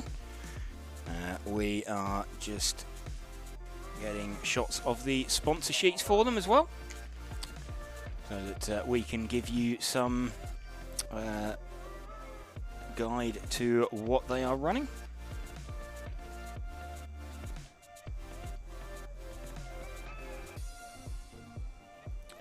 See drivers up there on the rostrum.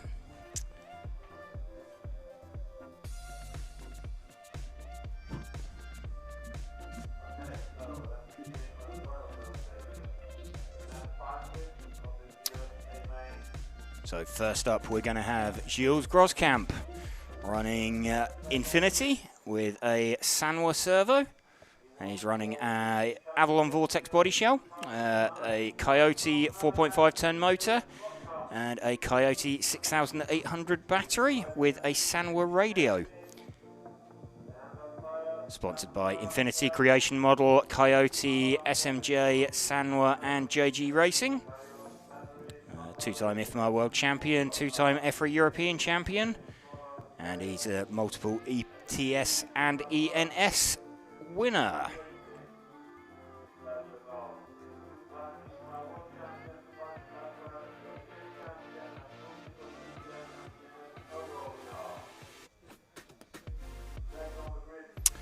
Coming up next, we have Dominic Schmid. Dominic running the Automatics A800 RR with the Matrix handout tyres. He's running an MKS Servo, Avalon Vortex body shell. He's running a Hobbywing G3 4.5 turn motor, the Team EAM 6400 battery with a Samwa M17 radio. Sponsored by Automatics, Hobbywing, Team EAM, Tony Sport, Innovate, MXLR, MR33 and My Choice. And his best result is this result, the A main for the European Championships 2026. Next up, we're going to have Victor Wilk running for Infinity, running the IF14 chassis. He is running a Samwa Servo with a Hobbywing motor, a Sunpanao battery, and running a Sanwa radio. Sponsored by Infinity, SMJ, Hobbywing, ProSpec, Sweep, Sunpanao, Netto RC, Sanwa, MPE Graphics, and TD Design. Two-time World Championship podium finisher, two-time ETS race winner, and two-time Reedy race winner.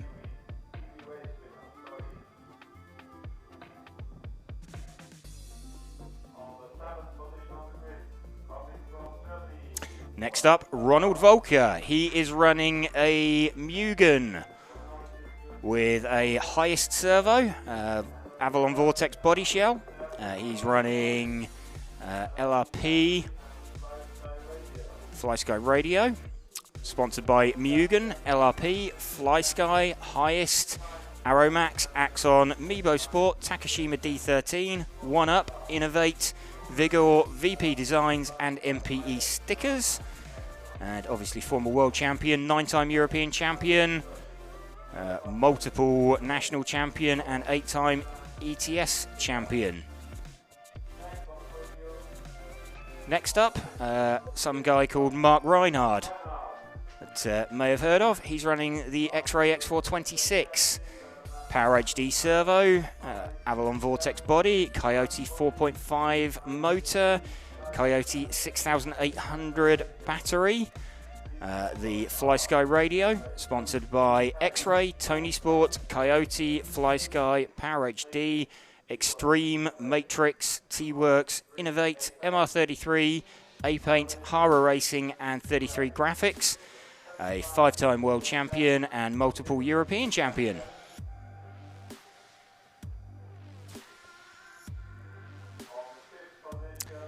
Next up, we have got Alex Hagberg running the X-Ray X426 with a Sanwa servo. He's running an Avalon Vortex body, a Hobbywing Speedo and motor, Team EAM battery, and a Sanwa radio. 2-time IFMAR world champion. He's a 10-time EFRA European champion, sponsored by X-Ray, Hoodie, Hobbywing, Sanwa, Team EAM, ProSpec, Hero Seiko, Avid, TQ Wire, A-Paint, P-Stickers, Hot Race, and MXLR.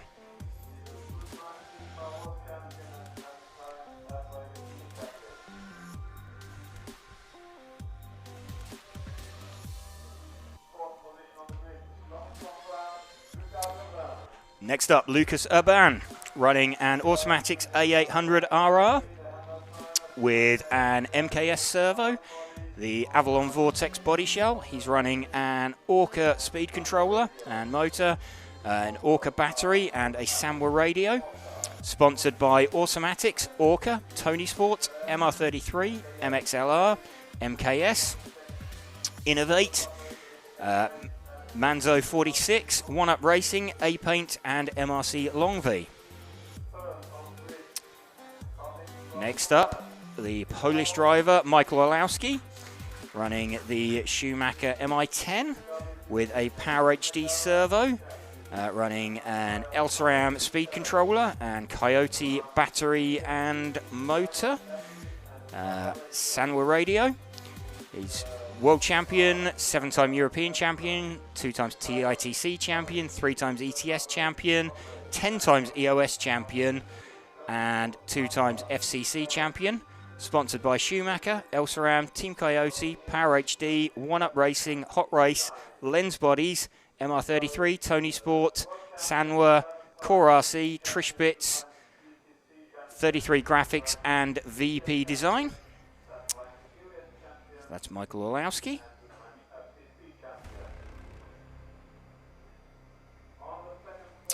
Next up on the grid, we have got Simon Lauter. Simon running the Automatics A800 RR with an MKS servo. He's running an Avalon Vortex body shell with a Hobbywing ESC. He's running a Nosram battery in there. Samwa Radio sponsors Tony Sport, MR33, MXLR, Boom RC, and My Choice.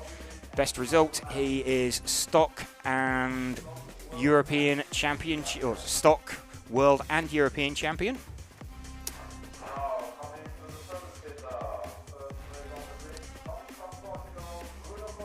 So Bruno Coelho, and Bruno running the Infinity IF14 Speciale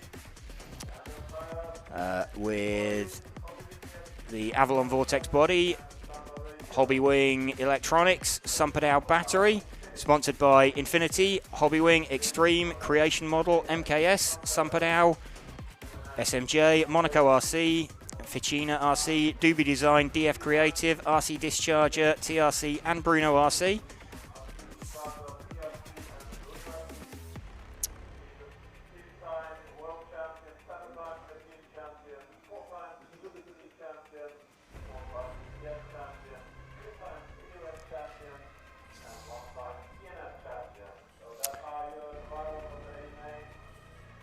So, just waiting to see, and in fact, we've just seen Bruno walk off the rostrum there. Yeah, we're just hearing Bruno over voltage. So Bruno leaving the rostrum before the start of that one. So Bruno failing tech for being over voltage. Why would you want to be over voltage in modified? I mean, I can get it in. I get it in spec, but wow, okay. Oh, so we're not going to have a winner after leg 2 here, then, if Bruno not making the start. So cars released out onto the circuit. Minus, looks like, I mean, you'd have to be a long way over as well not to be allowed. Normally, if you're a little bit over, you're allowed to drop it.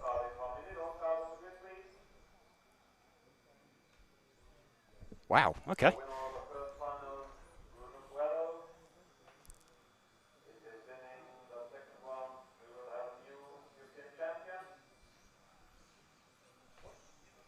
So, as I'm looking at it, though, Bruno not taking the start. He's not lining up on the grid.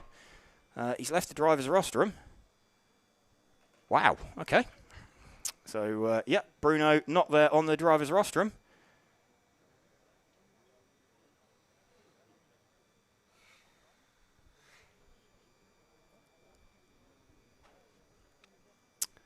Whoa. Okay, that's a big one. We'll have to try and find out the exact details of that, but of exactly how much. So Simon Lauter, de facto pole position. We're not going to have an overall winner after this leg. 6, 5, 4, 3. Simon Lauter gets a good start then from Michael Orlowski. Lucas Urbant running in 3rd position.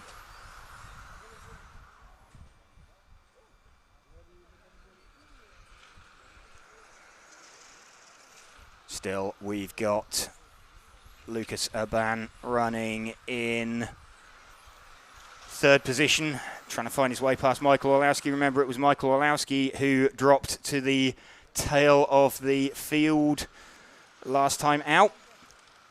So we had Bruno winning from Simon and Lucas.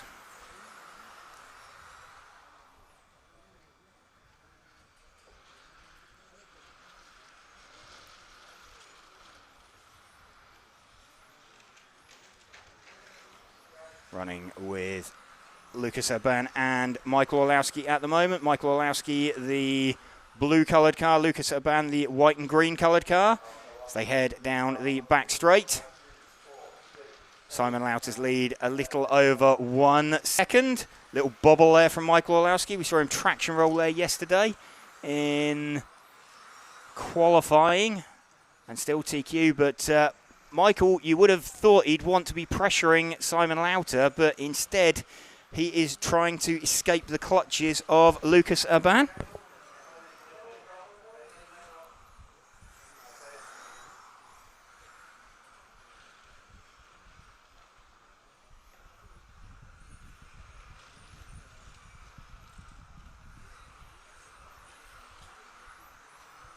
Still Simon Lauter leading from Michael Orlowski.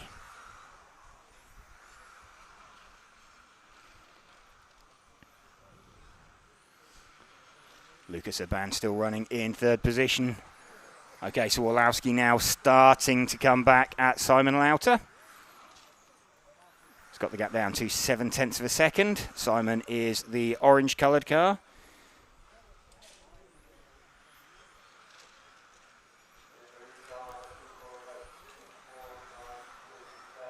Michael Orlowski with the blue-coloured car, and then the white and green-coloured car of Lucas Urban. So Orlowski closing in. He's got that gap now down to 0.4 of a second. So here comes Michael now with a little over 2 minutes left. Trying to put the pressure on. There's been a door opened with Bruno not taking the start of this one, due to what we're being told is a battery over voltage in tech.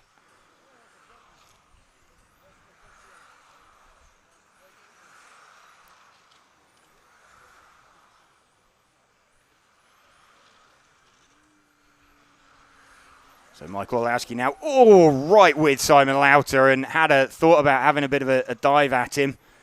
But Michael Orlowski now right with Simon Lauter, dives through. Wow, what a move. So Michael Orlowski on the exit of the corkscrew coming out onto the main straight takes fires it past Simon Lauter. So fantastic move there from Michael Orlowski.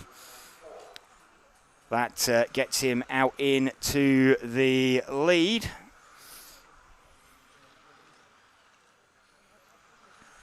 Remember though, Orlowski didn't have a good score in the first leg. He was...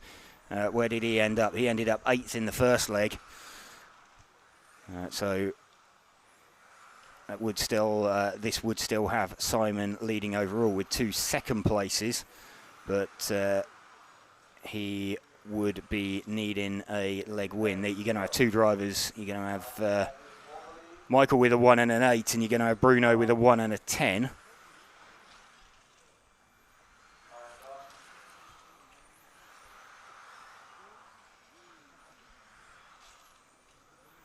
So last leg will be all to play for in modified. We've got less than 30 seconds to go.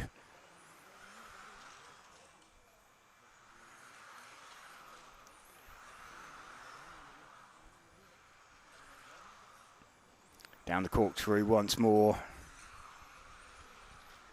I think this is going to be their last lap. They might... No, they're going to miss out by about a second, I think, actually, on making the split. So this should be their last lap. Michael Orlowski then into the bomb hole, up over the corkscrew to take the win in that leg. So Michael Orlowski taking the win in that second leg. And Exhale on the rostrum.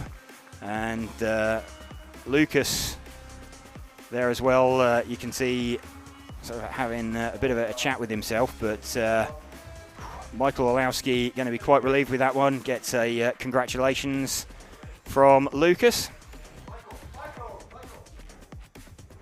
So, congratulations there.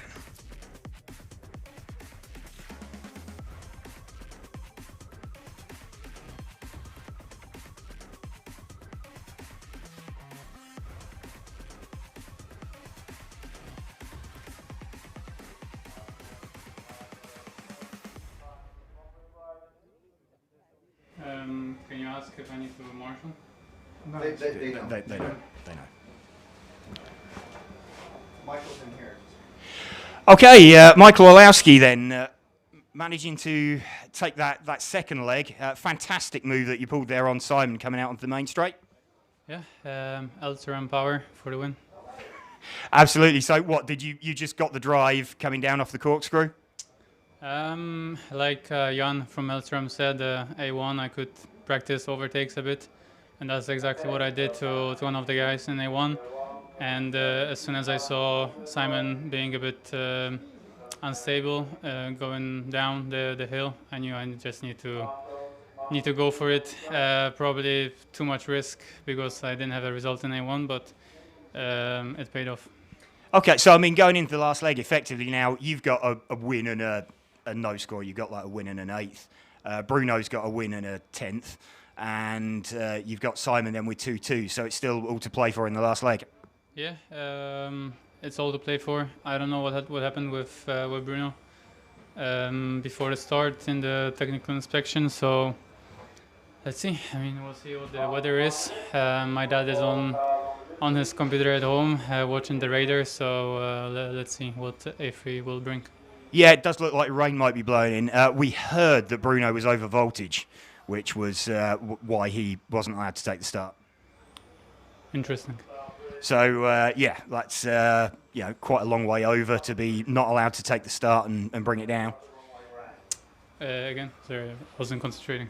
Okay, fair enough. But well done anyway, and look forward to the third leg. Thank you.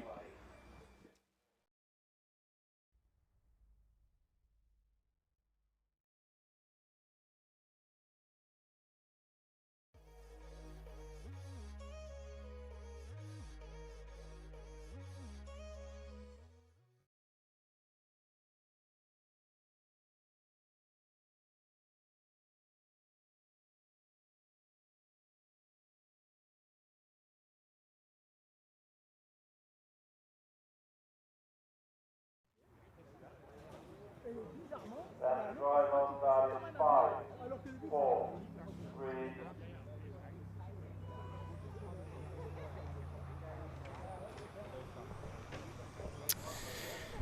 3. Yannick Romans leads away this last Fronty C final from Marek Sova.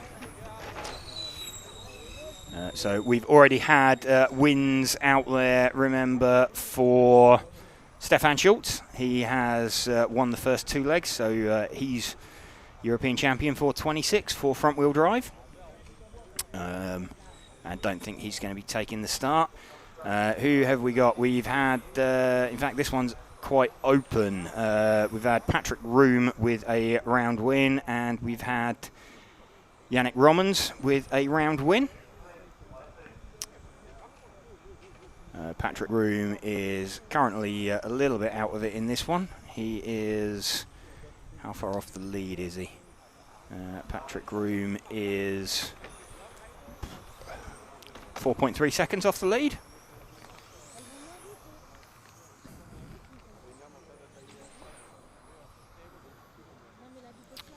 So battle going on down the back straight. Yannick Romans having won the second leg. So looking for another win to seal the deal.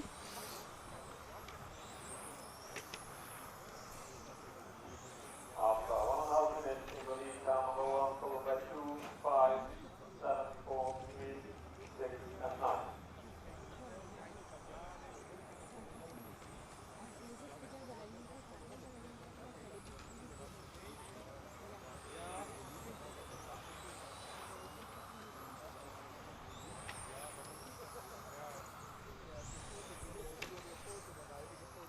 Yannick Romans now getting a bit of a gap over Marek Sova.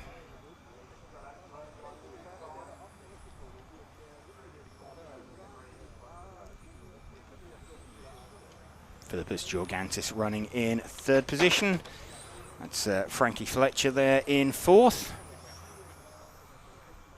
With Yannick Pasquier running with him, so that the battle for 4th, 5th and 6th.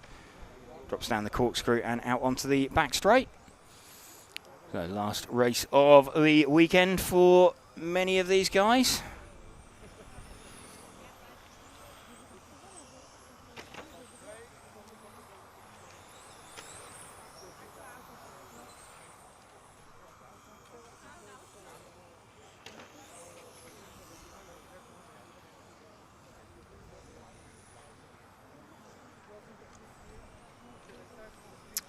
Just over 2 minutes remaining.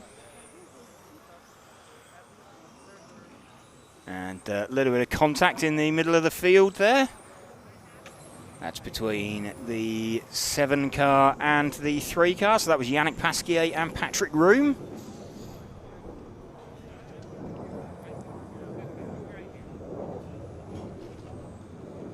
This the leader, Yannick Romans. 1.3 seconds in front.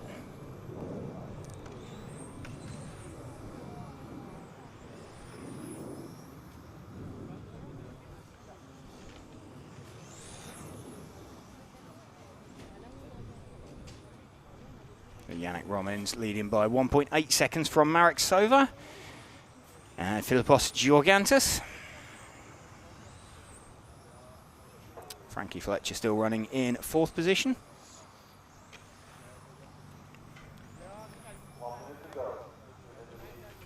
1 minute remaining.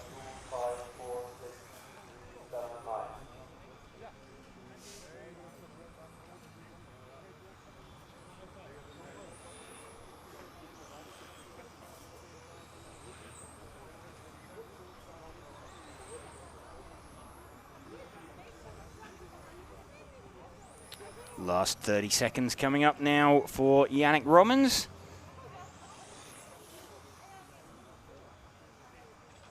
Won the second leg. If he wins this one, he takes the C final for front-wheel drive overall. And taking a few liberties there into the bomb hole, but drops down the corkscrew out onto the main straight.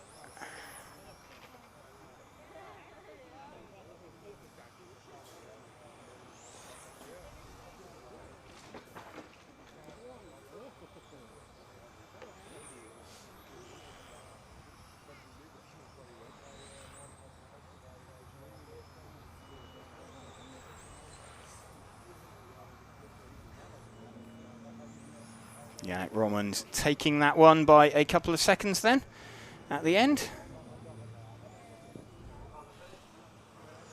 From Marek Sova and Philippos Georgantis.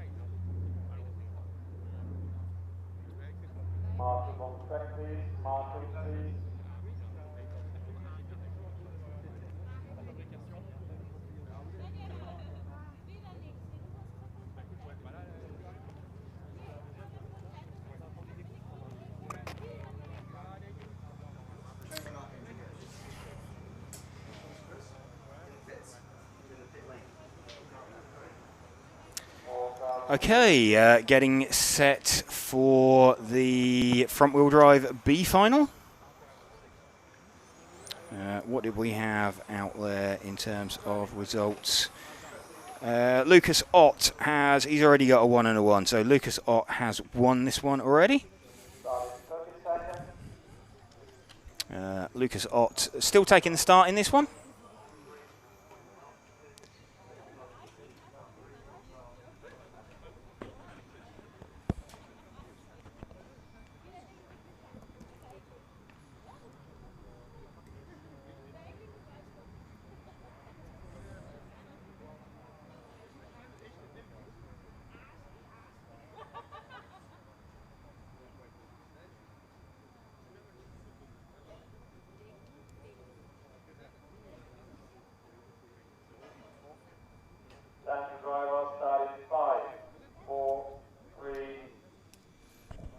So missing Alexandra Topan from this one.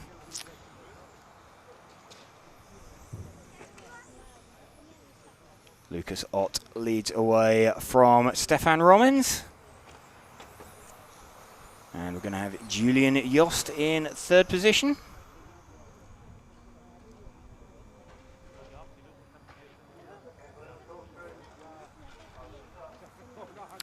Nick V5T says maybe Bruno put in a 3S LiPo by accident. No, it was a 2S pack. It was at 8.42 volts from what we're hearing.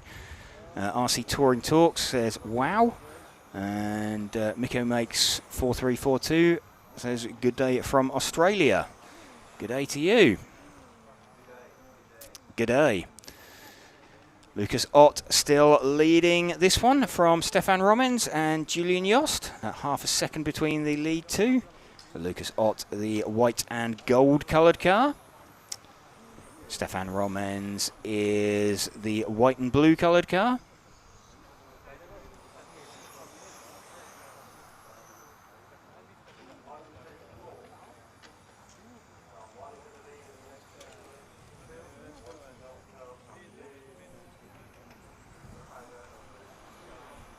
Lucas Ott still leading this one. He's got his gap up to around 0.8 of a second from Stefan Romens in second position.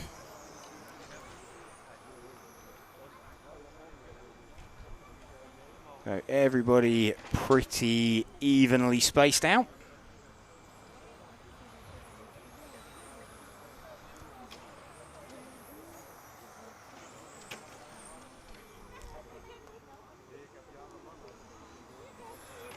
Actually, a gap a little bit closer this time. It's now down to just under 0.7. A little over 3 minutes remaining. So these front-wheel drive proving a little bit more sedate.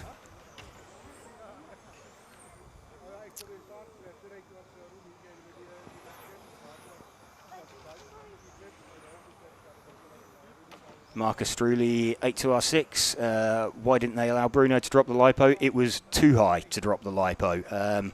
They will allow you to drop the LiPo if you're a small amount over voltage. It was way too much over voltage. That's why they wouldn't allow him to drop that one down. So there is a little bit of leeway there given to drop it, but he was significantly over voltage. So not allowed to take the start.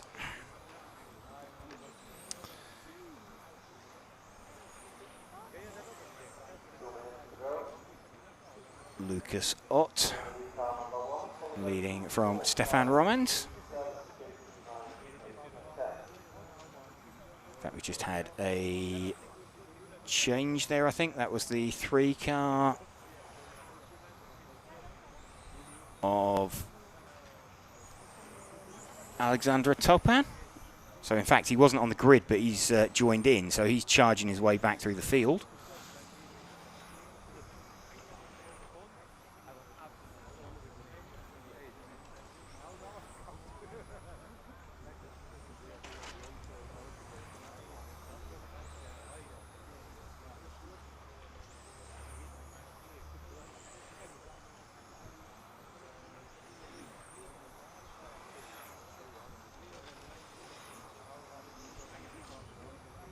Still Lucas Ott leading this one. 1 minute remaining. And his lead is 1.6 seconds.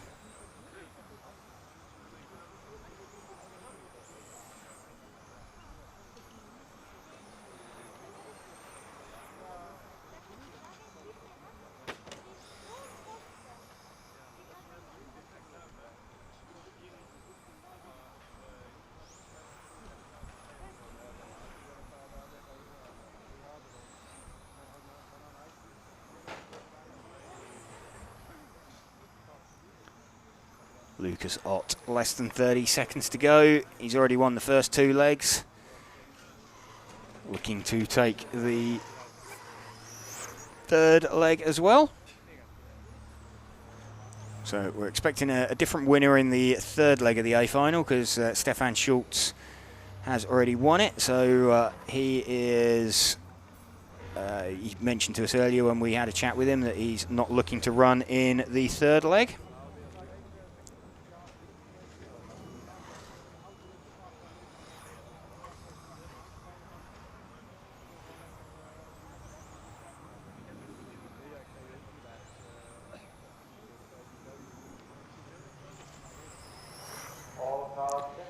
There we go. Lucas Ott takes the leg number 3 of that C final as well. So wins that one from Stefan Romans. And then we've got Julian Jost in 3rd position in that leg. So Lucas Ott, overall winner of the B final.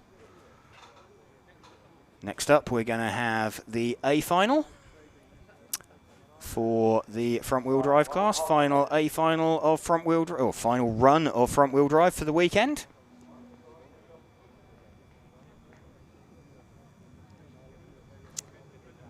Just having a look. Oh, I think this was the pass for the lead. So you can see Simon just gets, well, very slightly sideways, and Michael just drives straight across the curb, powers it up. Like he said, quite a risky move, but really good.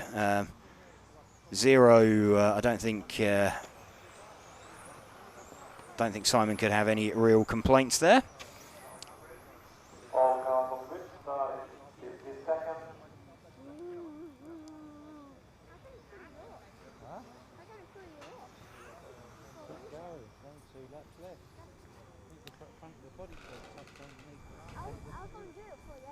So what have we got out there? Mark Valent already with a 2 and a 2.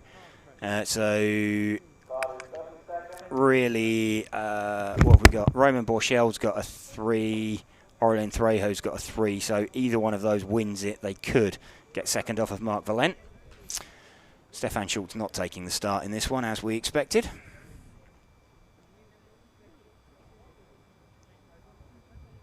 So Aurelien Trejo, though, would have to come through from 7th on the grid. So Roman Borchel, the man most likely to take it off of Mark Valent. They get away off the grid, though. Not the best start for Roman Borchel. Cars head down to the hairpin for the first time, and an absolute send there from Gergo Valent. And pops up into 2nd place. So Mark Valent from Gergo Valent. So Mark running the Schumacher chassis, Gergo running the X-Ray, Roman Borchel running automatics.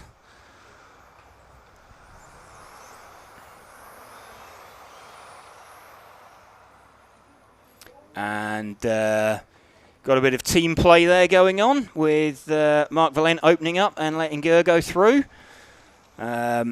It doesn't affect Mark's result. Mark would still be 2nd overall with that, but this would give Gergo 3rd.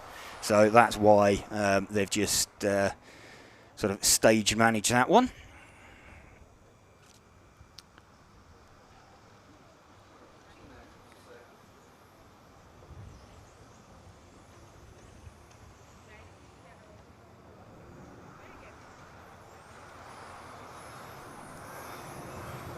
So Roman Borchel still running in 3rd position.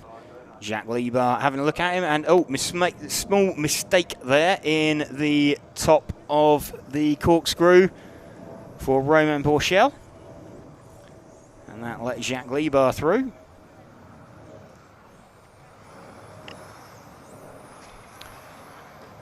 So that further cements Gergo Valent in his 3rd position overall, I would think.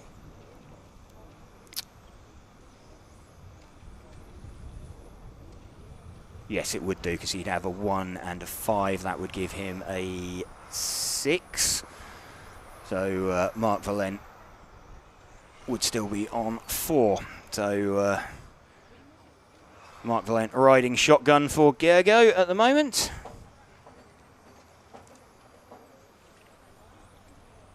So effectively Mark Valent's position not affected whether he finishes 1st or 2nd, but a win for Gergo would give him 3rd overall.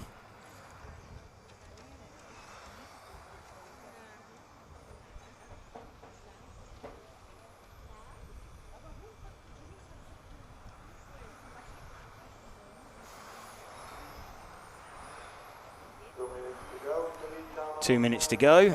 there's just over half a second between the lead two. 9 and 7.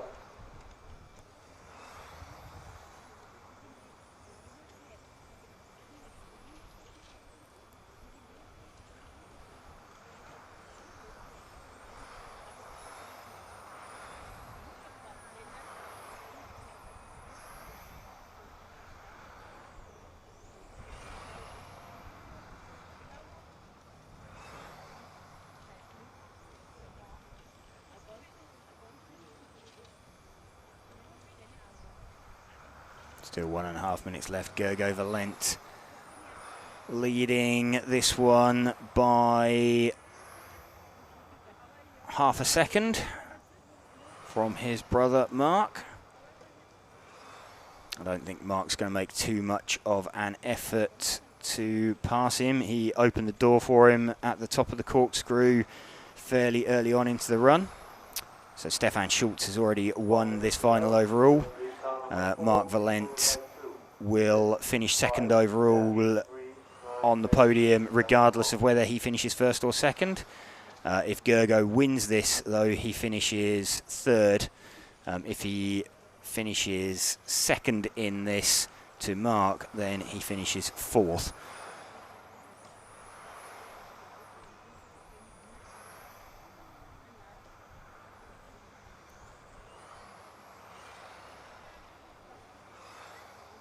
So, pair of them just heading round, 0.4 of a second now between them. They're going to be starting their final lap. So they dropped down the corkscrew one last time. So last lap for them. And cruise to the flag.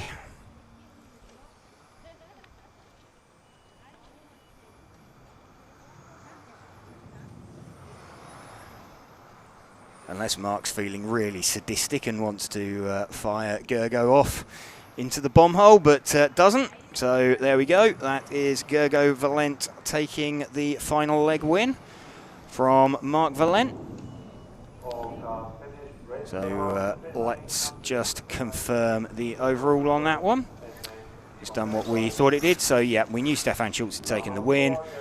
Mark Valent second overall, regardless of what he, whether he finished second or third in that, first or second in that leg, sorry. Gergo Valent taking the win in that final leg, and that gets him the final spot on the podium.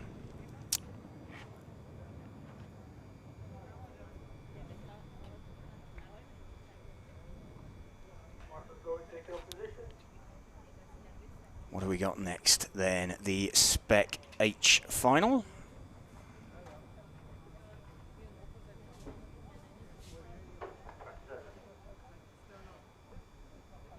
Start in 1.5 minutes. Easy on the warm-up lap.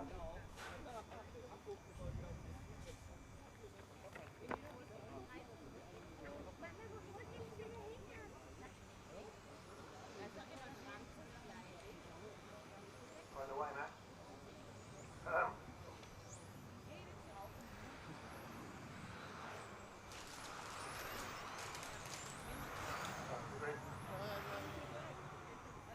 Start in 1 minute. All cars on the grid, please. Officers, go and take your position.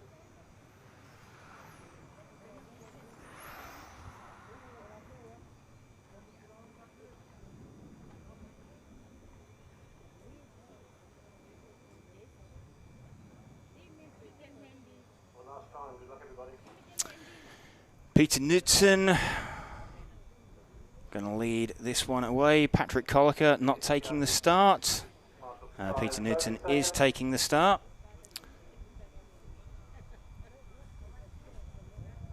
So Peter Knudsen has won the first and the second leg already. Starting 5, 4, 3. So a little bit of a dead rubber in this one. Peter Knudsen already taking the first 2 leg wins. Kent Bertelsen was, from memory, relatively close to him last time out.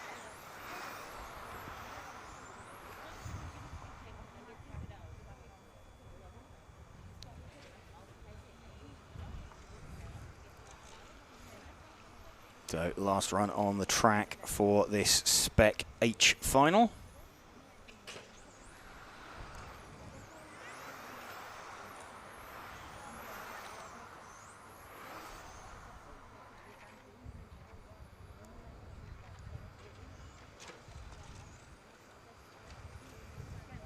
And spin there for Bertilsson in second, so that's going to drop him down the field.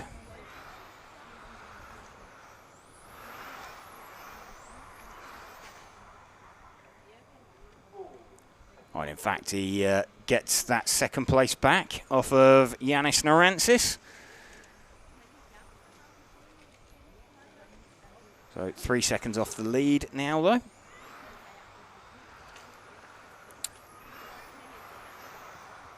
This is Yannis Narantzis, and he loops it round on the exit of the bomb hole.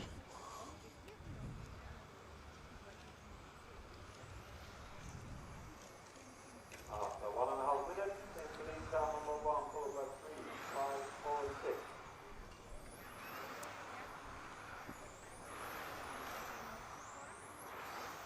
It's the 4 car of Yannis Narantzis. So last run on these tyres for these cars this weekend. So starting to feel a little bit tired, and wind is picking up across the track as well.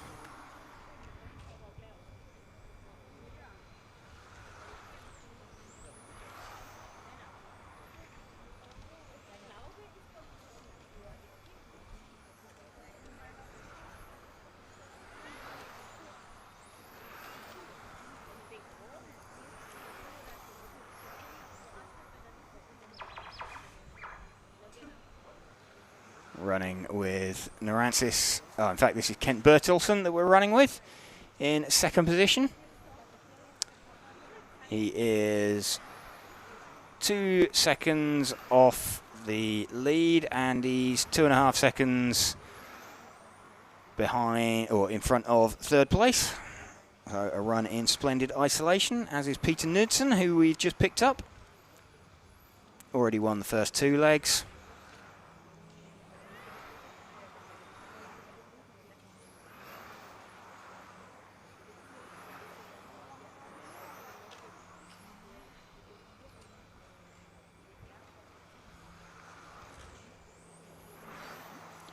Just trying to get the car to the end. Is leading by 3.4 seconds now.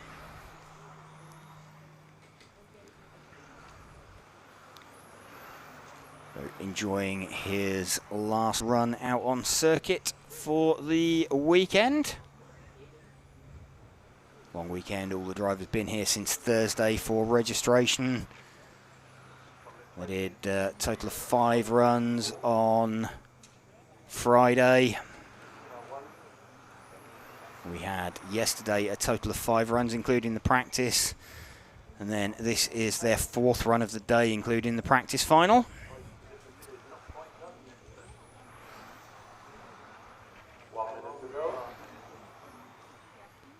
So 1 more minute. Should be 3 more laps.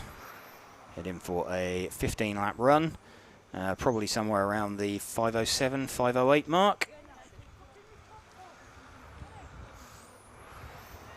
Peter Knudsen just cruising it round, drops down into the bomb hole one more time. Through the corkscrew, out onto the main straight. And given an awful lot of space by traffic.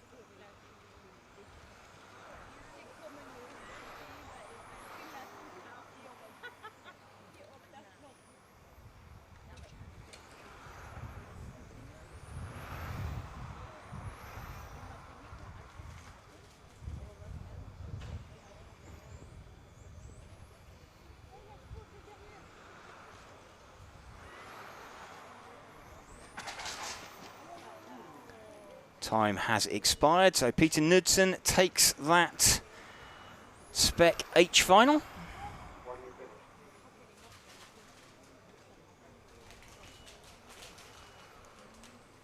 Kent Bertilsson in second. Yannis Narantzis in third position. All cars finished, ready to go on. Thank you everybody. Thanks for your time. Everyone be fine.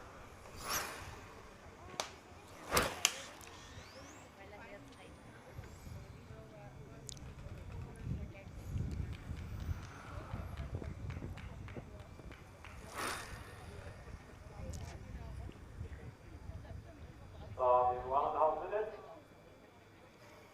Final spec. Congratulations. Go take your position.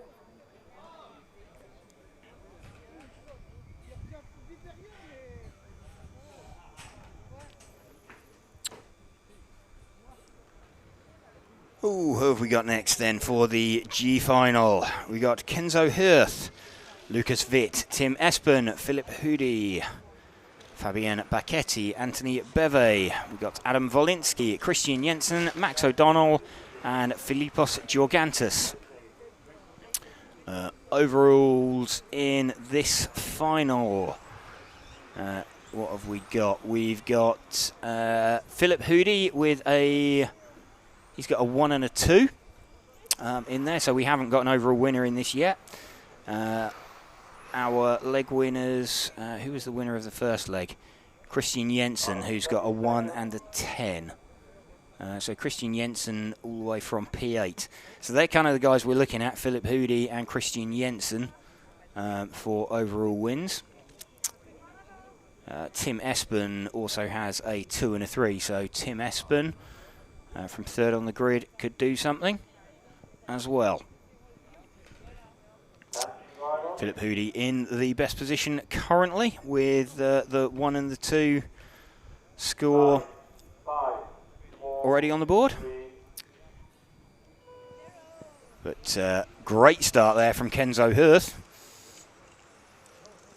And manages to launch away. Lucas Witt in second place. And Philip Hoody trying to avoid someone's accident, loops round. So he's dropping down towards the bottom of the field. He's going to have to rely on his 1 and his 2, I think, rather than driving through. So Tim Espen looking like the man most likely.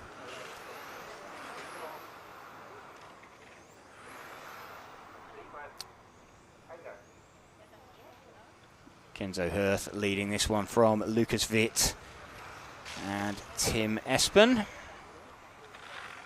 Max O'Donnell making a great start up from P9 up to P4 as well.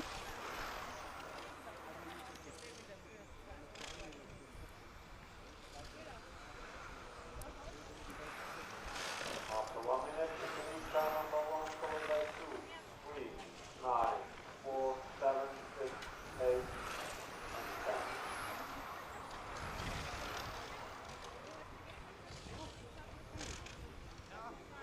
So change for the lead there. It's little wobble coming down the corkscrew, and Lucas Witt did not need a second invitation to dive past Kenzo Hirth.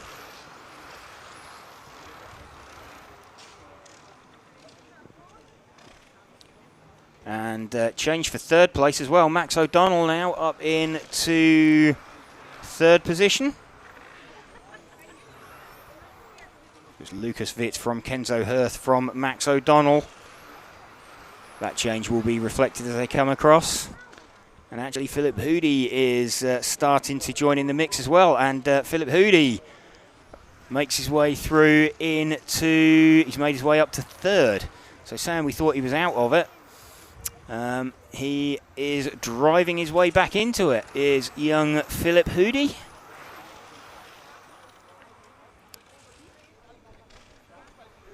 Max O'Donnell now up into second, Philip Hoody up into third. Lucas Witt still leading.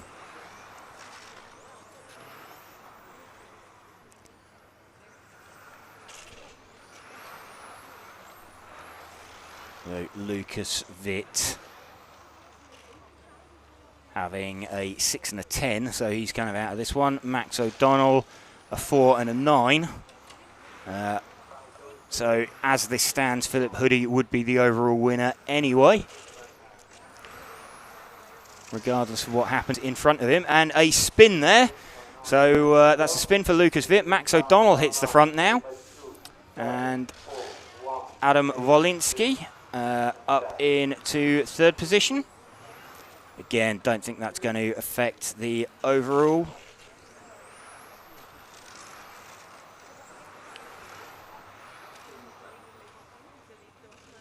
So Philip Hoody back into third position. Doesn't make any difference to the overall positions. He's already got a 1 and a 2.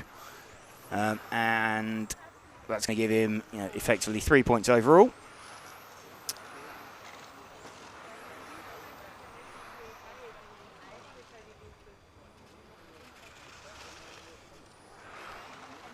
Christian Jensen was the other driver with a 1 out there. So Max O'Donnell would end up with a 1 and a 4 if things stay as they are. So that gives him 5 points overall.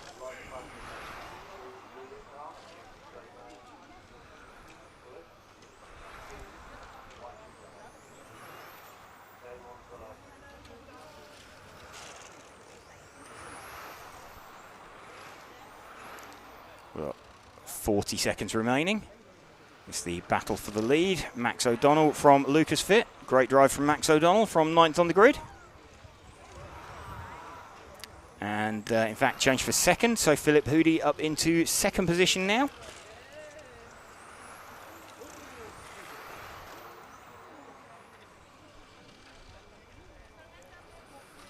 So down the main straight one last time. They're on their final lap now. Max O'Donnell just trying to hang on out in front of this one, but it's not going to deny Philip Hoody the win. Should get Max O'Donnell onto the podium overall, though. So there we go. Max O'Donnell takes the leg win from Philip Hoody. Lucas Witt in third position. Let's just get confirmation on that overall.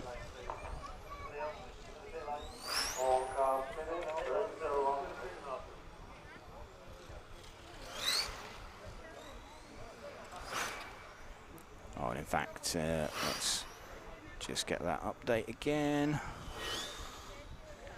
and confirm. So, yep, Philip Hoody taking the overall win there. Max O'Donnell second overall, and Tim Espen third.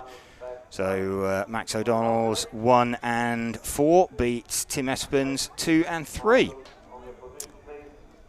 So 2 young drivers there on the first and second steps of the podium for that G final. We got next.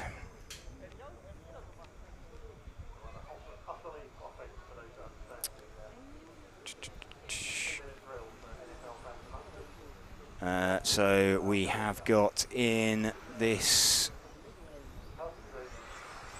final. So we've got Frederick Hovgaard with a 1 and a 2. We've got Ralph Winkler with a 1 and a 7. So Frederick Hovgaard starting second. He's the one we want to watch out for. Ralph Winkler also with a leg win. He is starting fourth. So they're the guys most likely.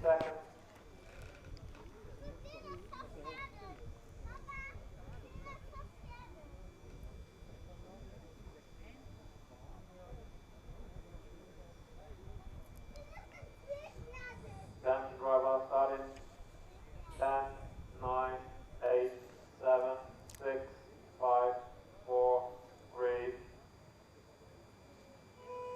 Yaroslav Kritz not taking the start again. Hubi leading away from Hovgaard. So Winkler straight up into third position because Kritz isn't there.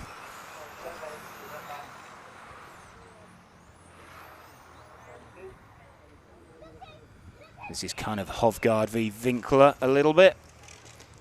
And Winkler gets mugged by Edmund Peyton Marchi.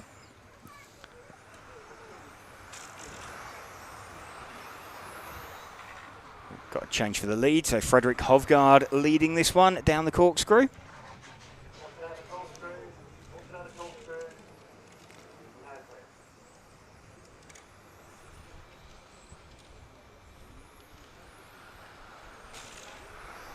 Hofgaard still leading from Herbie and Edmund Peyton Marchie as they drop down the corkscrew once more. Hofgaard, the minty green coloured car. Herbie, the white front, blue centre, black rear car.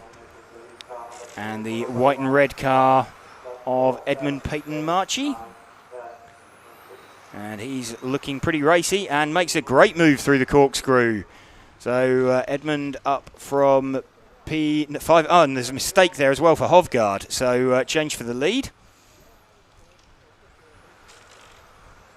So we've now got Edmund Peyton Marchie leading this one from Herbie and Hofgaard. That will reflect as they cross the line. There we go. Ralph Winkler actually up into third position. So Hofgaard dropping quite a long way down the field. Hofgaard, we said, had a... he had a 1 and a 2. So Edmund's got he's got a 3, so if he can match this with a 1, that's not going to do an awful lot for him. Eric Hooby's got a 7 and an 8, so a win's not going to do an awful lot for him. And Ralph Winkler, he's got a 1 and a 7. So Ralph Winkler currently in third. Could do with a second place here. Edmund Peyton Marchie leading this one. Eric Herbie in second. Ralph Winkler in third.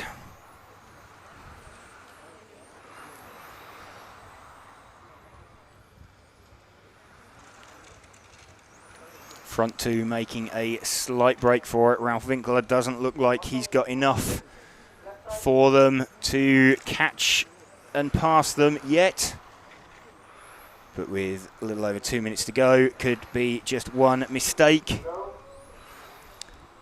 So looking very close between those two. I've got a funny feeling Ralph Winkler's going to be leading this one quite shortly. Ralph Winkler keeping a watching brief in third position.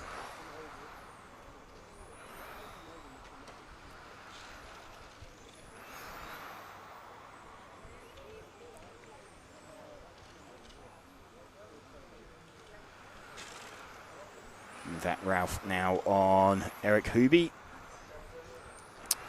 Gets it very slightly wrong, dropping down into the bomb hole, but recovers by the exit of the corkscrew.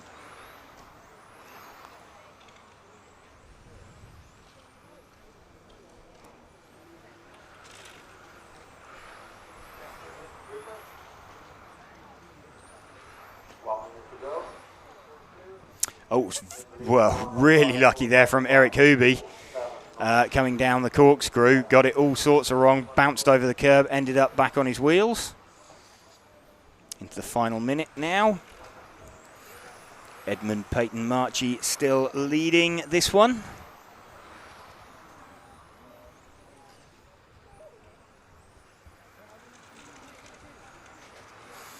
And very, very sideways from Eric Hooby there.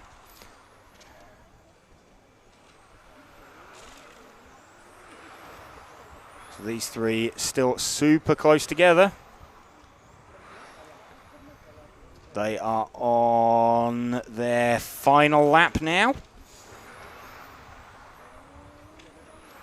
So are we going to have a dive for the lead? Do they know it's the final lap? Herbie has a look down the pit straight, doesn't quite come off through the bomb hole.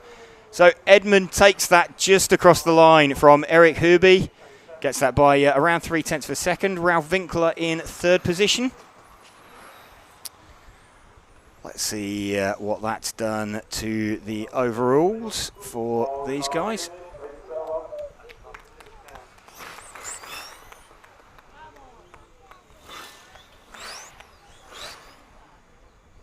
So what did that do? Frederick Hofgaard maintained the overall win there. Ralph Winkler second, and that launched Edmund up into third place, that win for him. So Frederick Hofgaard from Ralph Winkler and Edmund Peyton Marchie. 2 minutes of final second, 30 final So just checking, we don't have an overall winner for this next final either, the E-final.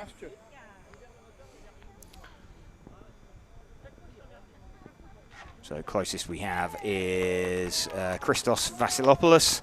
He's got a 1 and a 2. Darko Meister with a 1 and a 3. Jonathan Clough has got a 2 in there, so he could match Vasilopoulos. So really we're looking for Darko Meister to make his way up there. Wind really picking up out on the track now.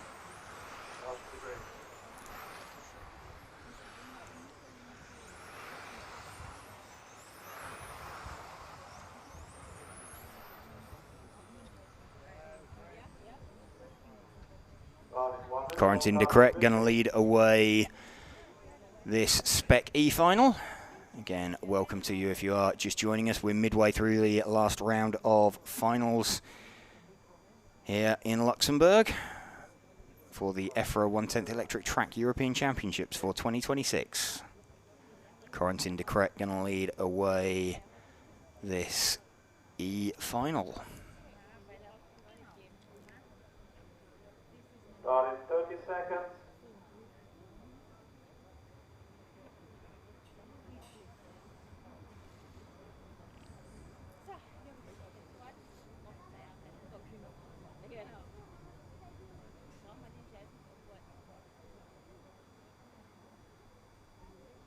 Attention drivers, starting 10, 9, 8, 7, 6, 5, 4, 3. Corentin de Kret gets a good launch, goes quite high up the banking, but hangs on to it. Theo Parasarakis running in second position. Elec Clausen out with them this time.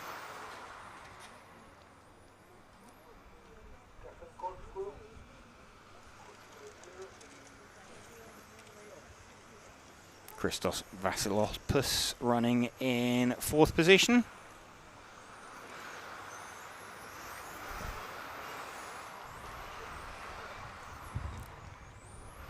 Still Corentin de Kret out in front of this one.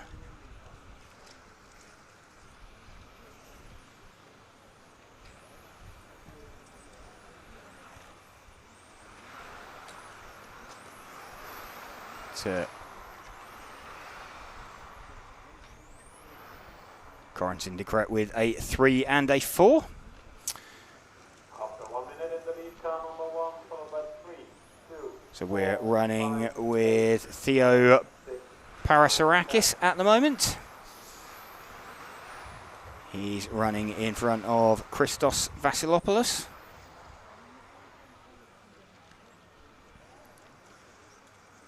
The chain of cars running down the back straight. So had a move for second there. Elec Clausen fending off the attentions of Theo Parasarakis. And Elec Clausen gets turned round. So Theo Parasarakis now up into second position. Corentin de Kret 4.2 seconds out in the lead of this one. Parasarakis running in second. He already has a first and a second. De Kret, his best score is a third, so a win in this leg won't be enough for him to take the overall win.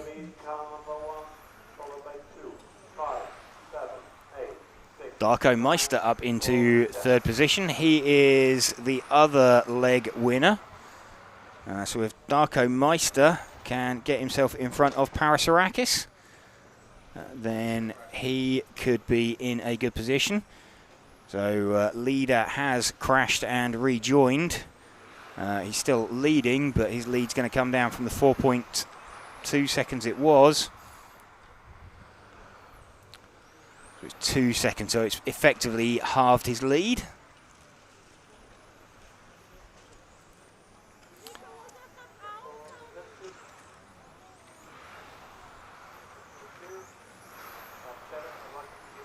Corentin de Kret still leading this one from Theodore Parasarakis. Darko Meister up into third position. To go, into the car number 1, followed by 2, 5, 8, 6, 4, 7, 10, 9. So as things stand, Theodore Parasarakis would take the overall win. If Darko Meister can get past him, it would come down to tie-break. So actually the battle for the overall win in this final is the battle between the second and third place cars. So it's the minty green coloured car there of Theo Parasarakis and the bright yellow coloured car of Darko Meister.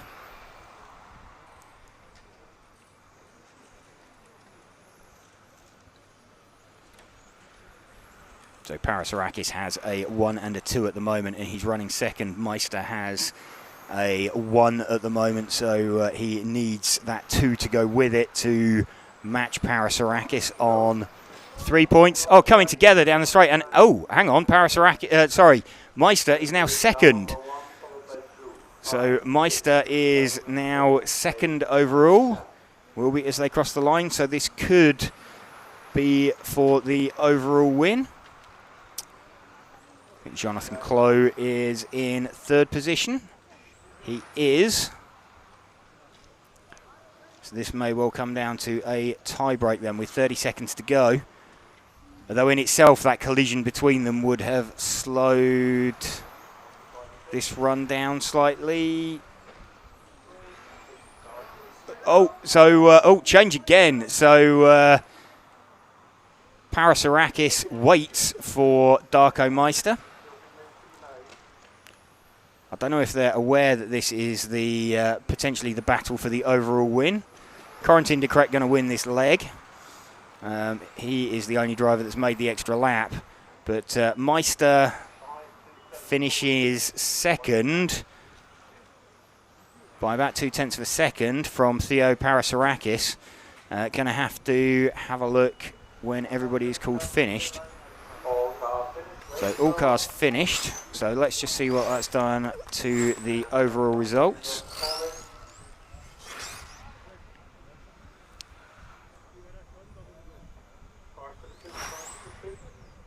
So Darko Meister does actually take that one overall with his second place in that leg from Vasilopoulos, and Corentin de Kret third overall.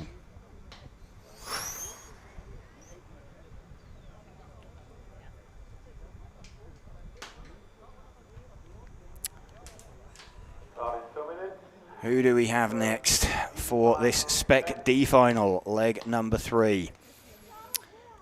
We've got Mattis Benetton, who hasn't been starting. So then we're going to have Mike Martinez lead away from Billy Fletcher. And where are we with this one? Let's remind ourselves. Mike Martinez has got a 1 and a 2. Billy Fletcher's got a 1 and a 2. So battle for the win overall in this D final between Mike Martinez and Billy Fletcher. They've both got 3 points. Mike Martinez in front at the moment.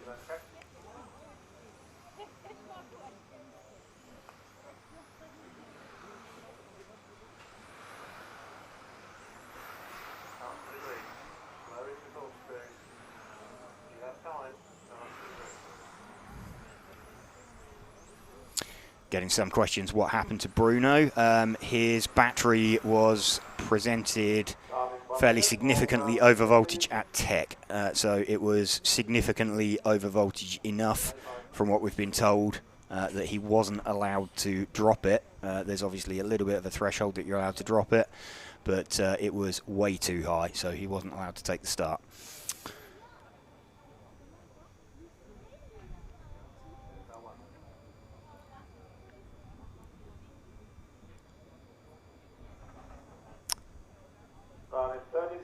Mike Martinez going to lead away from Billy Fletcher.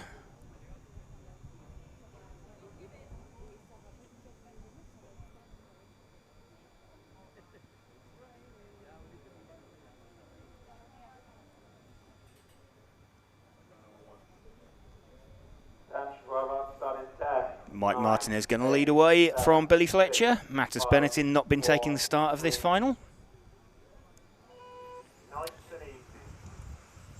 So this is kind of winner takes all between the front two. They've got a 1 and a 2 each.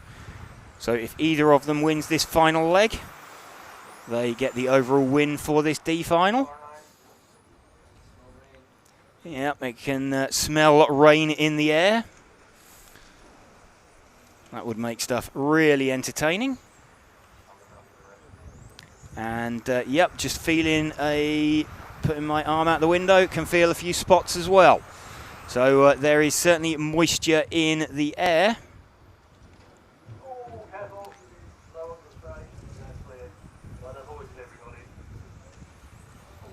Billy Fletcher trying to find his way past Mike Martinez.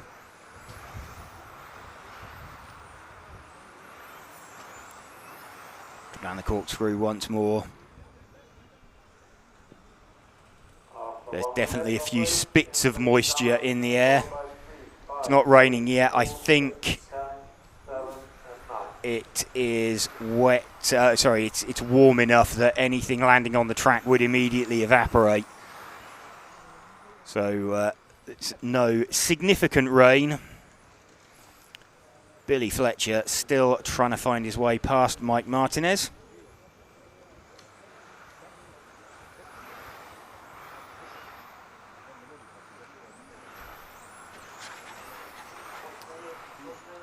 Still this lead battle going on off the end of the main straight. These two step ahead of everybody else. They're like 3 odd seconds in the lead. So a pair of them looking like the class of the field. And, oh, Billy tries a dive around the outside of the corkscrew. Doesn't quite come off.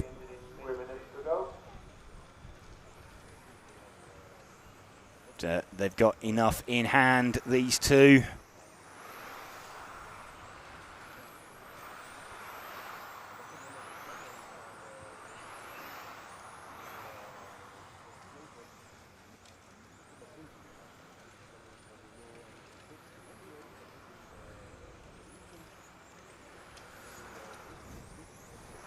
And a great run from Billy there out of the hairpin. So it looks like he's got a quicker car than Mike Martinez if he can find a way through. Let's have a look. Really good drive. Let's see what he can muster. So come down towards the hairpin once more. He's got the inside line now on the brakes. So change for the lead. Great move there by Billy. Does him up like a kipper. So super clean racing between these two. So nice clean move by Billy there for the potentially for the overall win.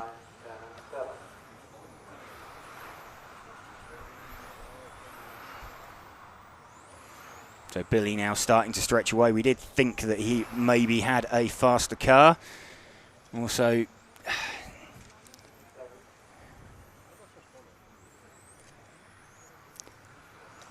still smelling rain in the air.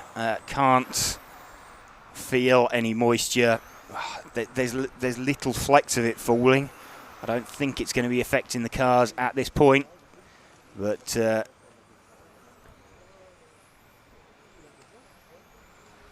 now looking at Richard closing in on Mike Martinez. Little over 1 minute left.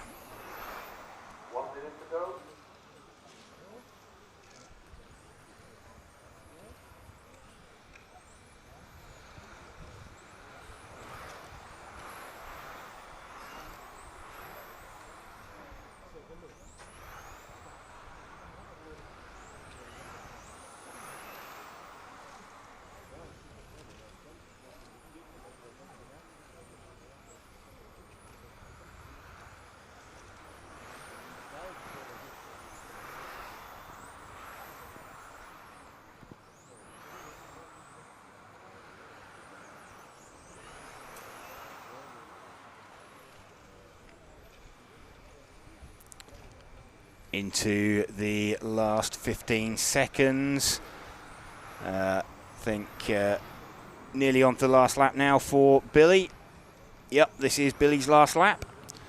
So if he takes this one, he gets the overall win for this D final.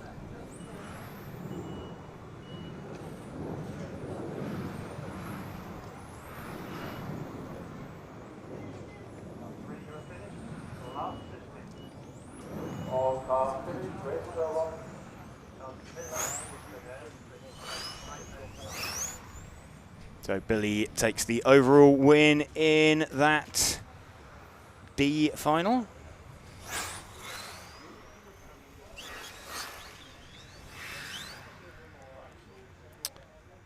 C final for Spec coming up next.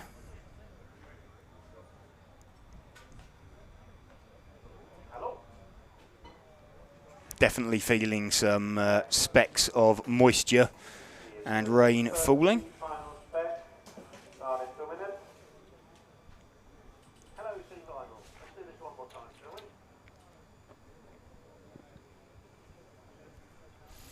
So Spec C final going to go live for the last time. What have we got? We got Nico Catalani he's already won this with a 1 and a 1. So let's see if he takes the grid. Nathan Catalani's got a 2 and a 5. Bart Vubben 3 and a 4. Martin Hoody's got a 2 and a 10. So Martin Hoody could do with the leg win in this one. Going to keep an eye out and see if the cars look a little bit more loose than usual with the rain out there. Of course, because they also run 1/5 gas cars around here, the acceleration off of some of the slow corners, the track's going to be relatively full of oil from the 2-stroke engines.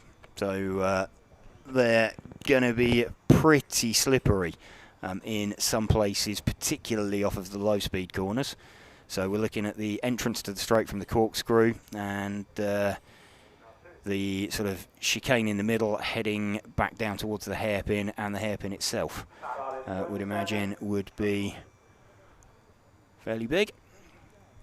Nico Catalani not taking the start in this. He's already won the first 2 legs.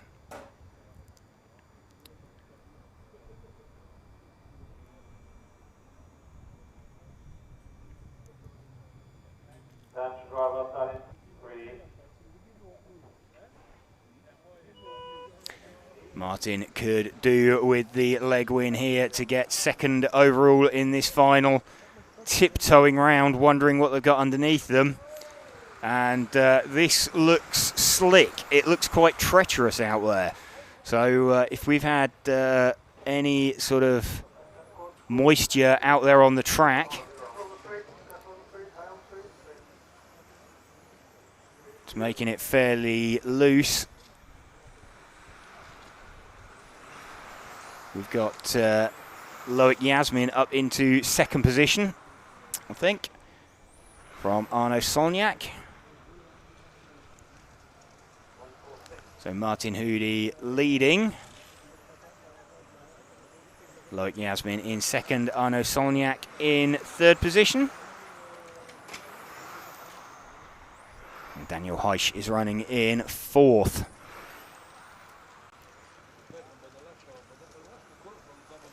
Drivers just trying to feel what they've got underneath them. So remember, a few spots of moisture in the air. It is still pretty warm out there on track. So thinking that's not going to have too much effect at the moment. We think anything hitting the ground should evaporate pretty quickly, but Solniak trying to make a move now down the corkscrew on Loic Yasmin. So this is the battle for 2nd and 3rd. Martin Hoody out in front.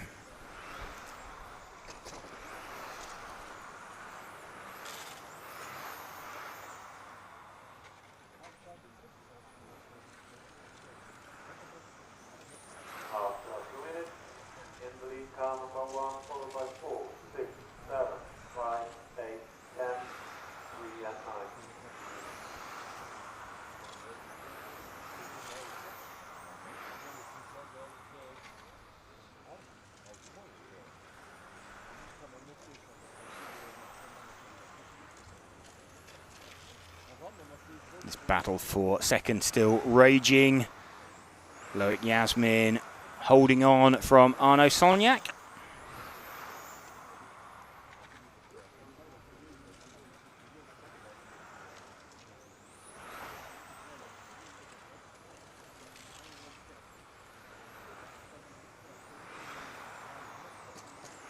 Still a lot of curb there. If there's small mistake from Solniak up in the corkscrew, and Daniel Heisch ends up going through, and all gone wrong for Solniak. Hoody still leading this one. We've picked him up now. We've got less than 2 minutes to go. And Martin Hoody leading this one. Nico Catalani already with 2 leg wins, so he will be the overall winner. But Martin Hoody, he had a 2 and a 10. So the one from this leg, if he wins it, would give him a second overall on the podium.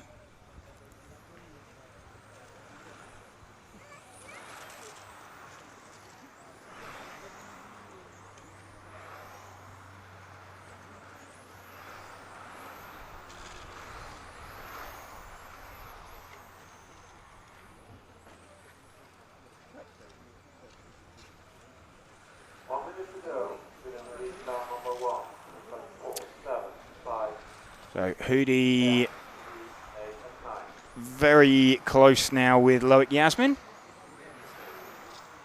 So Loic Yasmin closing him down after a small mistake from Martin Hoody.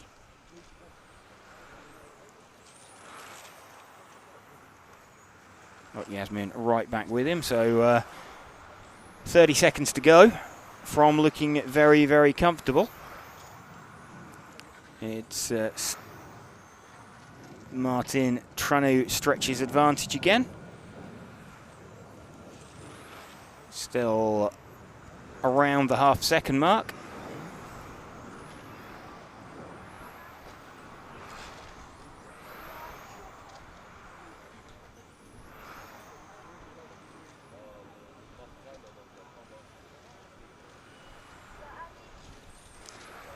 So they're on their final lap now. Martin Hoody heads down into the bomb hole one last time, up over the corkscrew, and takes the win from Loic Yasmin.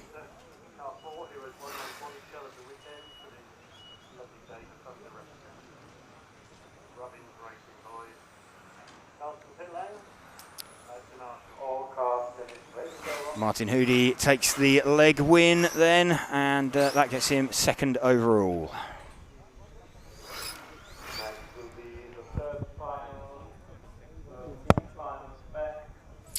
B final spec up next. We've got Jan Rathajski with a leg win and a second. And we've got Alexander Johansson with a first and a third out there. So it's kind of Johansson v Rathajski as the overall contenders for the win. Alexander Johansson on pole. Jan Rathajski on second. Tim Benson also has a second as well, so he could get himself in the mix there with a leg win. Track temperature has dropped relatively dramatically. It's quite a lot more overcast. I'm feeling just some occasional spits of moisture in the air.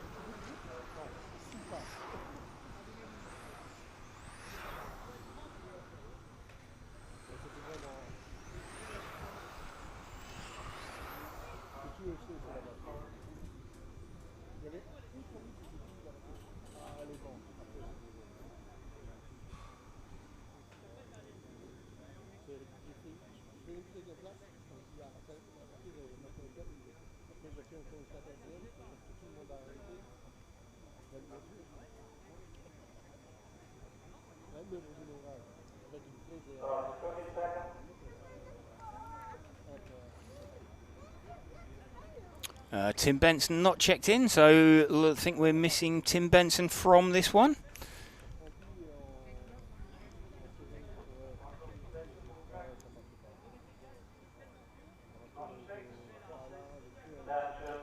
Alexander Johansson versus Jan Ratajski then. Leg win for either of them gives them the overall.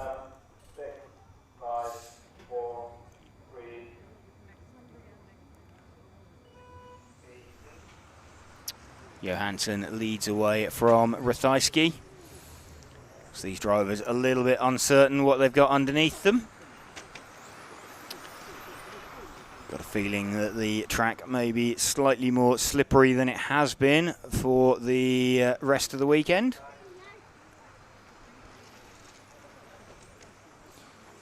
So it could get really spicy with the last mod final coming up, the A final. That's the only European Championship left to decide.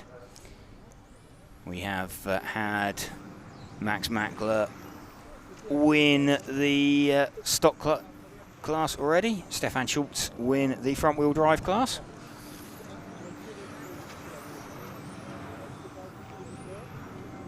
Alexander Johansson leading this one from Jan Ratajski. David Reep in third position.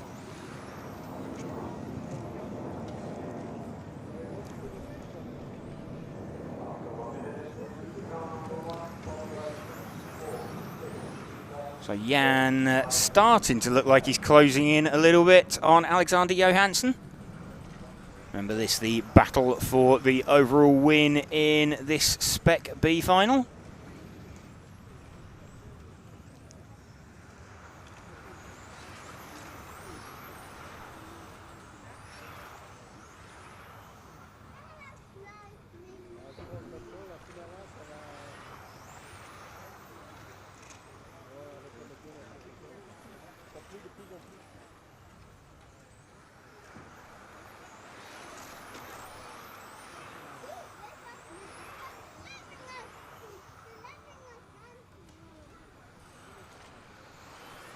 Johansson just starting to gap Ratajski slightly. So Ratajski with a little bit of a slide sideways, manages to hang on to second. But rear of the car starting to rotate, so I wonder if, is there any extra moisture out there, or was that just him being a little bit optimistic? Can't feel any extra rain out the window of the comm box at the moment. But, certainly starting to look a little bit scrappy.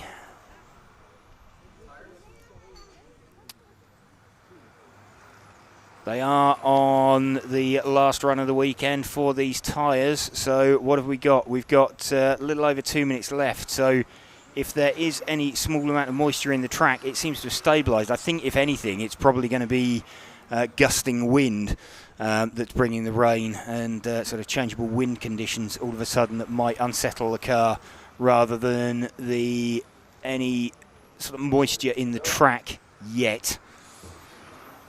We keep on seeing occasional spits of rain, but don't think that there is enough of it yet to make the track really undrivable.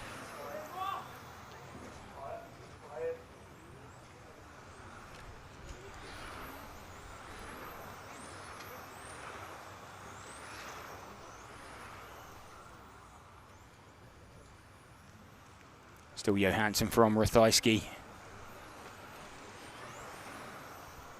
Effectively winner takes all for this B final leg.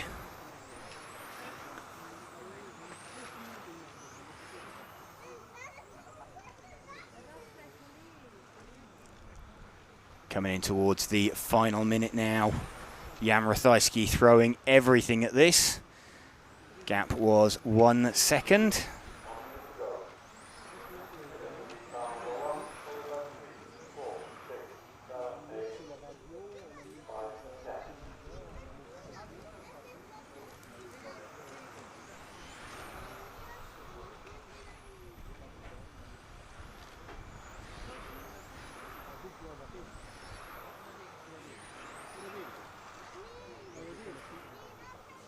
Johansson still leading this one with a little under 30 seconds to go.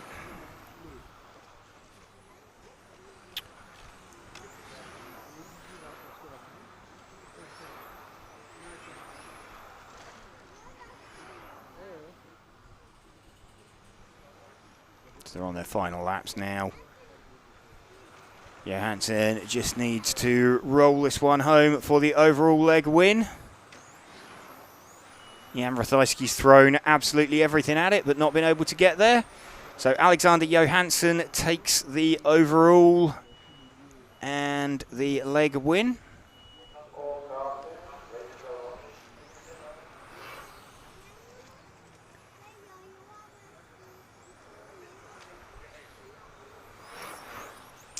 Getting questions, nothing to really soak into the track. Are they going to spray again before the mod cars? No, they've not been spraying the track. They've not been sugaring the track or anything like that anyway. There's some more spits of rain in the air.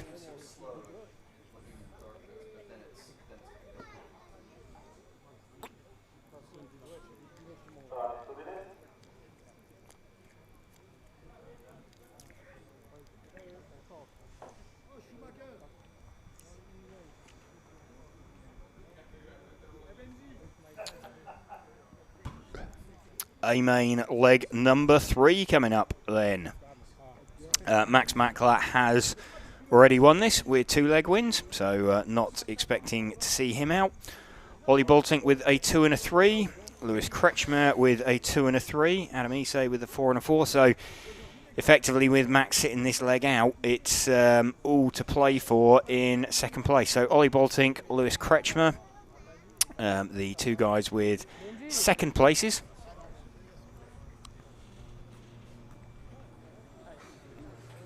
Remember, we're not expecting to see Max Mackler out here on track for this leg.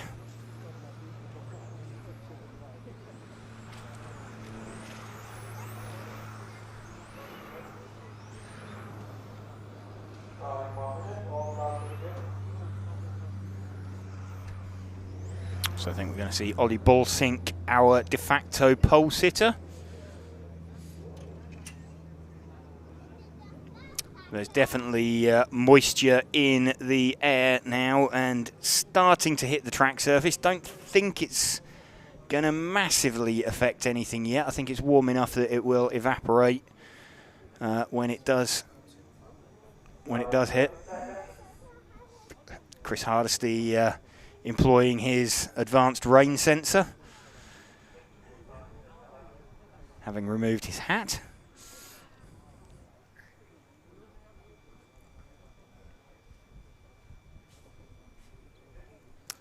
So indeed, Max not taking the start in this one, having already won it.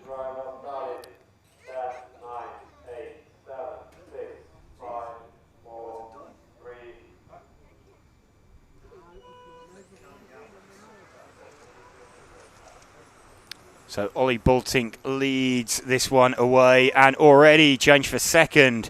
So Adam Isay gets the jump on Lewis Kretschmer. So rain is falling now, and it's actually visible out there. But, not sure yet how slick it's making the track.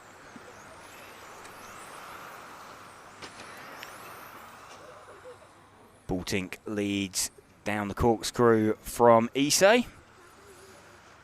So we already know the winner of this. Max Mackler with a 1 and a 1.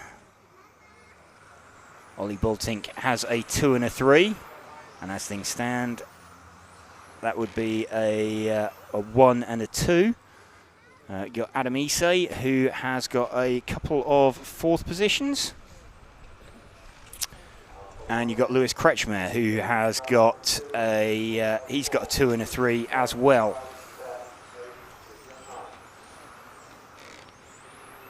So kind of the battle for the second position on the podium, or second and third places on the podium.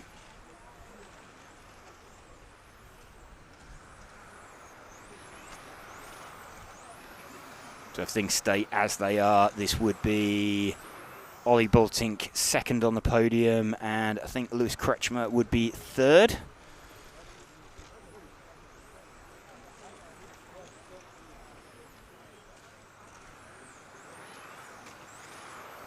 So Adam Issei would need to win this leg to join those two on 5 points.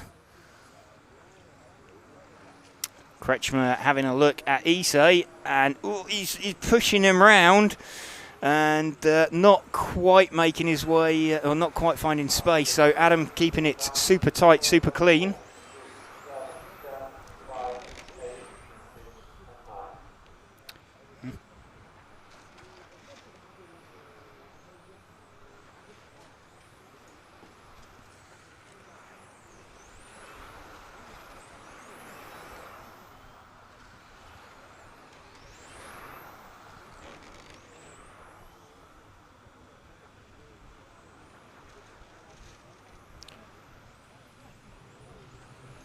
We're watching Adam Issei and Lewis Kretschmer.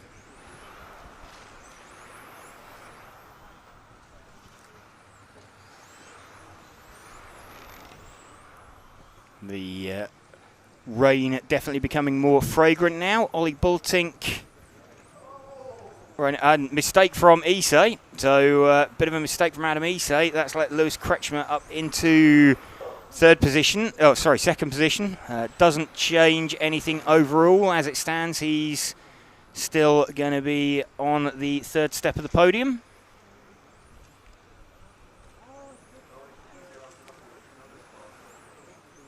So yeah, Issei dropping down the field. Lucas Ellerbrock now looking like he wants to join in as well.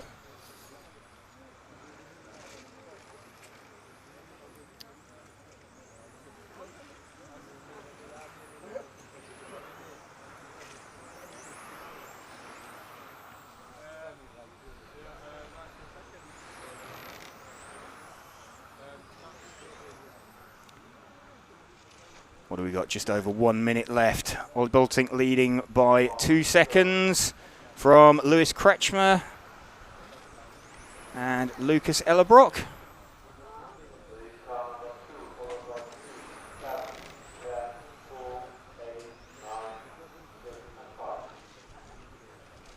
So Max Mackler has already won this final. Nothing to be decided overall, apart from second and third.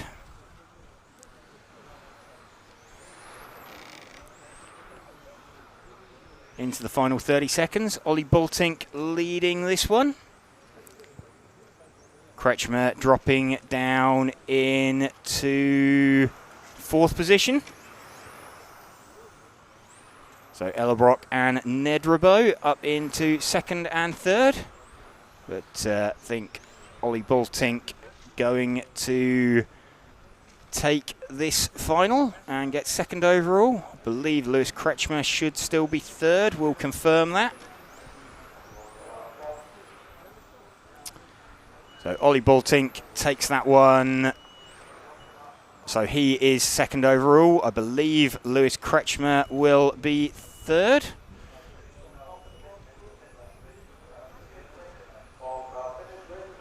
We'll just get some confirmation of that. Seeing the rain starting to fall out there as well on the camera. So there we go. Indeed, Max Mackler, we know, is champion overall. Ollie Bultink is second. Lewis Kretschmer is third. Adam Issei fourth. Lucas Ellerbrock second, gets him fifth overall. So Ollie Bultink having taken the win.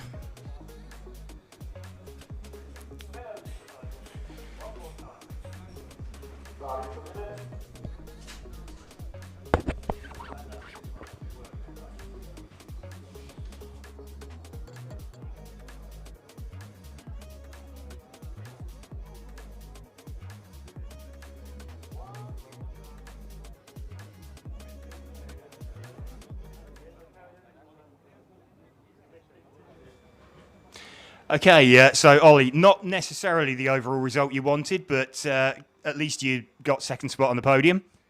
Yeah, it's okay. I went okay with it. So Max did a rocket round, Q5. We won as a team. That's the most important, and I think we do a full podium lockout. So I think it's very positive for the brand. Yes, Lewis ended up with third overall in that one. So one thing out there, though, in that last round, how wet is it? Is the track starting to get a bit loose? Yes, it's actually very hard to manage. I took it super careful. I did not take any risk. I wanted to be safe, not spin out. If you hit a curb, you spin directly. So I was very on the cautious side. It paid off, so it was enough. Okay, and I guess that's accelerating off of some of the low-speed corners where the large-scale gas cars drop the oil from the exhaust as well. I would say if you enter the corner too hard, brake too hard, you just keep on sliding the front, and then if you want to recover, it over rotates. You need to put traction control on the finger, to be honest. Okay, so modified's going to be interesting for the last final then. Yes, I hope nothing bad happens because I think they will have a hard time. Yes. Yes. Okay. Well done on second overall anyway. Thank you very much, guys. Thank you for the coverage. Thank you.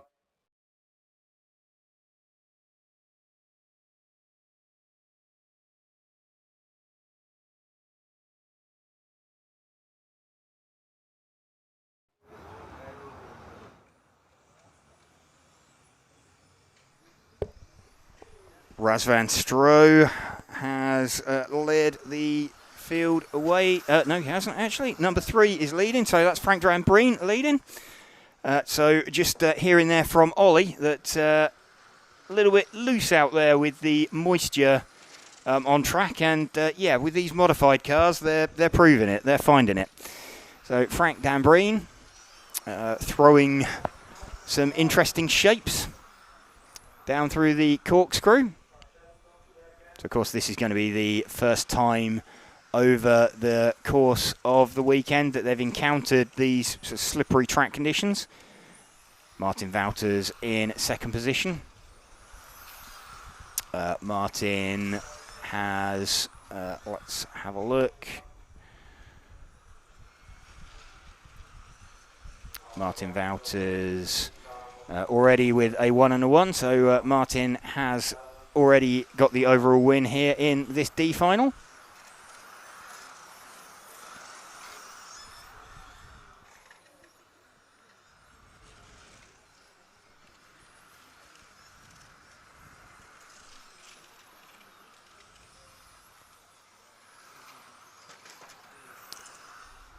A bit of a contre-trompe down the back of the field.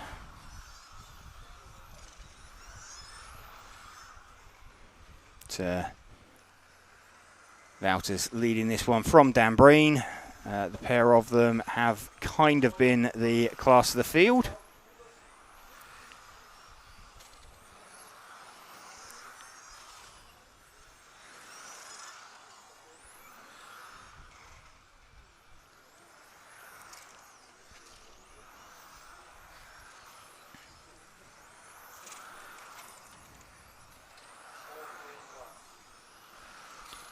Still Wouters leading from Dambreen, from Razvan Stroh. So lead car is coming down towards the hairpin now.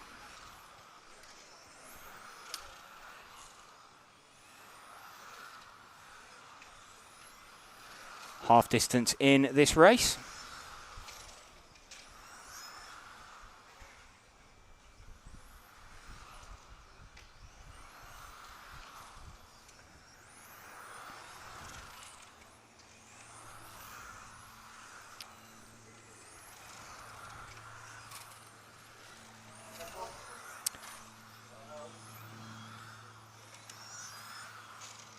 Three-second lead now for Martin Wouters over Frank Dambreen.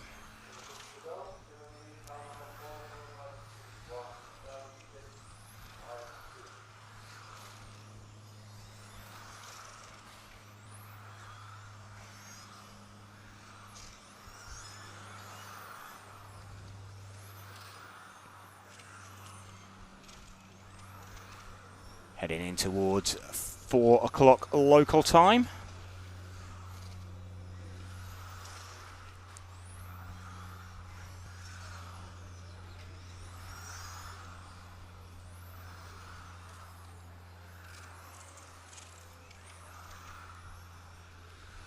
Still Martin Wouters leading this one. He's already won the first 2 legs of this final, leading by 4.1 seconds over Frank Dambreen.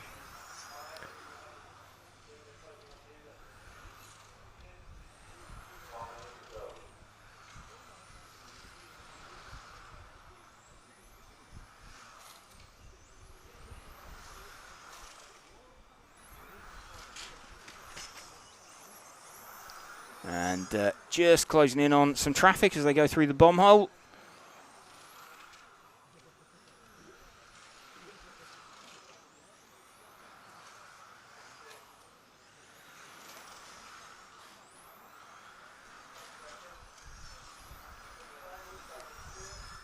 Martin Wouters, less than 30 seconds to go. Last little bit of track action for him for the day.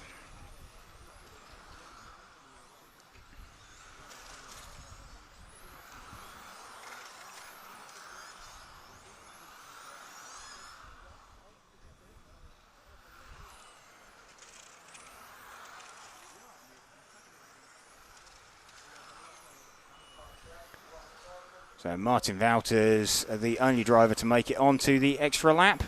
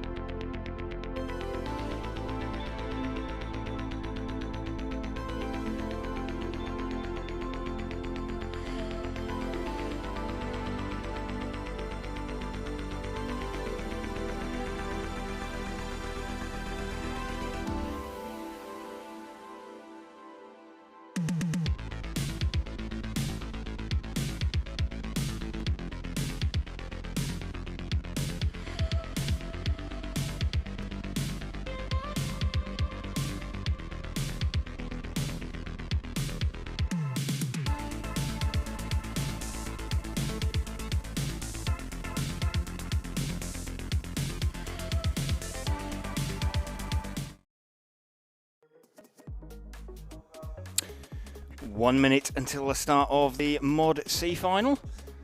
The rain seems to have passed briefly. Well, there's still a few spits in the air actually, but the cloud cover has got, it looks a little brighter out there.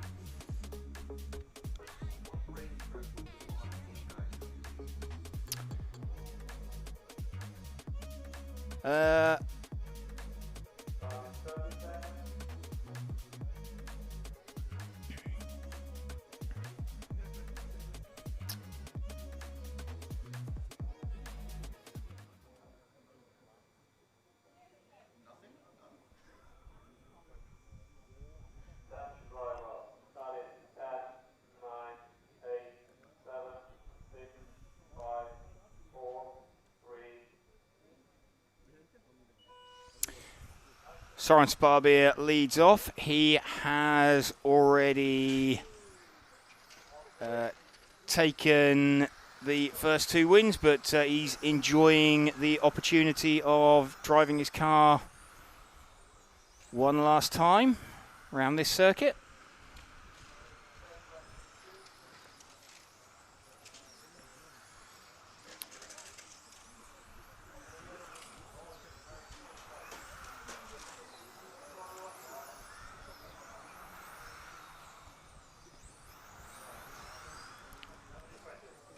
So front two have got a fairly massive lead. Soren Sparbeer and Jose Pereira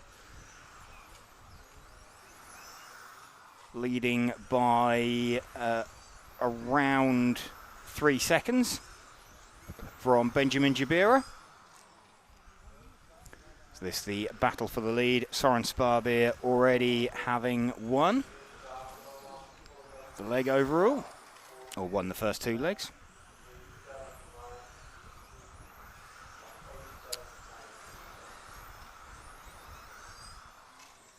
So starting to figure out where the traction might be.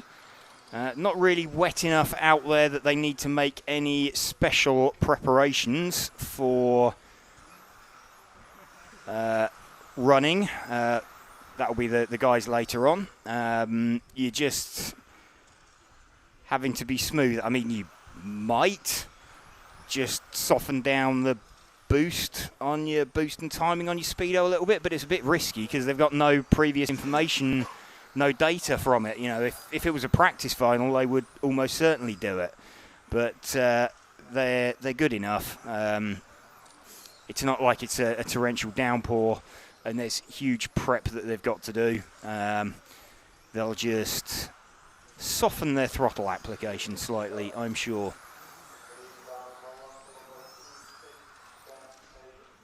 No doubt they will all be watching these finals, though, just to see where there is traction and where there isn't. Looks pretty good at the moment. Soren Sparbeer around the banking, through the chicane in the infield, down towards the hairpin, down the pit straight and into the bomb hole, up over the corkscrew one more time.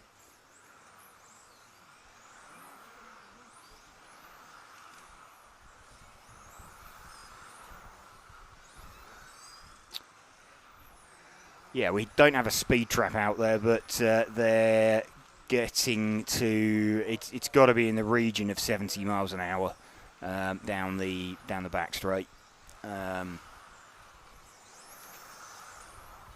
With the mod cars.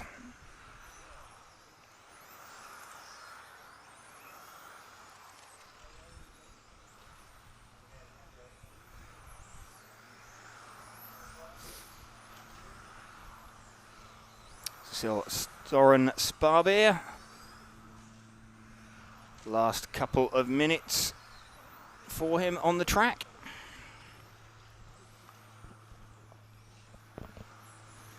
Jose Pereira still running in second position. Andreas Bryn is in third position, but he is a long way off. He's 8.5 seconds off the lead.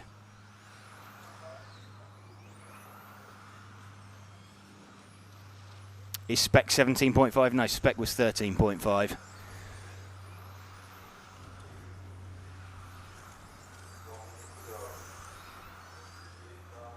Drivers throwing shapes out there. Just feeling what they've got underneath them.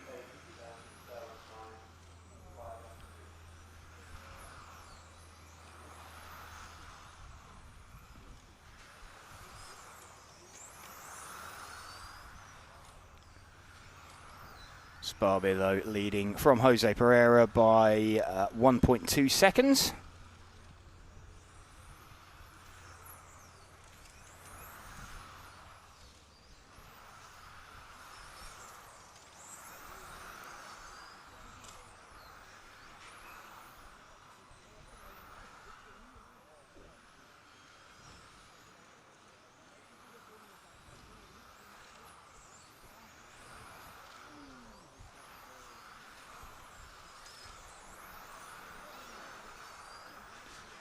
So just coming up to finishing time now for Soren Sparbeer.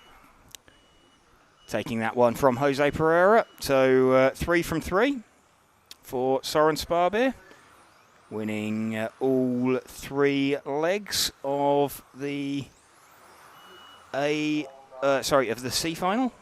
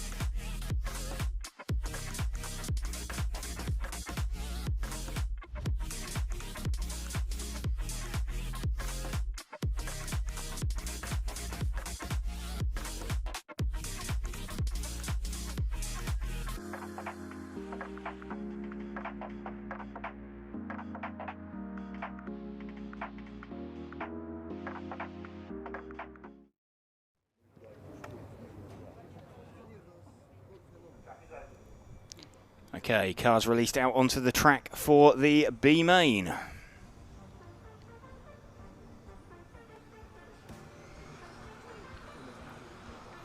So penultimate race of the weekend. Antoine Brunet already taking 2 leg wins for the overall.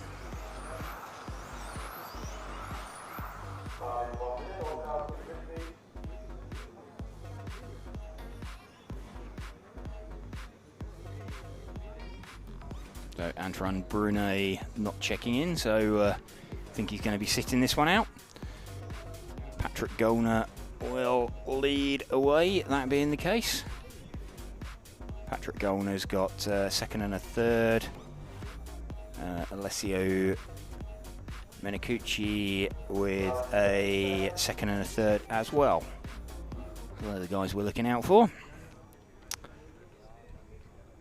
Obviously Gollner starting second, Menicucci starting 5th.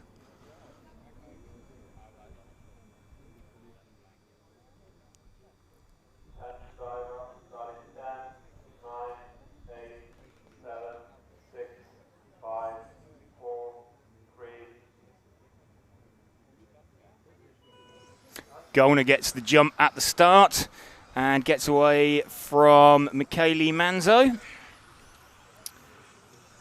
Robin Eiserman in 4th position.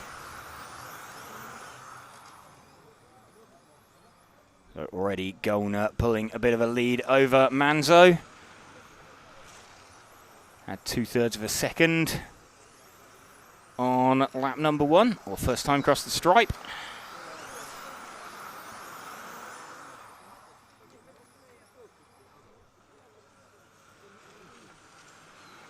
Antoine Brunet not taking the start, having already won the first 2 legs of this final. This is the Mod B final, leg number 3. So after this we have got one more final, and it will decide the European champion for 2026.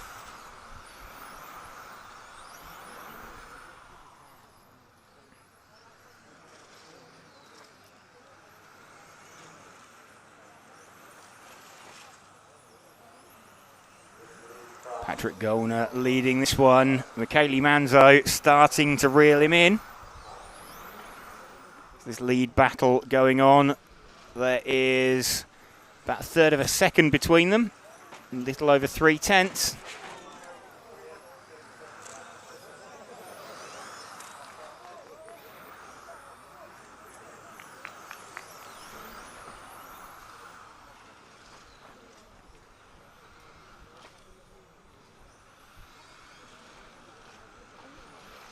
Still this battle for the lead going on between Patrick Gollner and Michele Manzo. Patrick Gollner already with a second and a third. This should keep him 3rd position overall. Michele Manzo, he's got a 6 and a 10. So a win in this isn't going to launch him up the order. It's unlikely to get him on the podium. In fact, it won't get him on the podium. Because 6 is his best score, so 6 and 1, 7. And Gollner and Menicucci have got both sat there on 5 points. Gollner starting to stretch away though and try and make that academic. Menicucci's got himself up into 3rd position. 2.3 seconds off the lead. So we'll start to keep an eye on that.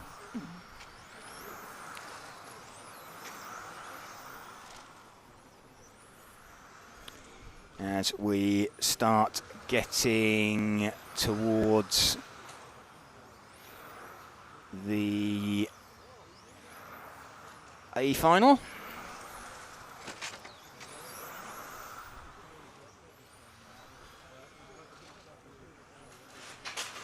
And mistake there from Patrick Gollner, and maintains, he drops down into 3rd position. So Michele Manzo leads this one now from Menicucci, with Gollner into 3rd. So 1 minute 30 left. Michele Manzo, the orange coloured car, drops down the corkscrew, down the long back straight.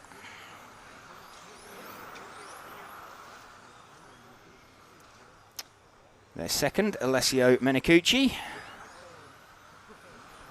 And Patrick Gollner in third position.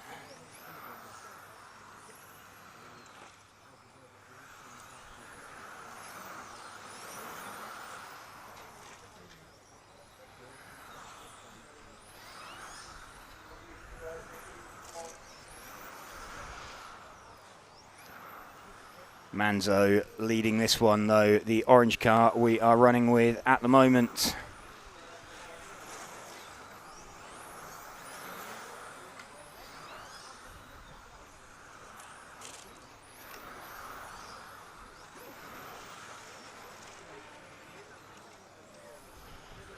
So Menicucci now charging towards some traffic, and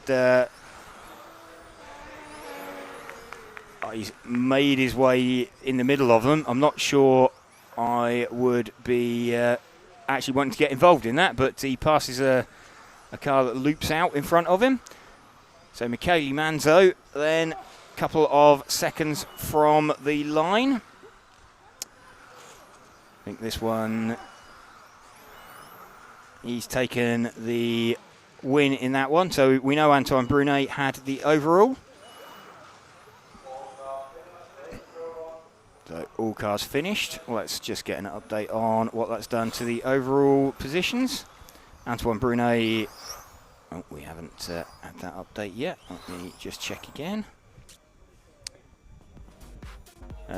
So Antoine Brunet takes the B final overall from Alessio Menicucci and Patrick Gollner. A final then. This is it. Bruno's up there this time.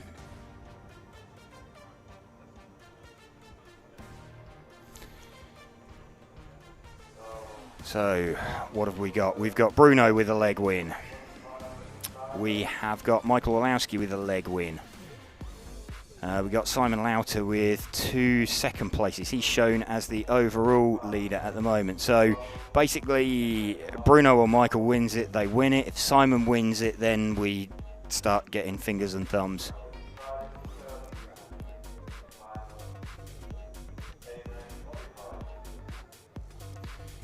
A crowd starting to build around the outside of the circuit. Welcome to you if you are just joining us here on RC Racing TV for this last final of the weekend. I'd like to say thank you to our event sponsors, Hobbywing, and also Elsaram, Infinity, Lens Bodies, XCESC and X-Ray for helping us to bring you this coverage.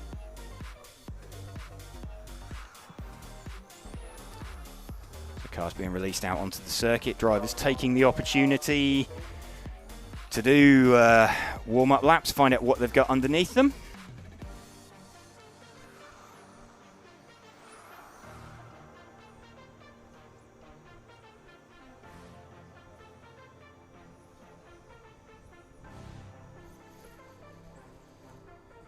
Bruno Coelho lining up on pole position, then Simon Lauter second, Michael Olowski third. They are the guys we're looking for the overall winner. Don't think Lucas Aban can do anything, can he?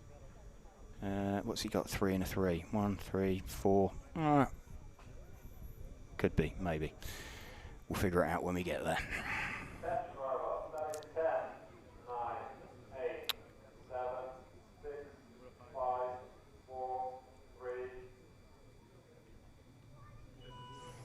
Bruno Coelho launches off the line then from Simon Lauter. So Bruno going to want to make this academic. If he can run and hide in this one, he will do. Simon running second. A leg win for Simon here would be pretty handy for him as well. And Bruno already wagging the tail of that Infinity as he's lighting it up out there. So Simon already going with him. Front two making a little bit of a break for it. Michael running in third position currently.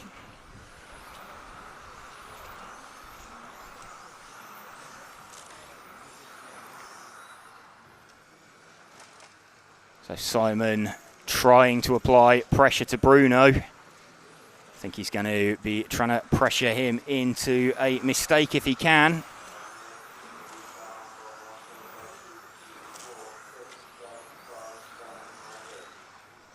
Michael and Lucas also having a close battle as well. We're running though with Bruno Coelho and Simon Lauter. First and second at the moment. If it stays like this, Bruno Coelho is European champion.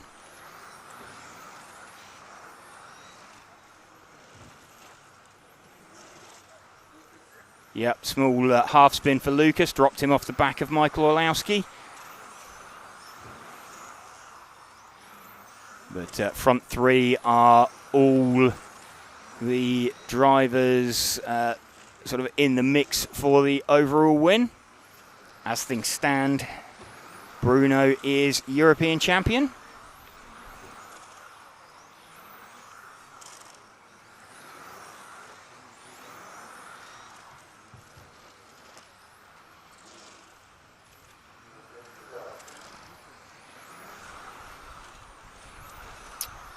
Hypothetically, if Simon was to pass him, then it would come down to a tie break on time. And Bruno's best time, a 19 in 5:15.804 for the finals. So Simon would need to beat that. And of course the pace has potentially gone out the track slightly.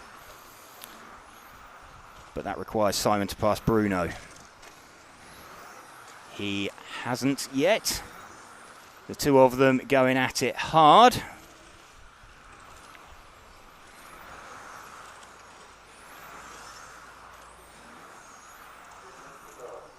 Two minutes to go. 19.5.15 predicted. What did we say Bruno had done? A 5:15.8. They're still slightly ahead of that at the moment. So if Simon can get this done clean and pull away or edge away, he could still do it. So Simon's having a look a few times a lap. 1.5 minutes left. Orlowski's dropped out, so that's him out of contention.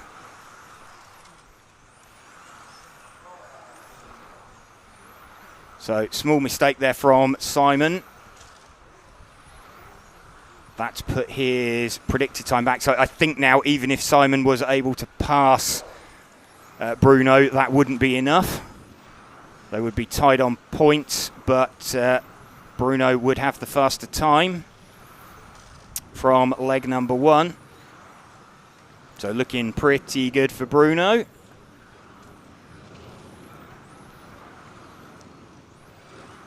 Into his final minute now, well into his final minute. We've got about 35 seconds remaining for Bruno Coelho. Still running with him. Lucas Aban up into third position.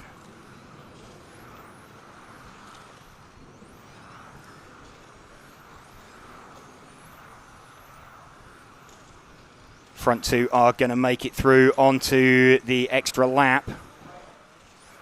It's getting close.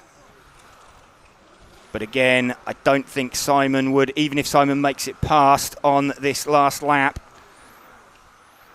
So they've made the extra lap. I don't think Simon is going to be quick enough. It would have to be some kind of lap from Simon to get it on the tie break. Bruno crosses the line. Oh, and Simon dives for the line. But Bruno gets that overall. So Bruno is your European champion for 2026 in modified. So Bruno is European champion from, I think that's going to be from Simon Lauter. Let's just get an overall up there. Yeah, indeed, Bruno does get that from Simon, with Michael Orlowski in third. So win there for Bruno.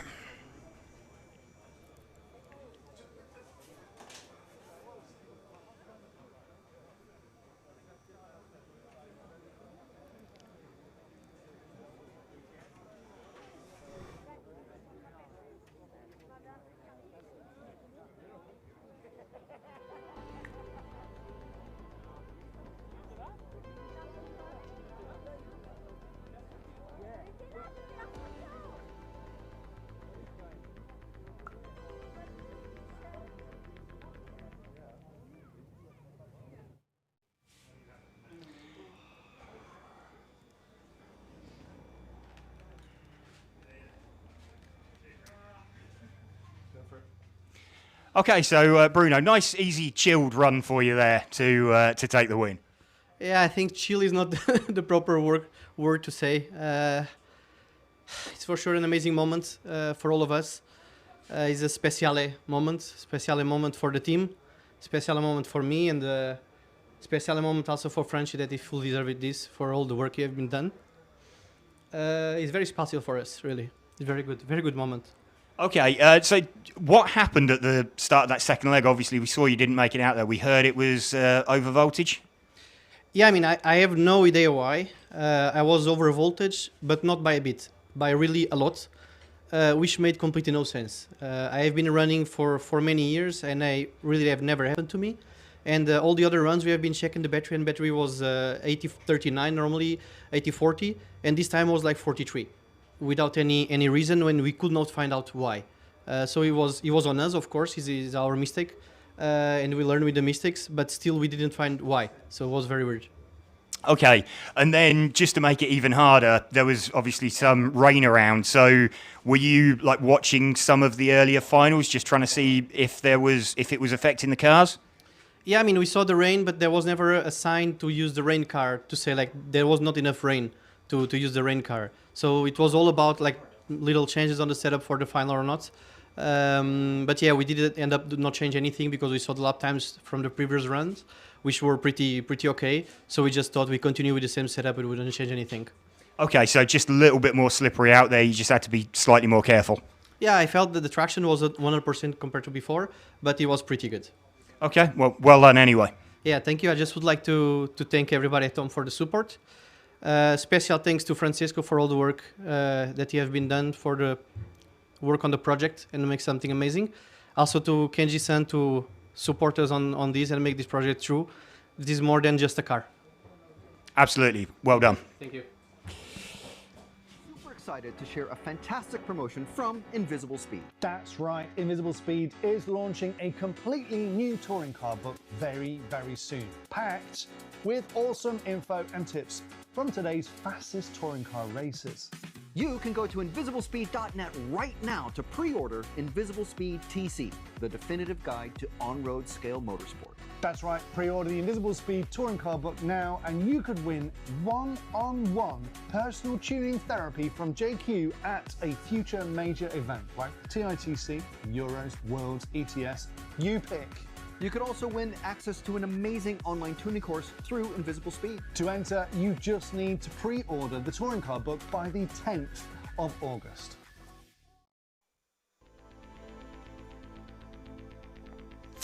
Okay, so there we go. Bruno Coelho, European champion for 2026 in modified.